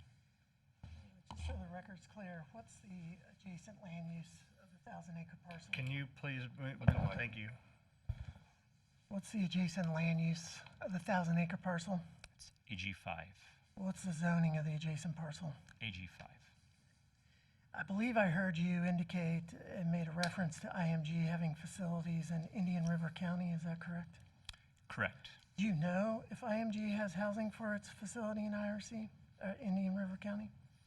I was told by the county that IMG did not. Isn't it true IMG does have housing in Indian River County? That's a great comment. Actually, you do have housing in that sense, just not a migrant labor housing facility like you're proposing. So it's true, we have workforce housing? Yes, you have workforce housing there. Okay. I just wanted to clarify the record. Do you know if there's a public transit line on Orange Avenue at the site of this property? There is not. Would there be a purpose in putting a public transit stop if there's not a public transit line serving the area? If it's a code requirement, then a variance can always be applied for if somebody's not able to meet that intent. Yeah. Your critical septic systems, I recall some testimony. Does the county prohibit septic systems? The county does not.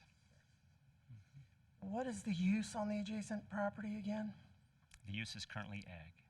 What's the actual use on the property, the existing use? Sure. It's a licensed game preserve and ranch. Okay. So it's not a residential subdivision, correct? Correct. And did I hear you correctly that you indicated there was negligence by the county staff? The staff report did not provide any documentation about its effect on adjacent uses. Have you? As a result, that would provide for negligence when it comes to their report. Those are pretty strong words. Have you provided any documentation this evening in your testimony that it actually has an adverse effect? That has an adverse effect on The adjacent property. which you're talking about. Have you introduced any evidence this evening during your testimony that has an adverse impact?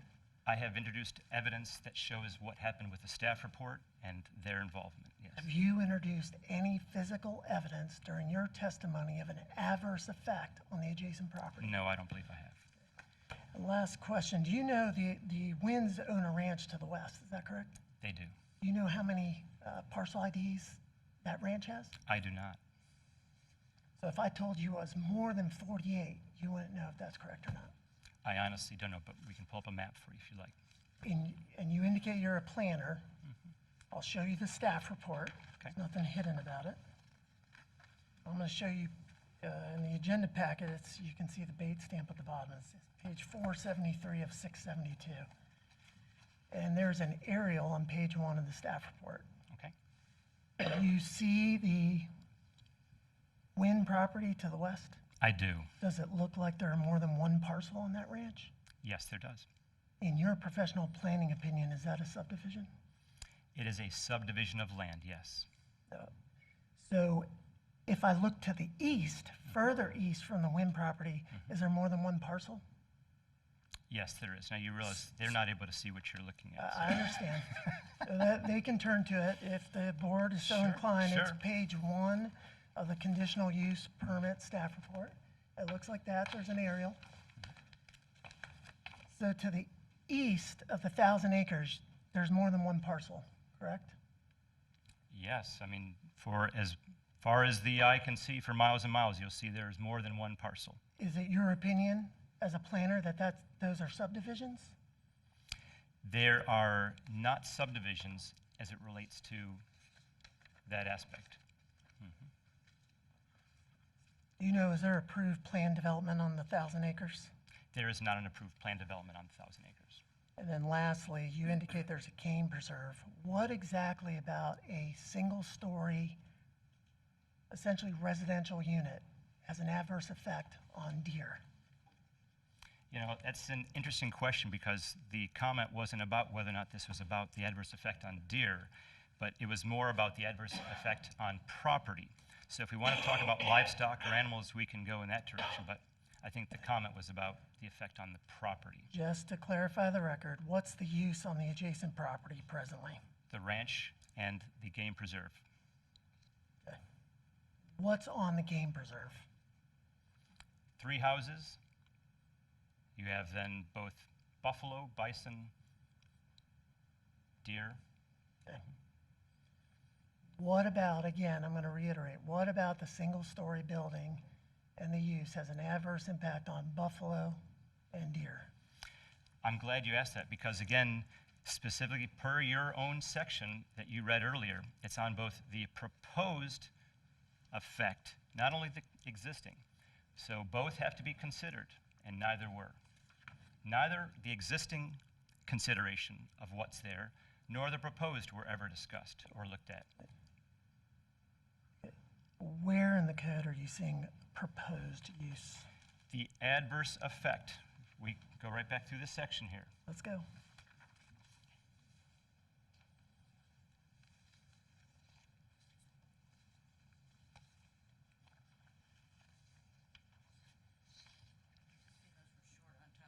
Sure. Happy to hand you the code since you're being questioned on it. Sure. Professional thing to do. It talks about here, the proposed conditional use is compatible with the existing or planned character of the neighborhood in which it would be located. You just indicated And that it proposed goes use. right here. Where does it say proposed use? Okay? And then all reasonable steps have been taken to minimize adverse effects on the proposed conditional use of the immediate vicinity through building design, site landscaping, and then the proposed conditional use will be constructed, arranged not to interfere with the development and use of the neighboring property.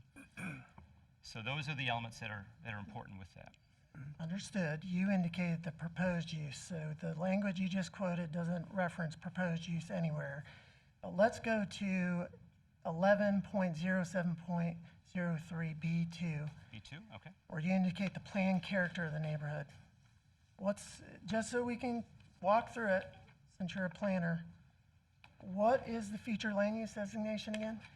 It's AG5. And what is the zoning? AG5. And isn't it true that the comprehensive plan and the land development code establish what the planned character of the neighborhood is? The land use is about the plant. So the comprehensive plan, you agree with me, the comprehensive plan establishes what the planned character of the neighborhood is. Correct. And isn't it true that the planned character of the neighborhood is AG5? Under the comprehensive plan. The planned character is not for 96 dwelling units. That's not the question. But is that not the case? Is the planned character of the area a future land use of AG5? Which is what is being proposed by the applicant and being proposed by Mr. Wynn. again. Is he not doing AG5? Is the- Which allows, and if you look at this, what's nice about the staff report, which you You're- referenced. You're going beyond the question. But the nice thing about it is, if you'll read that section you're showing me, on the staff report, if we just hit that one item, that one page you showed the map. So when it says right here on the zoning, one of the nice things about this says, what does it say right next to it? Under the zoning and the land use? One dwelling unit per 5 acres, under the staff, directly next to that land use. We can belabor the point all evening. Let me show you objective 1.1.3 of the future land use element.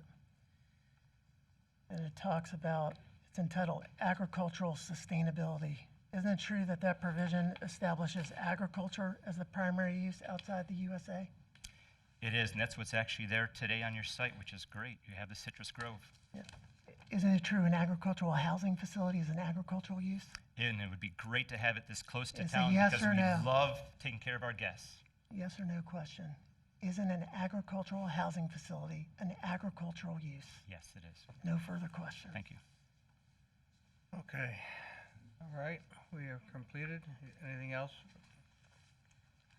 And do we want to have? I don't have anything else other than I had a short closing of the recap of the law, but I don't want to delay the board further. We're so- here now. It's been 5 hours. We're going to finish this the right way. And so, Mr. Spain, are you prepared to do closing? Okay. Ms. Angelos, thank you. I'll bring you back.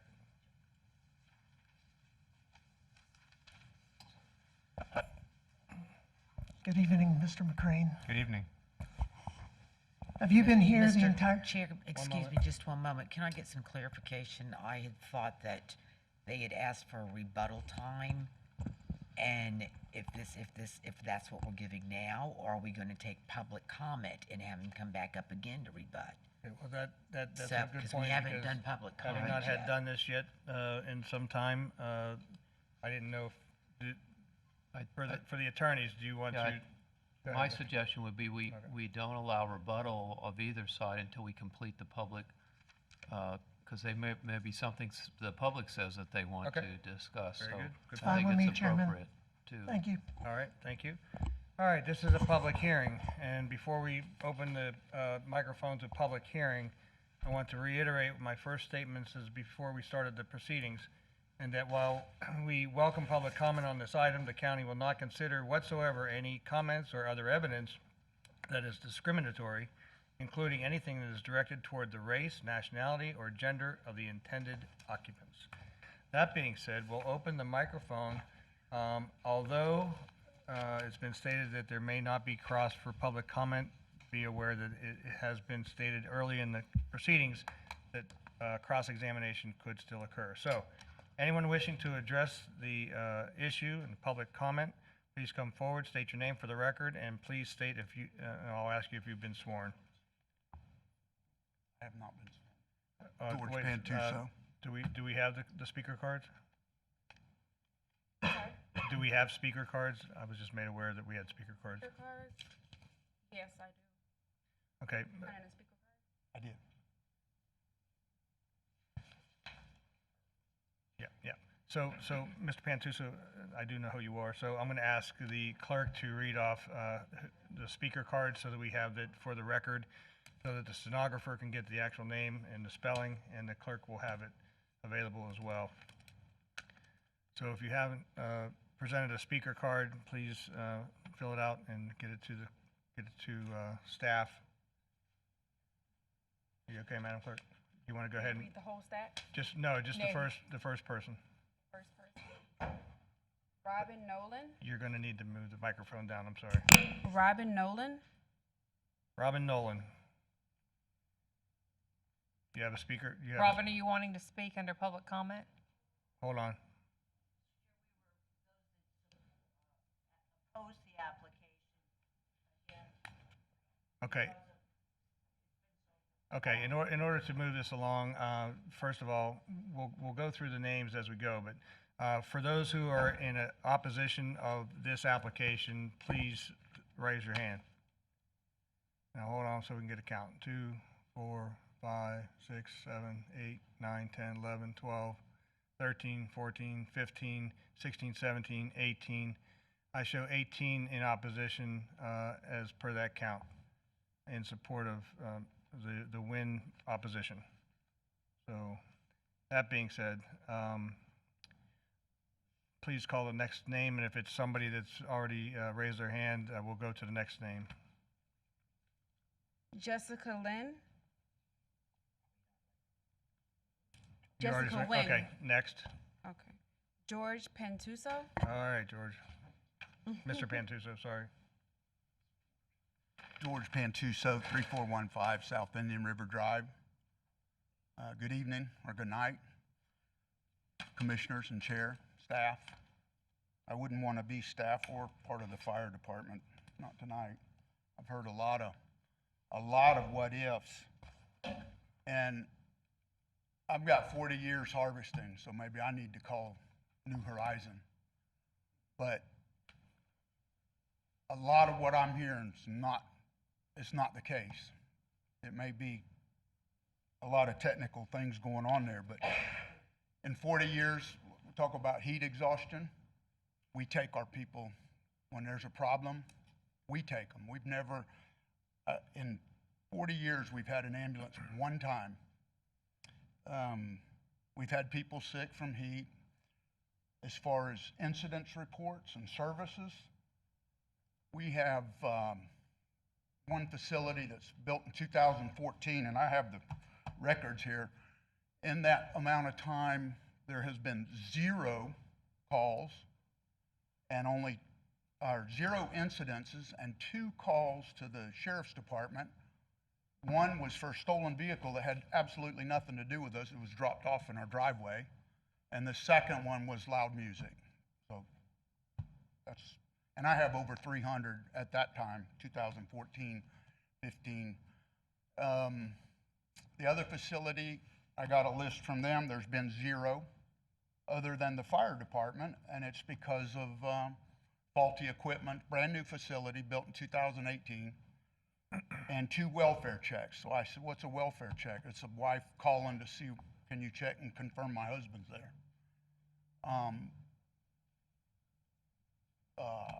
As far as caregiving and attention, they're spoiled rotten. We take very good care of these people. These people do not lower the value. Our values, if anything, I'm in one neighborhood that we improved it, and now, so everybody wants to talk about, well, we're out 13 miles out of town. My office is in front of Station 11, and you know, I hear the technical aspects, but I don't agree. I think we don't use these services. The ability to walk or go to town or get your hair cut, and I hear all this, is so far from the truth.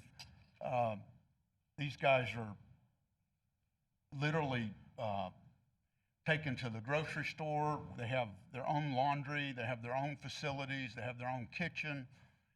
And we've talked to, I've never used a hotel, and I wouldn't want to be in a hotel for 10 months. And I also want to talk about, I've been here for a very long time, and I've heard things about the city and the city of Fort Pierce and how, you know, we don't want the vans and we don't want the buses. And we used to get nasty letters and we used to get threatened with fines, and then we'd go to the city commission because they didn't want them in town. We want this stuff out of town. Then it would subside and it'd go away for a while, but it'd come back. It would surface depending on who's in the commission.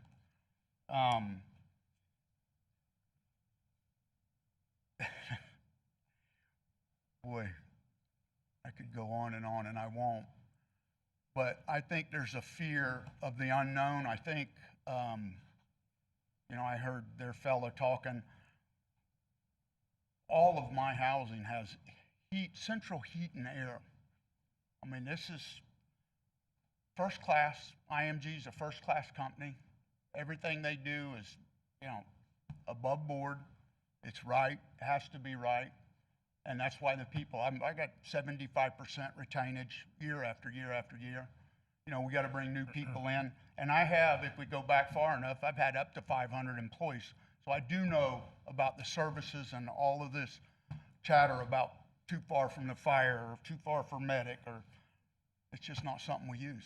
Mr. Pantuso, you're beginning to duplicate your Okay. statements now, so Well, if we can try and. I'm in support of it, and I know that our industry, there's only a few companies left that are actually planning today. That's one of them, IMG. And without it, we don't have the ability to draw labor. You know, we're going to go away, and everything we buy will be imported. We'll go to the grocery store, and there's nothing going to be left from Florida or United States for that matter. That's all I have. Thank you, sir. Okay.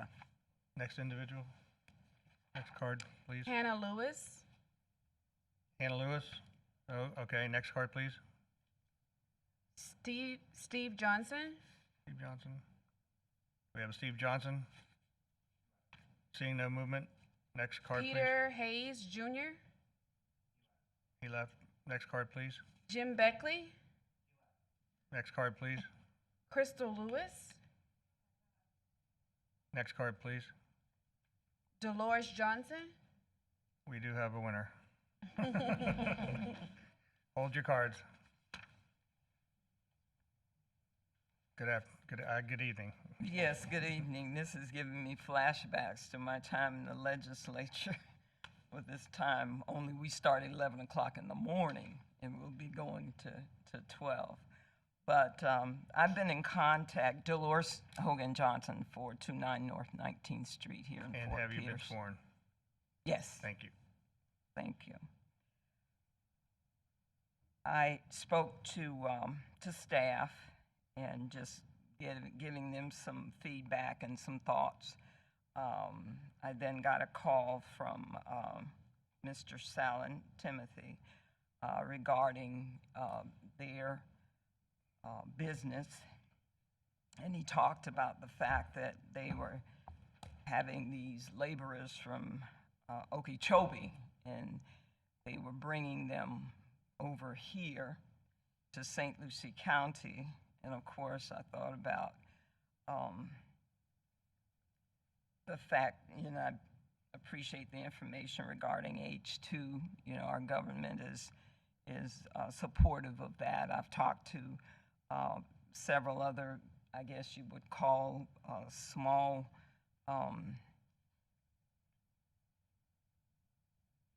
contractors who have brought people and who have people in this county and pay for their housing and what have you here. Very enlightened by the things that are in Okeechobee that they still have. And it made me start thinking about the impact of the economic impact on so many levels of the hotels and the other entities that are taking place.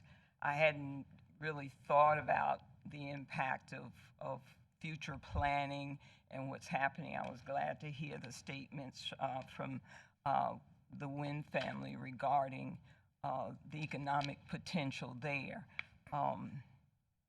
Going back to IMG Happy Foods, my concern is with bringing more people in, because I didn't hear the amount, 96, people coming here. I just started thinking about the fact of the smaller subcontractors, we used to call them subcontractors. How would that impact on them to bring in more people? What about their people? And I know they all work together because we have some of the best fruit in the world, so we don't want you to go away, that we can still get the people. In fact, one of the subs said, we mainly get the people from Mexico because we can't get enough numbers here. So my concern is from an economic impact of all levels in our community. And I do have some concerns about this building? Have y'all gotten together with all the entities involved? Mrs. And- Johnson, if you could focus your I'm attention here sorry. instead of the audience. 'Cause I'm not- That's okay. Just need to get you on the microphone, and then you have your own camera right behind me. All right, so. thank you.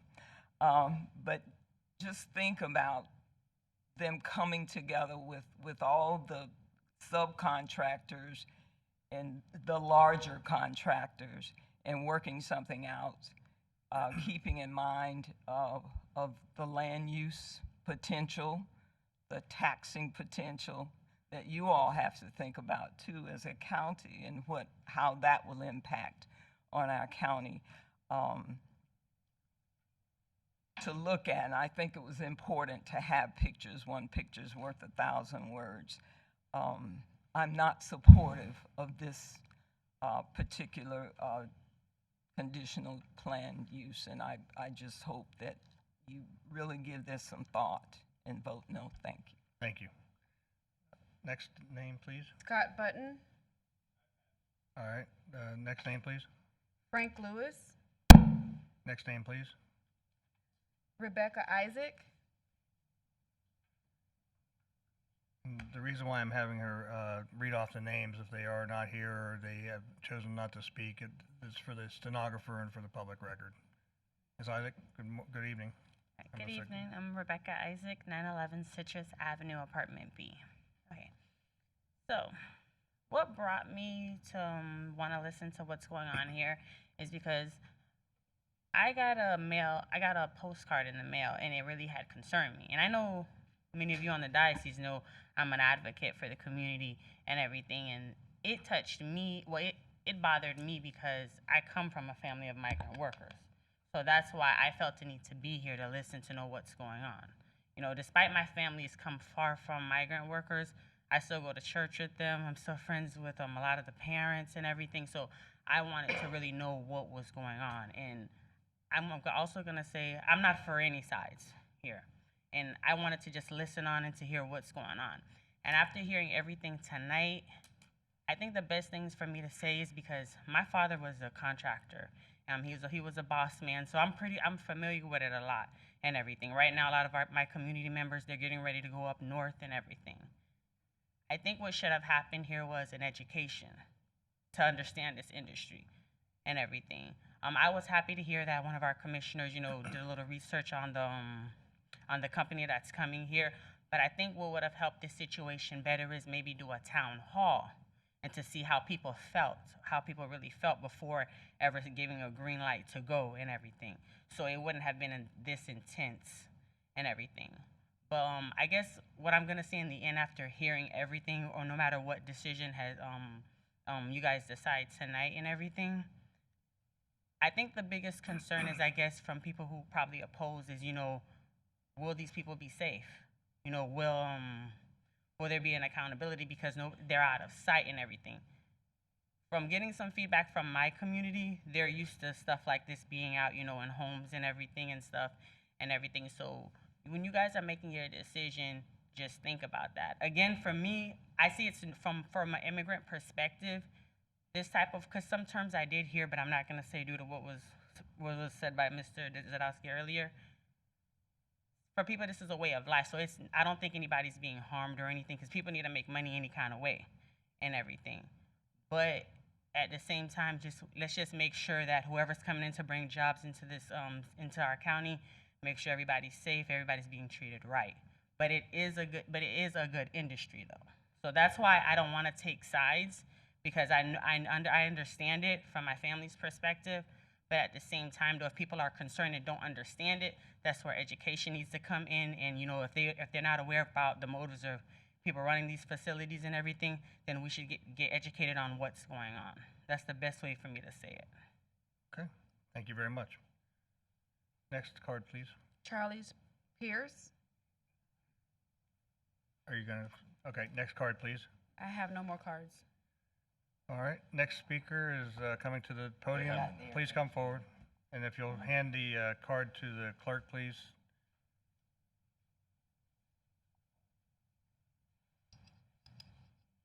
And as you approach the podium, please let us know who you are for the record, and have you been sworn?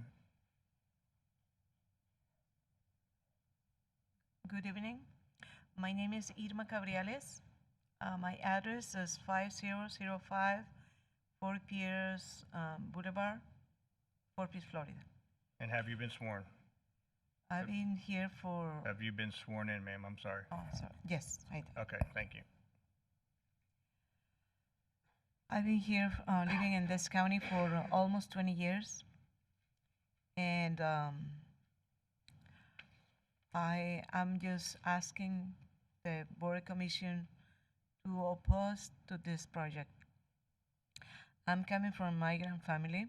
My dad is 90 years old, or before that. I'm coming from the half of Immigrant Coalition, Florida Immigrant Coalition.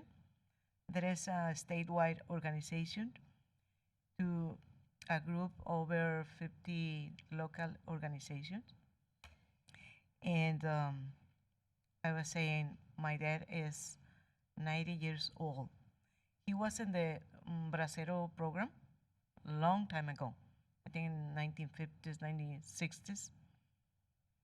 And that was the condition of work for them in Texas, Arizona, and different states. And after 60 or more than 60 years, I'm asking myself, are we still have this condition or work for the immigrants, for the laborers, with no essential services, no communication, and living in this condition is not acceptable. So I'm strongly opposed to that. Thank you. Thank you. If you'll please pass your card to the clerk. Thank you. And as you approach the podium, please tell us who you are for the record, and have you been sworn in? Commissioner, yes, I've been sworn in. Thank you. My name is Jerome Gaiman. I live at 4205 Birkdale Drive in Fort Pierce, 34947.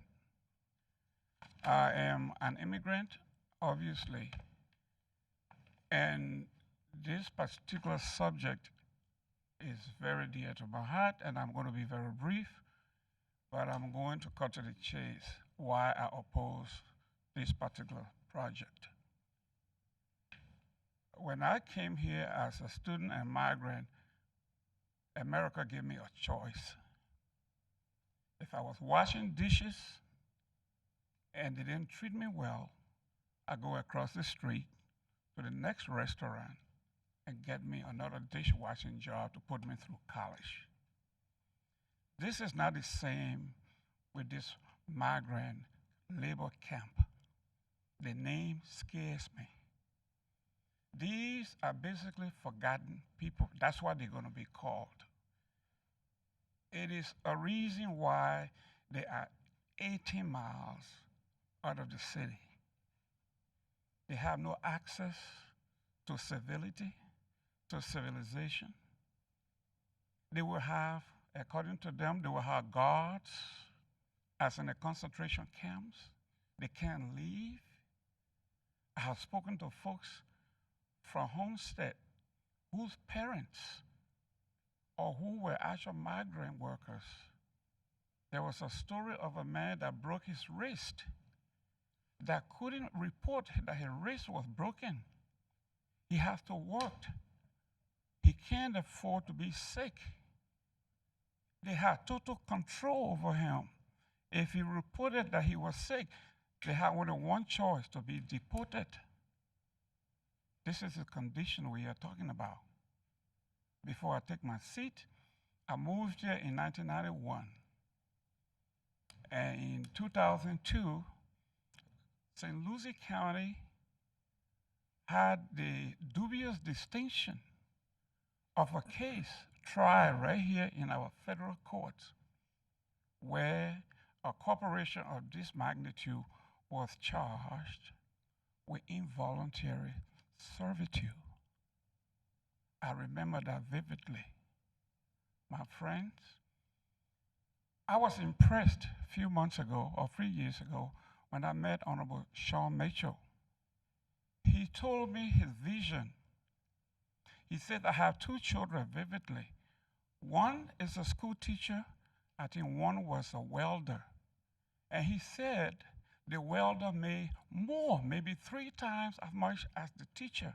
So his dream was to retrain our workforce, to train our young folks for the new St. Lucie County. And I believe in him. Commissioner Chris lives in our neighborhoods. He drives every day. He sees people on every corner every morning. They are looking for work.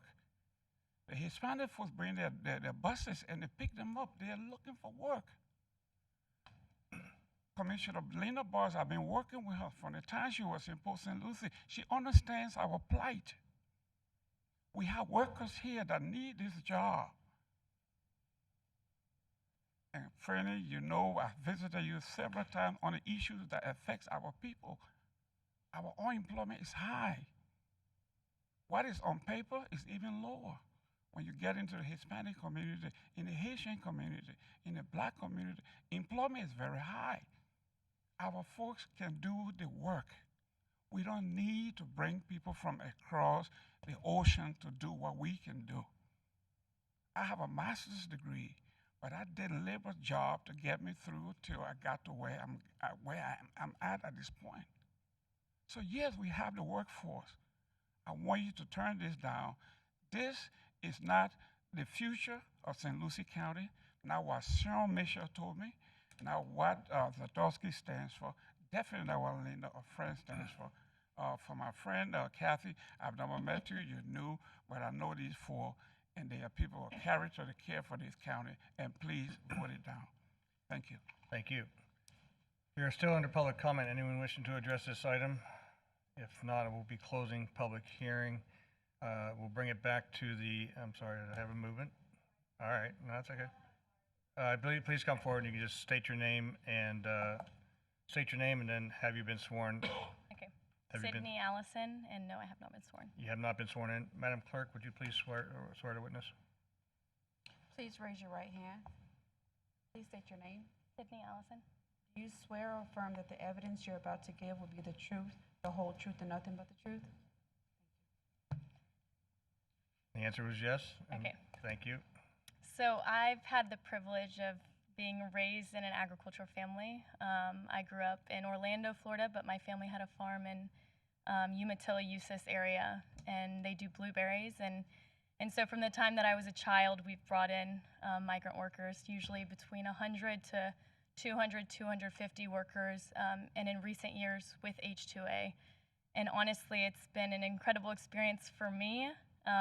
A lot of these workers have known me since I was probably 10 years old. And really to just watch my family treat these people and to be seen this standard for these people has been absolutely incredible. You know, my parents are very involved in the farm.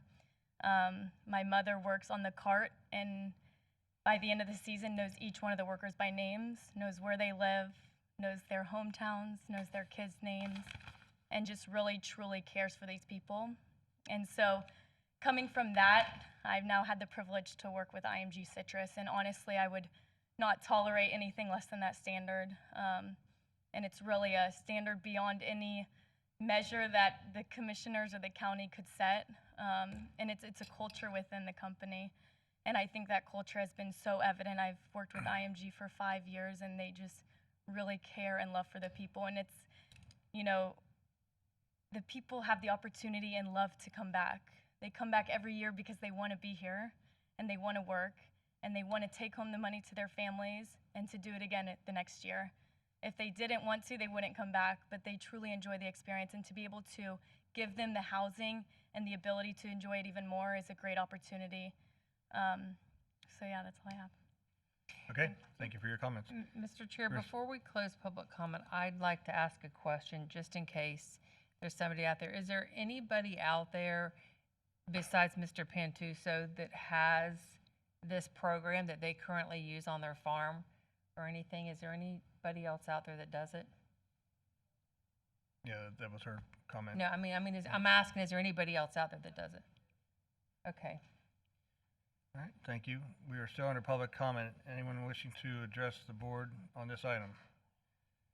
Hearing none, we'll bring it back to the board and to final closing arguments from the attorneys for the applicant, followed by Ms. Angelos.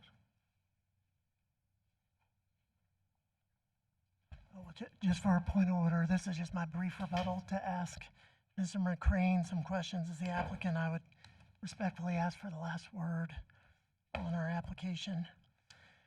And I'll keep my questions of Mr. McCrane very brief. Mr. McCrane, have you been present for the entire hearing this evening? Yes, I have. Have you heard all the testimony this Yes, I evening? have. Has anything you heard this evening changed your professional opinion that the conditional use is consistent with the county's comprehensive plan? I believe that the application is compatible with the comprehensive plan. Has any of the testimony altered your professional opinion that the proposed conditional use is compliant with the requirements of the Land Development Code? No, it has not. Is it still your professional opinion that the proposed conditional use permit and the master site plan meet the requirements for agricultural housing under the county's Land Development Code? I believe so. And then just lastly, we heard a lot about it this evening in very conclusory statements, in my opinion. But if you were to look at section 11.07.03 B2 of the Land Development Code, and I'm going to read it to you. It says, the proposed conditional use is compatible with the existing or planned character of the neighborhood in which it would be located. Are you familiar with that language? I am. 2 questions. In your professional opinion, is the proposed conditional use compatible with the existing or planned character of the neighborhood? I believe it is because the agricultural 5 zoning district and the future land use allows for agricultural activities, crop and citrus. Sorry, go ahead. The crop and citrus and ranch activities. Okay.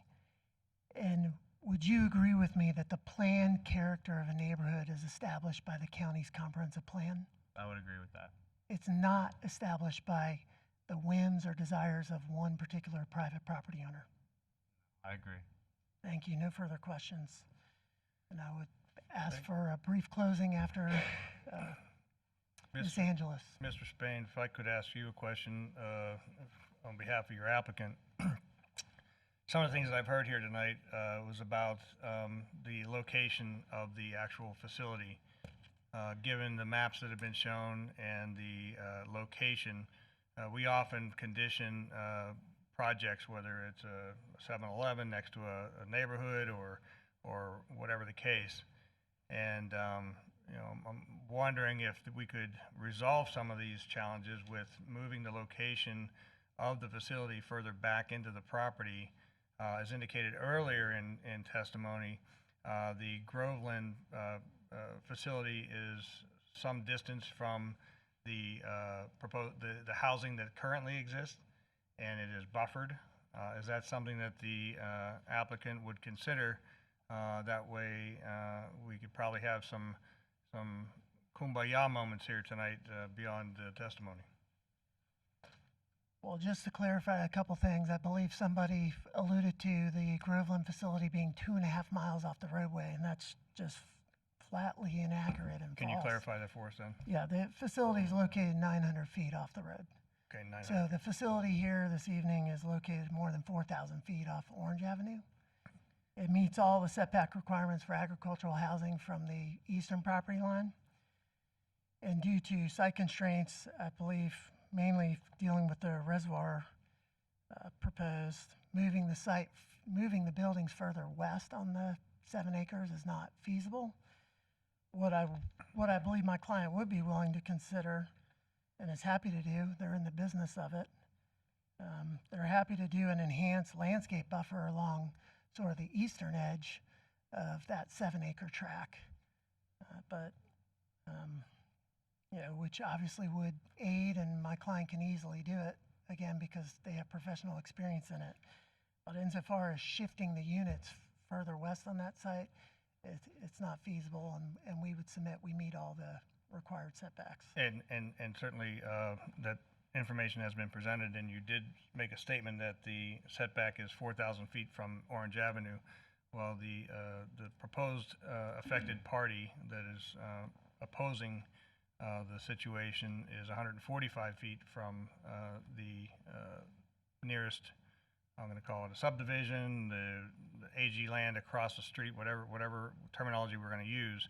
We haven't yet defined what the 2002 or 2003 code said at the time as to what is a subdivision, et cetera. So again, what we end up having to do here in the Board of County Commissioners is oftentimes find solutions to perceived problems, real problems, and trying to find answers to difficult questions. And I understand, and just so you know a little bit about my history, and I'm happy to introduce my resume, but our firm represents 8 local governments and special land use councils, so we actually have to advise folks that sit up in there in the chair like you. I represent developers around the state, and I represent neighbors that oppose developments.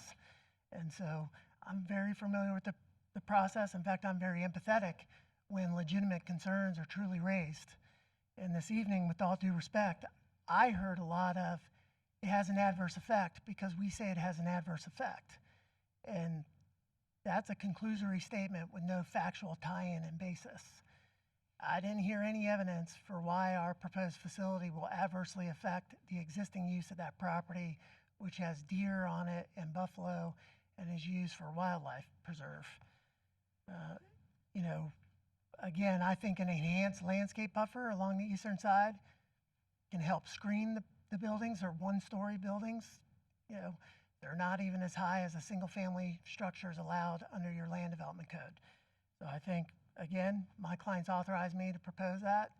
We're happy to do it. That will make it less visible from that shared easement way. But insofar as moving it much, much further back to the west, that's just not feasible and viable on the site. And one last question, you brought up the easement, thank you for reminding me. Is there a challenge in this situation for the shared easement? And I don't know if I even need to look to my attorney. From our standpoint, if it is an agreed upon shared easement, is that something that we need to be concerned about, that the agreement hadn't been done with the other party? I don't know if I'm asking Mr. McIntyre that question, or if I'm asking you, or Ms. Angelos. I'm happy to respond first, and then Mr. McIntyre Okay. can weigh in. I mean, the easement grants ingress and egress very broadly. It's not limited to particular purposes.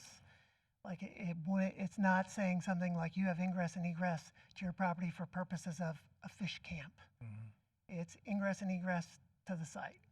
And that's a broad grant of access. I don't think in any way our proposal is exceeding that purpose, because the scope of the easement is not restricted or limited. Much like they this evening are proposing to this future unknown quote-unquote subdivision to have access on that easement right up next to our ag facility. They haven't asked for our consent for that. I'm not sure why they bring to an upscale residential community down an unpaved road, but again, the easement is written very broadly. It's not one of those narrow easements that is limited to one particular use and purpose. It was just one of those issues that was brought up that had not been addressed, and so I'm trying to make sure we're fair to everybody. Mr. McIntyre, do you have anything final on that, or are we good to move on? No, sir. It appears to be a private easement. Okay, thank you. Mr. Chair, can I ask a question of our attorney and staff? Sitting here thinking about all this, and I don't know a whole lot about planning and whatever. I know very little, but if this is going to be a development, can that development even be approved by that road? Because to do a development and to build, you have to have 60 foot of road frontage on a county or state road. So would that easement road be allowed for them to even do that development? would that qualify them to do that development? Or would they have to reroute a road coming in off Orange Avenue to give them the road frontage to even be accessible to pull their permits? Mr. Chair, Ms. Olson? Commissioner Townsend, in order to subdivide land through either a major site plan or a plan unit development process, you would need paved access on a county standard road. Correct. So my question is, we're debating about a road that I don't, from the way I understand code, that road could not be used for access for his development. Is that true? If I could share, because I made the statement, Commissioner Townsend, it was just a question that was lingering out there. I don't know that we're debating the road issue. It was just simply a question that was raised that one of the speakers stated that it was a shared easement and it needed to be signed off by both parties. And so it was a question that still lingered. I heard from, I'll let Ms. Angelo speak after that. But that was the reasoning. If anybody came back with a site plan, they would have to meet all those requirements as we've done Yeah, before. no, I know. I mean, I like you, I'm trying to find a resolution for both parties, for both sides to be happy, because personally, I think what Matt Wynn wants to do is beautiful, and I commend him for having that vision, but at the same time, we're sitting here arguing over something about a road that I don't think he can even use that road to develop what he wants to do. I think he would have to do it from the access off of Orange Avenue, which would make him have to create a new road coming into the development. So we're having a situation of a conversation that the road we're arguing about doesn't even come into play for his development. Okay, well, let's go to Ms. Thank you, Chair. Angelos and she will Just finalize. to quickly, I don't want to go off on this path, but to state what Leslie said, there are ways to do it. So I don't want to hash out the Okay. development of Mr. Wynn's property No, right I know. now. I mean, I'm just. But are you It was done, just the sir? road. Okay. And I Mr. Chair. respect the One credentials. moment, please. Yes. Will we be, since they're doing their closing, are you going to be asking, are we going to be able to go back and ask them questions, or do they need to be asked now? Because the board hasn't even had the opportunity to ask questions per se. I was hoping that those questions would come while they were doing the closings, but. Franny It's has not a whole book always. down there of an hour of All right, questions. Come well, on. We'll make them available for questions after Okay. they make their closing, so that way it'll be a fair situation. I'm going to be brief, and I was going to say, I think council's got great credentials. I feel comfortable speaking about how the courts view the burden and what transpired tonight, and I think it's a lot more than speculation. Our job was to prove by competent, substantial evidence that the application fails to meet the 5 criteria of 1107.03. The Supreme Court and the appellate courts have said that competent, substantial evidence can be done through testimony, and if a reasonable mind would accept it to prove the fact for which it's being offered, then it's reasonable and competent and substantial evidence. The standard of review for this commission, if you choose to deny this application, is if the record contains competent, substantial evidence to support your decision. Your decision is presumed lawful. We've submitted evidence, and with all due respect to Mr. McCrane, I don't know that it's his position to make a decision whether or not the proposed conditional use is compatible with the planned character of the neighborhood, or whether or not it has an undue adverse effect on the nearby property. We've tendered expert witness testimony that it would have an adverse effect. It's up to the commission to make that decision. Moreover, we've tendered expert testimony and fact testimony that that it's not compatible with the planned character of the adjoining property owner. The issue arose over the cross easement because I'm believe Mr. McCrane told me, and I looked through the application, the applicant didn't even submit that as part of their application. So for staff to be able to review it and even make a decision or opine on it, it was impossible for them to do without doing a title search because it wasn't given to them. So I think they first learned about this very recently. The point about the joint easement, aside from the fact that the waiver for paving requires the signature of all owners, I'm sure staff would agree, is not that that's at issue tonight. What's at issue tonight is Mr. Nguyen has a property interest in the joint access to which Happy Foods is shown on the site plan as the access to this site. That's something one would think would be addressed in the staff report. It wasn't. Staff's fault? No. It wasn't given to them, but it wasn't addressed. That wasn't addressed. The fact that there's 48 separate lots, separate tax ID wasn't addressed. Mr. Nguyen testified to his planned use of that property, and he's backed it up with evidence. This isn't something he made up. He's planned this since 2002. Additionally, with regards to, I just don't see how one can overlook the adequacy of public facilities in C of the third of the five criteria. It specifically says police protection. It wasn't even addressed in the staff report. The sheriff's department testified that they service 300 plus square miles with 2 deputies. If any other development were being proposed, then that developer would be required to fund a deputy out there, and that's what our witness testified was needed. Moreover, with adequacy of fire protection, I just don't see how one can totally ignore emergency response time by comments like, oh, well, we don't need it for these people out here. So I would submit that we absolutely have shown by competent, substantial evidence that the application should not be granted. It has not met all of the following, which is required by the code. Consistency with the comp plan, effect on adjacent properties, will not have undue adverse effect on the adjacent property, is not compatible with the planned character of the adjacent property. No reasonable steps have been taken, and there's certainly not adequate public facilities or fire protection. Thank you. Thank you. All right, since we've heard the closings of each attorney for the representatives, can we ask questions of you all now before we? Oh, I haven't done my closing, Chairman. Oh, I'm sorry, I thought that's what that was. I'm sorry, I didn't hear that. I just asked you if you finished closing. No, I did a rebuttal. You told me you finished closing. All right, what's up to the chair? He did state at the end that he wanted a final word, but we have not been able to ask our questions of both attorneys, so if you'll give us a minute to do that, or do you want to go ahead and Let him finish do it? his rebuttal. All right, go ahead. Mr. Spain, the floor Thank is you, yours. Chair. And again, I appreciate your guys' patience. For what it's worth, it's officially my wedding anniversary. Happy anniversary. Cinco de Mayo.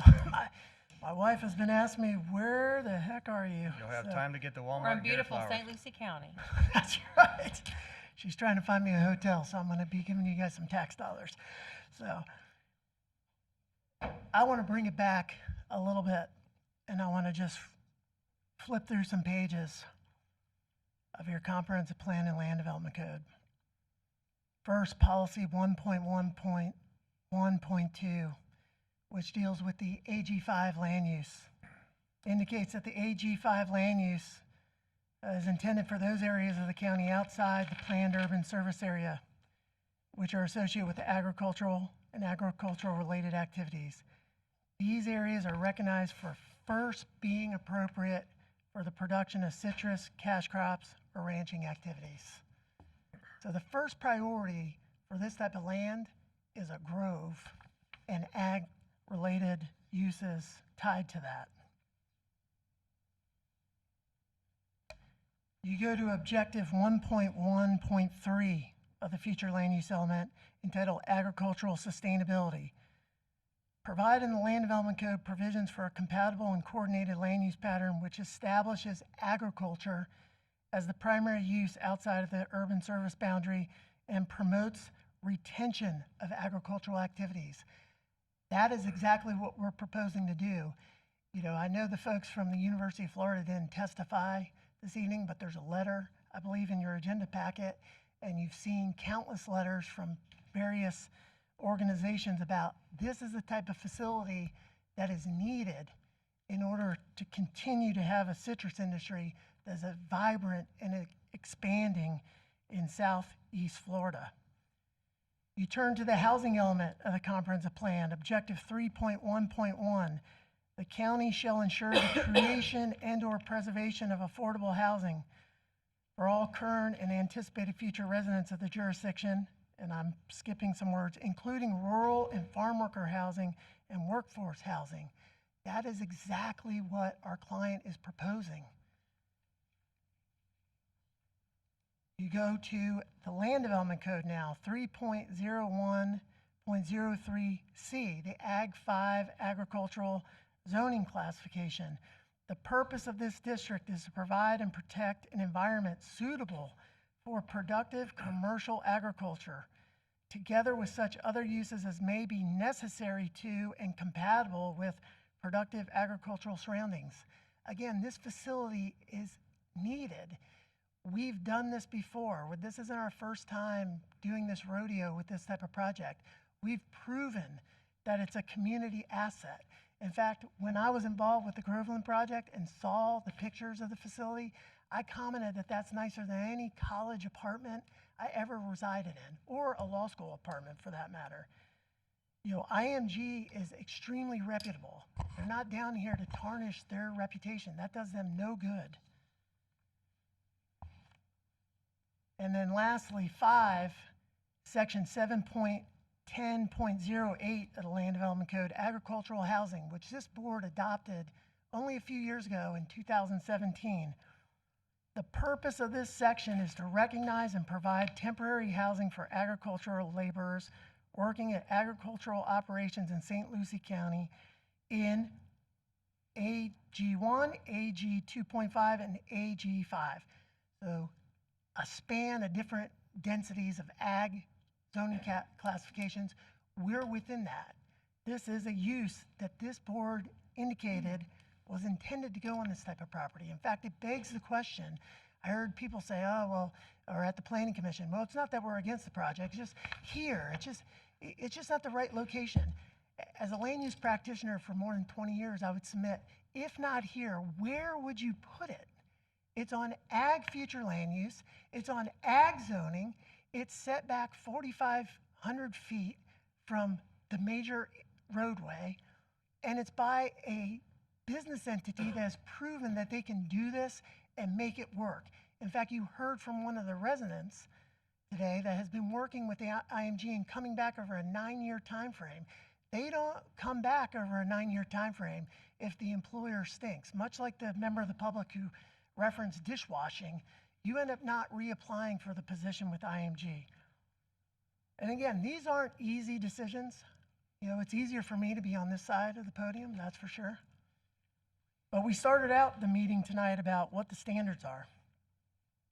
And the standard is that we have the initial burden to show that we meet your code criteria, the published code criteria, by competent substantial evidence, which we submit we have both through our slide presentation and the staff's expert testimony, their expert slide presentation, and their expert staff report. Then the burden shifts to the opponents. And Ms. Angelos indicated, oh, well, they're CSE, that's lawyer slang for competent substantial evidence. They're CSE in the record that they don't meet the criteria. So let's very, very quickly, we're going to walk through it. So we have Mr. Burkowski testify. He went around and took a bunch of photos of existing migrant facilities, acknowledged on cross-examination he's not a land use planner, and quite frankly, he showed some hotels that are used for this type of facility.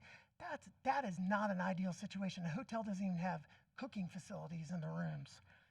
Then we have Mr. Emerson, who testified about fire safety. He's not the county's current fire staff. The county's current fire staff looked at this project and concluded that it is compliant with the county's requirements. And in fact, Mr. Emerson didn't know how many runs Station 11 does. He indicated there are residential homes in the area. So to the extent someone has heat exhaustion or has an accident, They're all dealing with the same response time. This is not an issue that's created by our client's project. It also ignored the fact that on a facility like this, a lot of times you would have on-site advanced life support apparatus, much like you would see in a public school and the like. So again, it's one of these things to say, well, there's going to be a fire safety issue because I say there's going to be a fire safety issue. We go to Mr. Zerkowski, the sheriff officer. He indicated there are additional family residential units out there that in western St. Lucie County that have far more than 96 residents. And he also acknowledged on cross-examination that the county has a special ag deputy that responds to incidences on an agricultural site. Then you have Mr. Wynn, who came and testified. I'm not sure if he may have acknowledged he's not a land use planner either. But he indicated that, well, I have this intent to build this subdivision. Well, first off, he has no approval in hand for a subdivision. And if you look at the aerial out there, there are dozens and dozens of parcels on his 7,000-acre ranch. That is not a subdivision. He would have to come through a PD process. He hasn't done that. So why would my client be penalized because he's second one to the gate to come in? And the fact that he has this intention, well, where was the intention? He bought the property 19 years ago. Is my client supposed to just sit idle until we see whether or not this intention materializes or not? And we heard from Mr. McCrane, and we also heard from Mr. Mallory, that the planned character of the area is established by the county's comprehensive plan.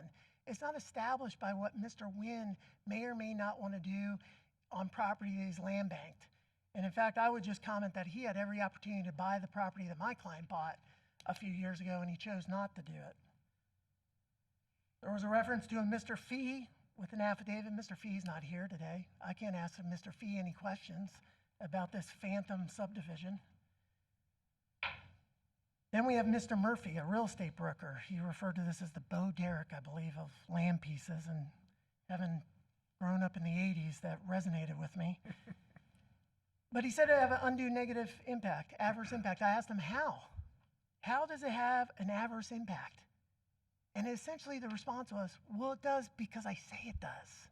There was no evidence. He didn't introduce any documents into the record this evening that showed that this would have an adverse impact. And in fact, our Groveland facility proves that it won't have an adverse impact. And the fact that the next individual, Mr. Fuller, testified, well, the real estate agent didn't even know the facility was there. There's a reason why they didn't know it was there, because it's operated in such a manner that it doesn't have any adverse impact on the surrounding property owners. I can assure you that if our facility in Groveland had an adverse impact, all those neighbors would know, and they would make it be known. And you would have seen an impact on the sale of the property, which again, even Mr. Fuller confirmed the property sold for $1.25 million. That does not happen if there's a use 1,000 feet away, 900 feet away, that is having such a dramatic negative impact. And again, your guys' code, I believe, and I don't have it in front of me, but it's land use speak. When it says an undue adverse impact, the word undue is modifying adverse impact. It means that there actually can be some impact. It just can't be undue impact. So it's a threshold. We have Mr. Mallory, which I alluded to. He got up here, he told you a lot about what your code says, but what he didn't do was actually introduce anything that said, hey, here's physical evidence for why this doesn't meet the comp plan and the land development code. He talked about what your land development code says in your comp plan, but complained about septic systems, then admitted that you don't bar septic systems. Acknowledged there's no public transit line in the area. Alleged that your staff's been negligent. I would submit this staff report is one of the most detailed and thorough that I've seen in some time around the state of Florida. He couldn't answer how the proposed one-story building is incompatible or adversely affects deer and buffalo, which is the existing use on the adjacent property.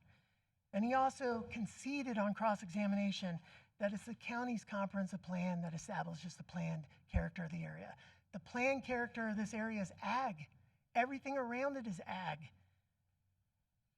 So again, I would submit, based on the staff report, the staff's expert testimony, that we've more than met our burden. The opponents have not met their burden.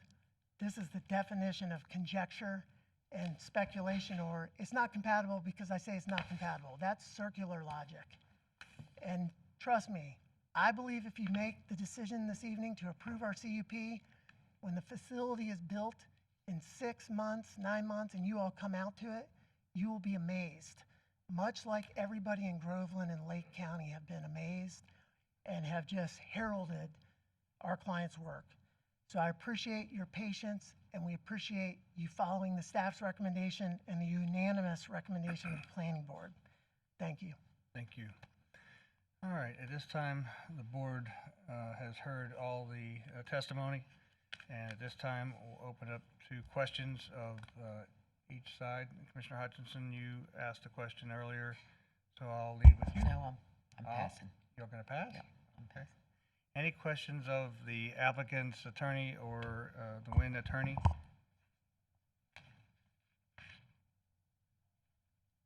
Hearing none.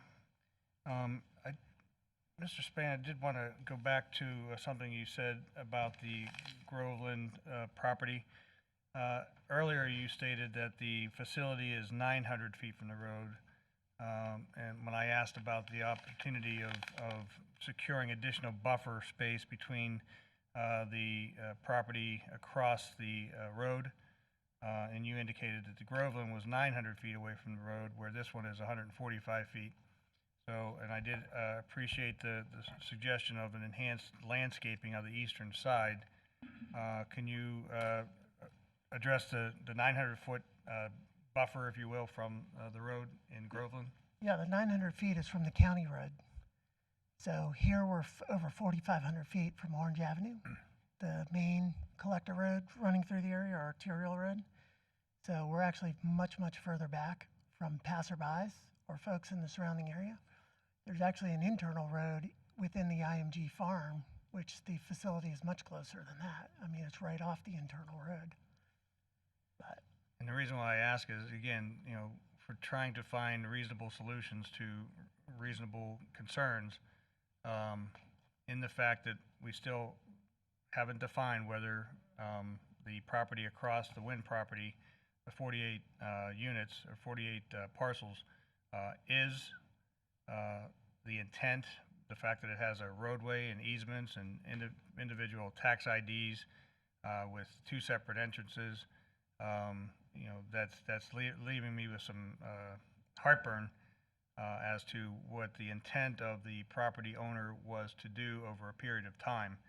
And so when we talk about compatibility, I'm looking to try and find a way to split the baby, if you will, and try and find a way to move the particular facility off the road to take away some of that angst. Well, and I understand that, and I respect that. I guess this is what I'd say. We're first one in, right? We're first one at the plate, and we've proposed putting enhanced landscaping along our eastern edge. These buildings are single story, I believe, and Mr. McCrane can correct me if I'm wrong. I believe they're under 20 feet high. A single family structure can be usually upwards of 35 feet. I would submit that after a 140-foot setback at less than 20 feet high with an enhanced vegetative buffer, you are not going to see these structures from the Wynn property, quite honestly. And if they're building an upscale ranchette community at some point in the future, they're free on their western property line to either do a fence or enhanced buffer or a wall, whatever they would like, in order to further screen the properties from one another. But again, just from a compatibility land use perspective, I do not think a 20-foot high structure more than 140 feet back, because again, that's from the property line. You got to go across the road. Plus, they're not going to build right on the property line. They're going to be set back in there. And he already indicated he's not going to tear down any of those beautiful trees out there. So I actually think they can easily coexist without any undue negative impact, and that's essentially the textbook definition of compatibility. I mean, we're willing to enhance our eastern boundary, and obviously the deer and buffalo and the ag wildlife preserve will benefit from that. And then if they come in and actually do a residential development, which right now is pure speculation, because for almost 20 years they haven't done it. If they come and do it, then they can put some enhanced buffering there too. And that really is a win-win for both sides. My last question is about the time of response for EMS and fire.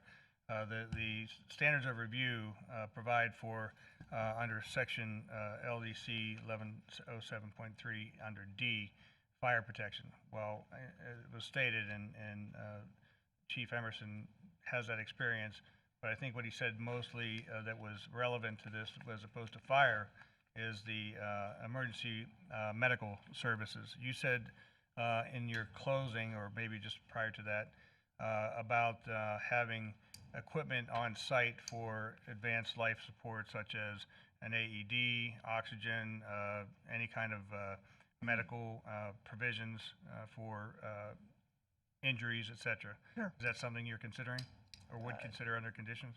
Yeah, we're Yeah, we, having defibrillators, basic emergency medical care. We have on-site supervisors who are trained in first response and first aid, we would do that anyways to always be prepared. So those are things that we would, of course, be comfortable with. And is the actual building sprinkled for the sleeping areas and especially the kitchen? Yes, it's sprinkled, and we have additional fire suppression above the ranges in the kitchen. All right. Any Mr. other Chair, questions? can I follow up on those questions in regards to that? I understand you're putting a hydrant out there. Is it going to be wet or dry? It was stated it was going to be dry through the canal. Scott, you want to help me out there? Just Holmes, yeah. It was stated we have earlier- redundancy in the fire protection, and I don't want to get. It was stated earlier, it's a dry hydrant with the access to the canal, the irrigation canal. That was earlier in testimony. Basically, what we did is we actually went to, my name's Scott Holmes, I'm the contractor for the facility. We actually went to Paul Langle at the fire, as the fire marshal, and said, what do you want us to do? And Metro Fire, my architect, my engineers, myself, sat over a day and contemplated what needed to be done. We have an 8,000-gallon water storage tank that has to be full at all times, that'll be fed from a 4-inch well, 4-inch submersible well. We have a fire sprinkler system that's internal to the building that's not only dry, but it siphons off of the well in the water tank. We have the Guardian system over each range. Each range has its own individual Guardian system. We expanded the facility and the driveways to accommodate 3 battalions at one time. And it wasn't even recommended by Mr. Langle, but IMG elected to put a dry hydrant in the canal directly across the street, which is a very large irrigation canal. Now, dry hydrant just means when you take the cap off, it doesn't spew water, but it gives the fire department the ability to draft without putting hoses into the canal. So this fire suppression system was actually one of the most lengthy procedures that we went through with Metro Fire Equipment, Paul Langle, and everybody over there, and they've actually came up with a hybrid system that incorporated many more other things that we didn't really even need, but IMG elected to do it. Okay. Commissioner Hutchinson? That's it. All your questions? Yep. Any other questions for staff or for the applicant, the attorney for the Winds? Hearing no further comment. Chris, do you have any final comments? Leslie? I do not. All right. Okay. At this time, we'll be looking for a motion in some manner, and I did provide the outline that the P&Z uses to make the motion formal, and it has both suggested language, that for an approval and that for a denial. In the motion for denial, it does suggest cite reasons why, be specific to the conditions of review.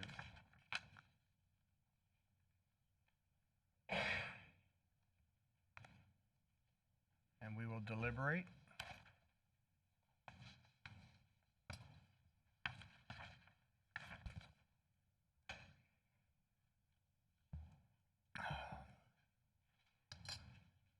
A lot of information has come in this evening, so I respect the board's time to review information prior to suggesting a motion.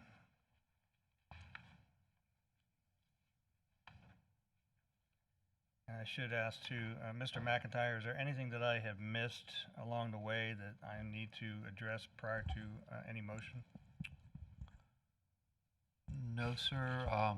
I did want to ask if it's okay with while the board's deliberating, there was a staff presentation on the 4/5 vote, you'll recall.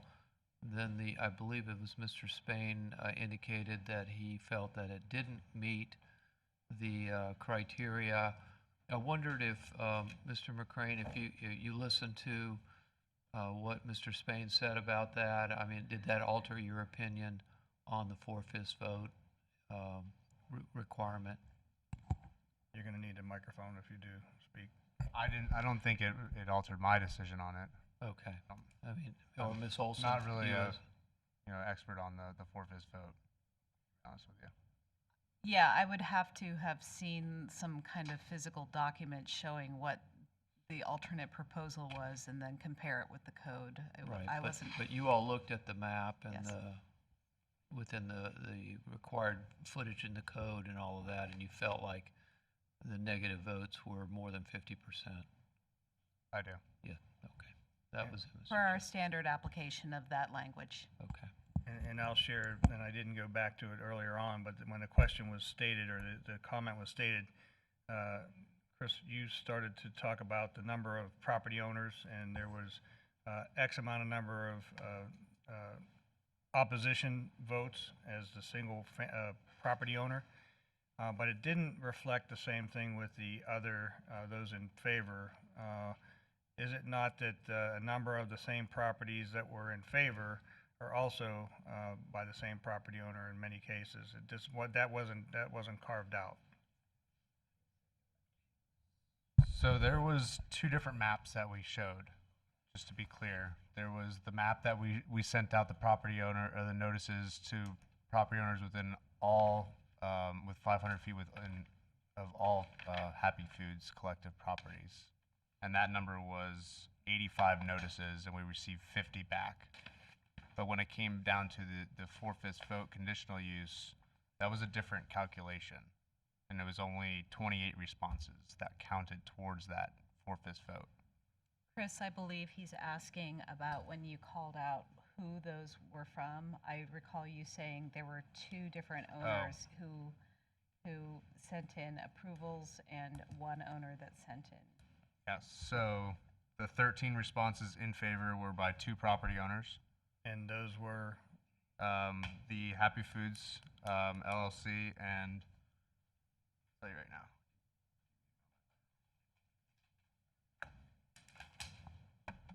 Will you look at that file? That is a beautiful file. Yeah.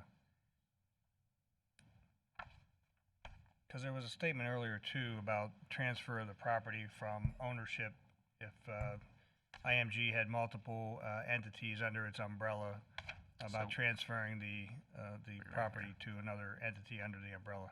So I received 13 in favor, 10 were from Happy Foods, and 3 were from Ken Scott, which is Scott Grove's farm.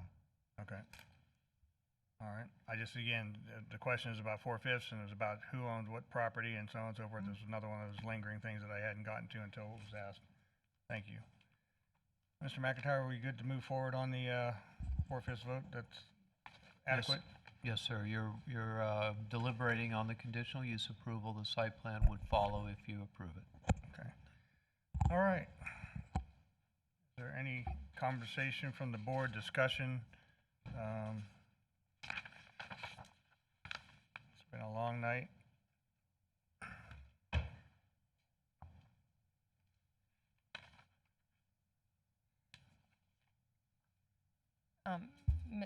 I have a question, Mr. McIntyre. I know that we also had outside legal counsel. Is he's still here? Is there anything that you would like to state for the record or add? The answer, Okay. Mr. Mandel, was no. Just trying to keep the record.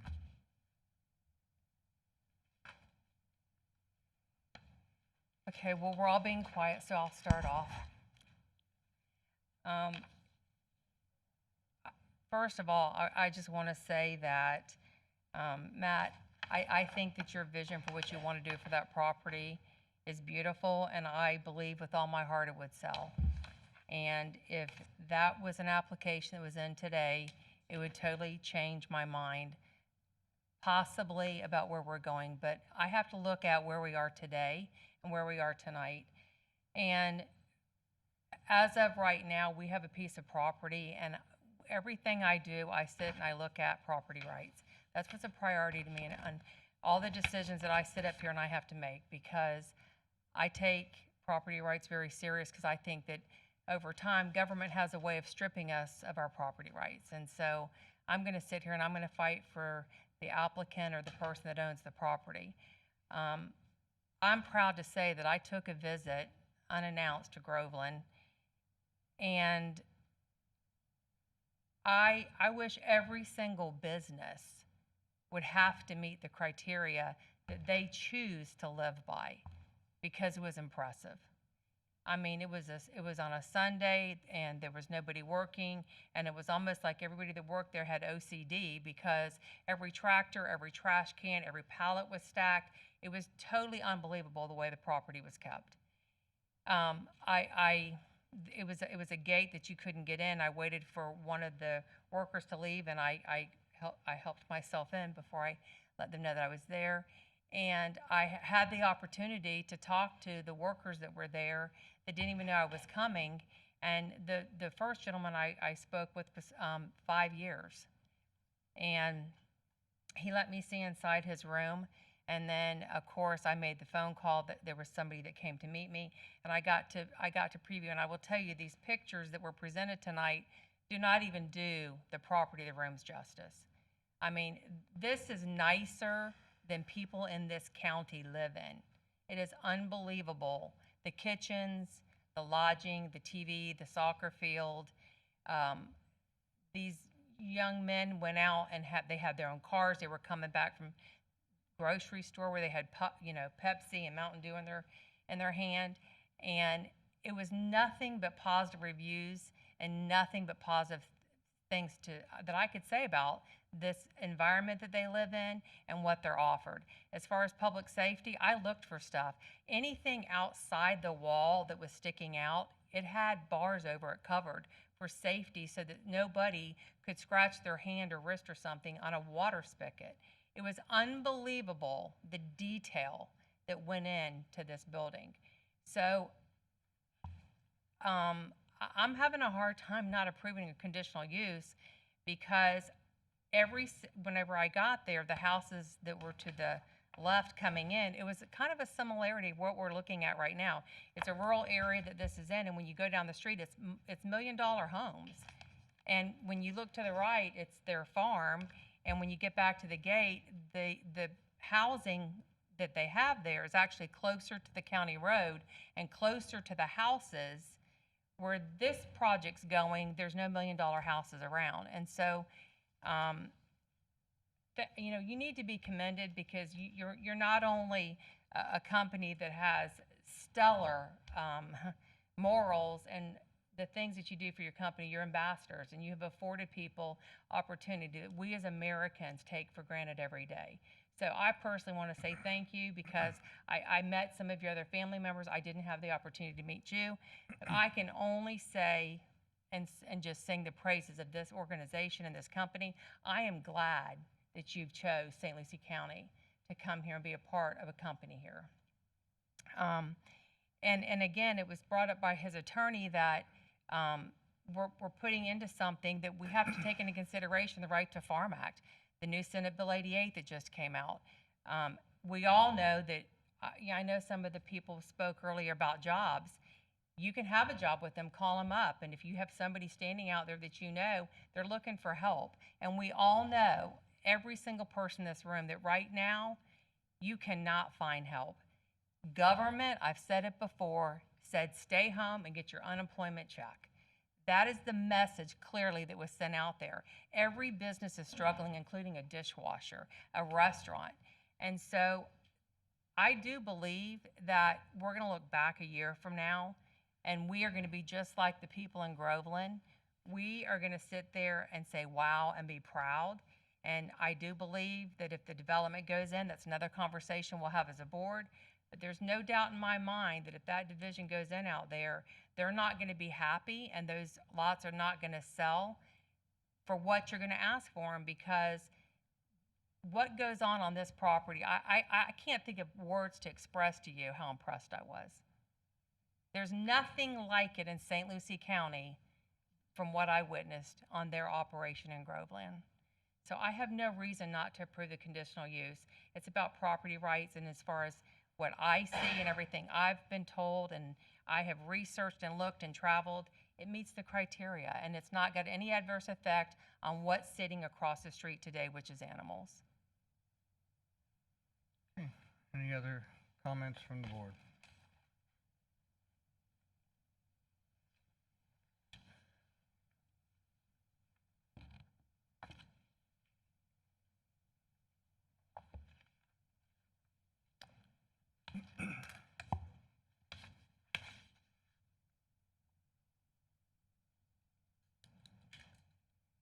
Mr. Chair, if there's no further comments, would you entertain a motion? I would add my final comments, though, prior to making a motion, is that I did and do have concerns about the distance and the time for EMS to arrive should there be an incident. The concentration of 96 individuals in a 4-unit facility is a challenge. I'm not convinced that the property across the street is not intended to be a future subdivision, although the points have been made regarding its current status. And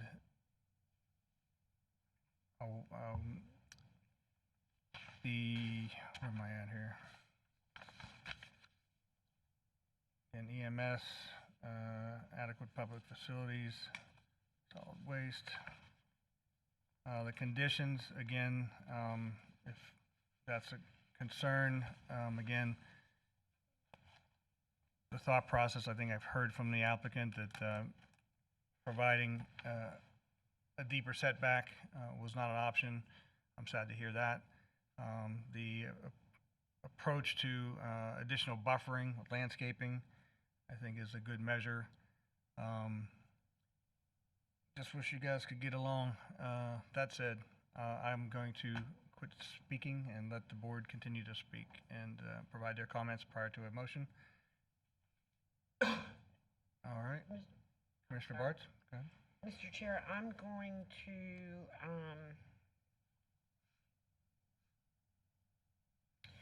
let you know that I've had my concerns about this from when it was initially presented.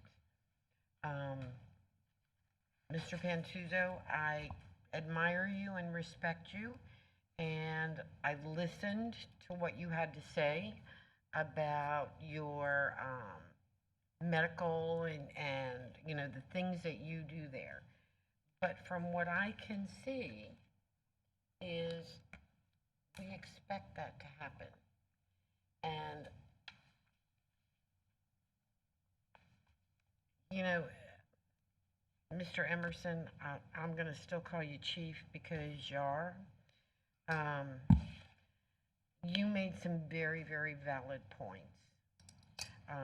I think we can have all of the AEDs in there, all of that type of thing, and we could still have a problem. I have been concerned from the beginning about taking that many people and putting them in a place that they really don't have a lot of access to anything else but each other. Again, I think that that is something to be considered. And the fact that, you know, I've dealt with law enforcement for probably way too long. And I can tell you that I used to have a police station directly across the street from my office. And I continually had to tell my staff, you don't understand. If we have a problem, they are not coming from across the street. We have to wait. And we were across the street. So I get that many times they're not going to dispatch out of the door. And so now we have officers that are patrolling a very, very large area, and they get a call, and then they get a second call. Somebody's going to wait. And it could be dire. So I mean, those are the things, and like I said, I have been concerned about this from the very, very beginning. Any other comments from commissioners? Mr. Chair, mine are going to be really short and quick. This county has always been supportive. It has been the root of this county from an economic standpoint for longer than I've been alive, and that was agriculture. So I think there's not a person up here that doesn't support, nor do we not understand the trials and tribulations over the course of years that ag, all forms of ag, has had to suffer and readjust and move. And, you know, there's those sayings amongst many of the, whether the ranchers or growers or vegetable growers or citrus or lawn, whatever it is, it's the love of the land that keeps them doing it. Because a lot of us, as Mr. Pantuso said, you feel like you should have gone checked into New Horizons. Why have you been in it for 40 years? But it's the love of what they do. That can't be expressed enough. Having said that, Kathy, I agree with you. There is a lot of shortage of unemployment, and we all have our theories and our reasons as to why people do or don't want to work. And we'll just leave that part at that. But there are opportunities if those who choose that they can get a job. And that's been proven tonight. But one of the other things I'm really proud of in this county is the fact that we have maybe, call me old mindset, but I can sit on this board when I had development encroaching and trying to take away and build housing after housing after housing on all of our ag properties. And this board, past and present, has continuously pushed to preserve that and not let the housing go. So my comments aren't to one or the other. That's why there's no public services out there. But yet when I look at the conditional use, that's one of the 5 things that I have to consider. So I can sit here and say, you know, the one side said, oh, you don't have a line of mass transit. This county is working very, very hard to expand mass transit in this county. So I'm not going to be supporting staff's recommendation based on these conditions. And it's not that that's taking away from the ag community.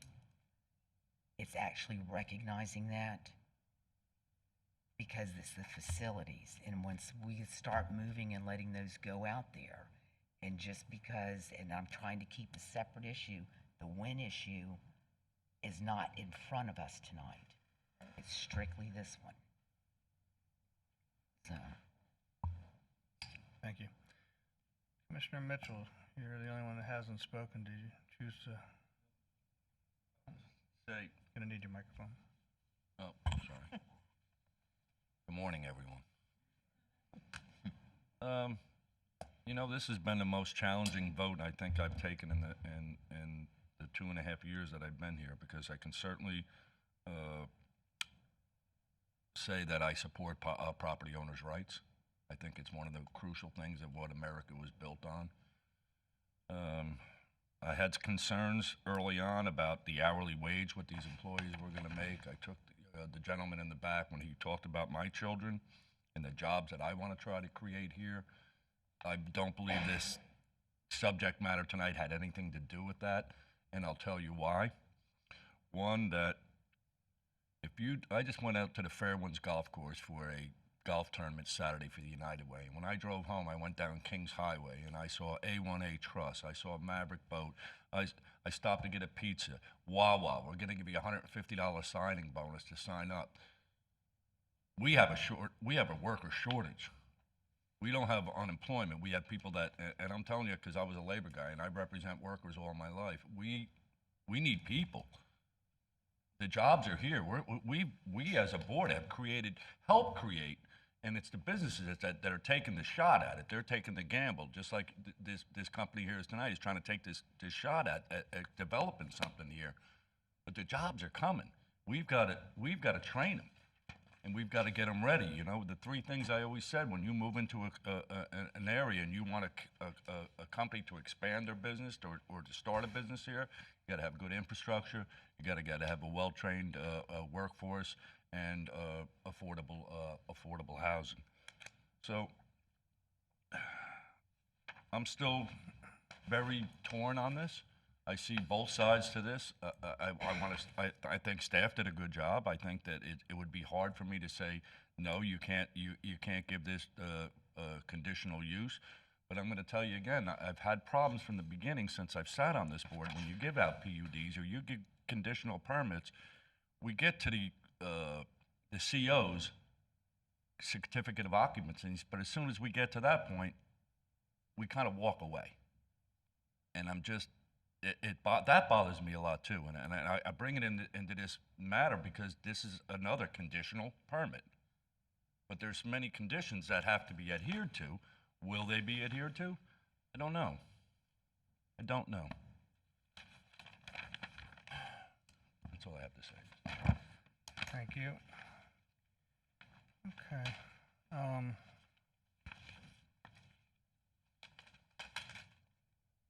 My final comments are concerned, and I think the attorney for the applicant said, if not here, where? And I think we heard witnesses testify that a large number of the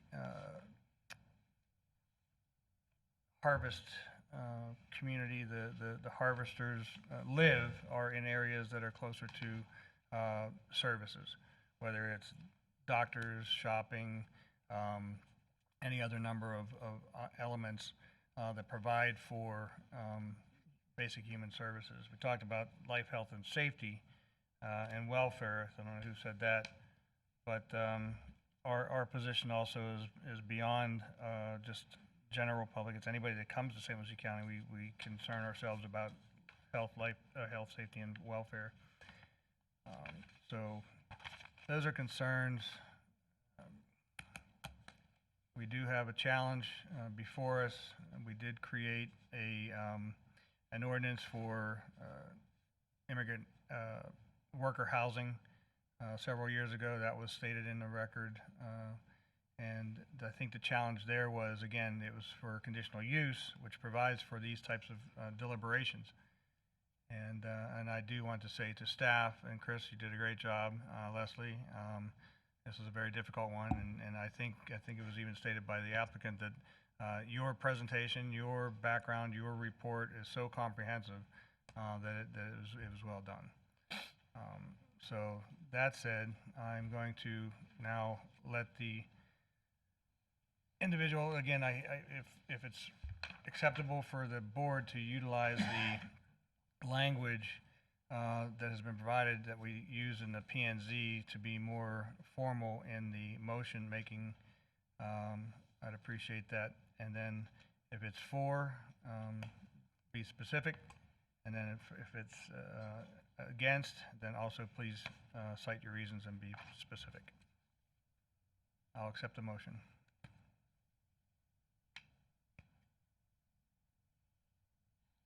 I'll make the motion. After considering the application documents, the staff report, staff comments presented during the public hearing, and the standards of review for conditional use applications as set forth in section 11.7.03 of the St. Lucie County Land Development Code, I hereby move that the St. Lucie County Board of County Commissioners approve the conditional use permit for Happy Foods Agricultural Labor Housing with conditions stated in Resolution 2021-114 and authorize the chair to sign documents as approved by the county attorney because it is compliant with the Land Development Code 71008. It meets the conditional uses for the ag labor housing. It meets all the Land Development Code. It's consistent with the purposes and the provisions, and therefore would have no adverse effect with the surrounding properties for what they are at this time. There is a motion. As part of your motion, would you consider the conditions that were discussed earlier? With the added landscaping? Well, there was Chris spoke about an additional condition for Yes. the health department, et cetera. About they have to send in their reports, their inspections, and it will go to the Director of Planning and Zoning and the approved buffering of the landscaping. Is that? Yes, the other one was the certification of compliance of structures built under this section with the Florida Department of Health pursuant to Chapter 64E-14 Florida Administrative Code as a migrant labor house or migrant labor camp shall be required, and the St. Lucie County Planning Development Services Director shall be copied on the written notice of intent to the Department of Health required in Florida Administrative Code 64E-14.0003. Okay, there's a motion. Is there a second for discussion? For discussion, I'll second. For discussion. Your discussion is? What's the will of the board? We're going to sit here all night, or are we going We to could. decide? Apparently, it's a difficult decision, Commissioner. Stand that. Yeah. So.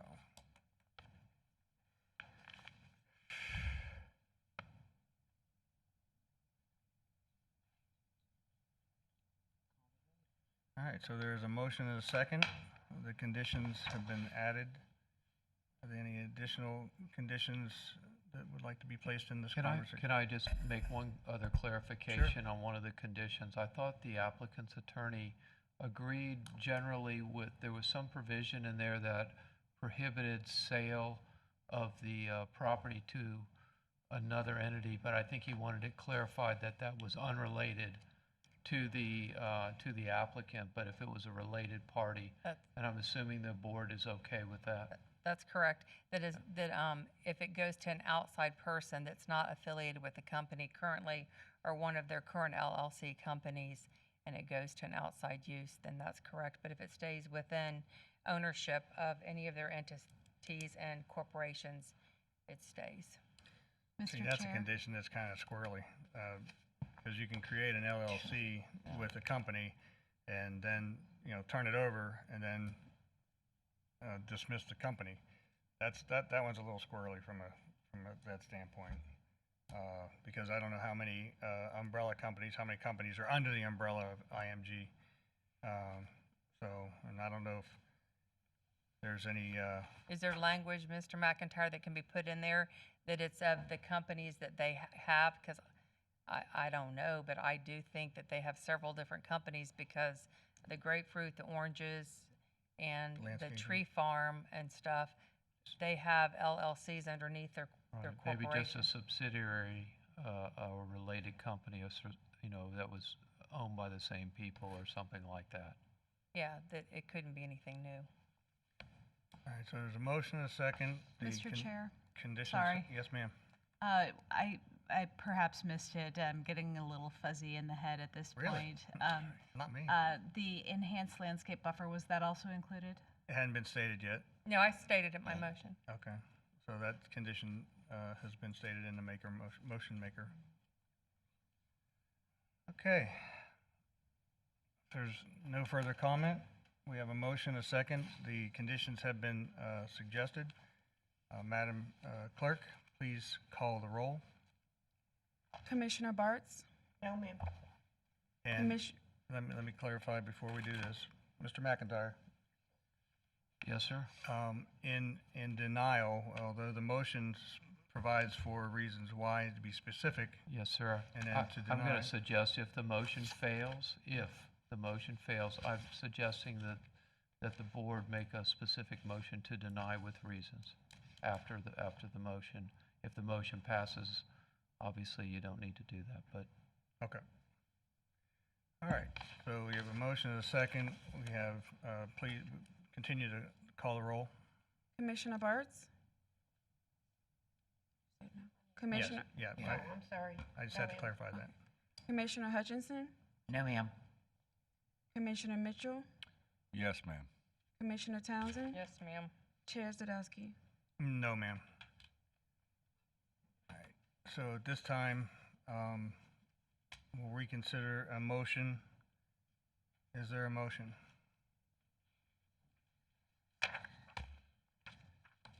Motion for what?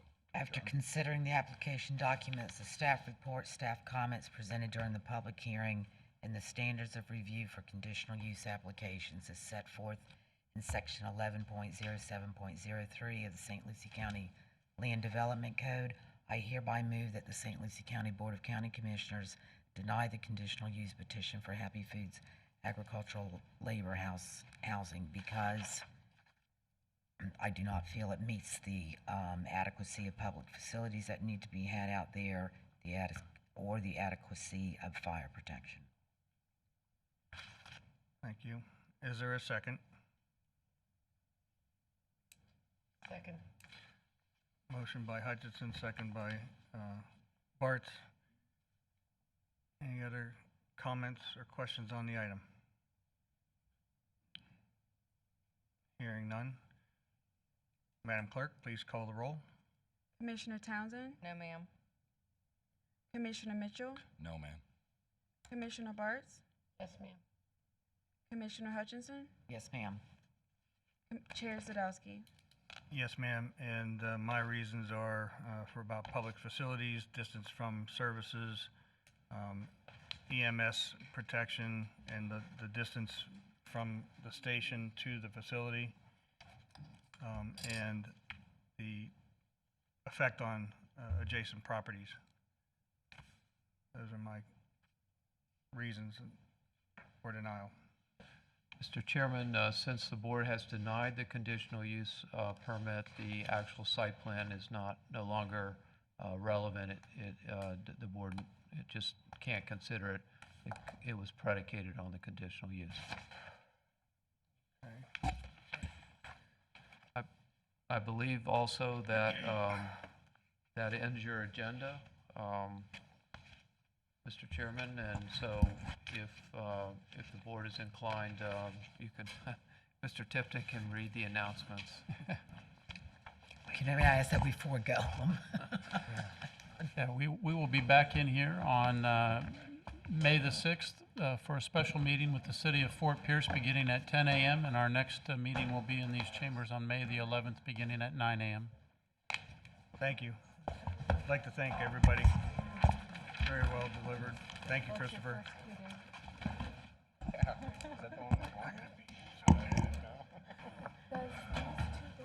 They've been here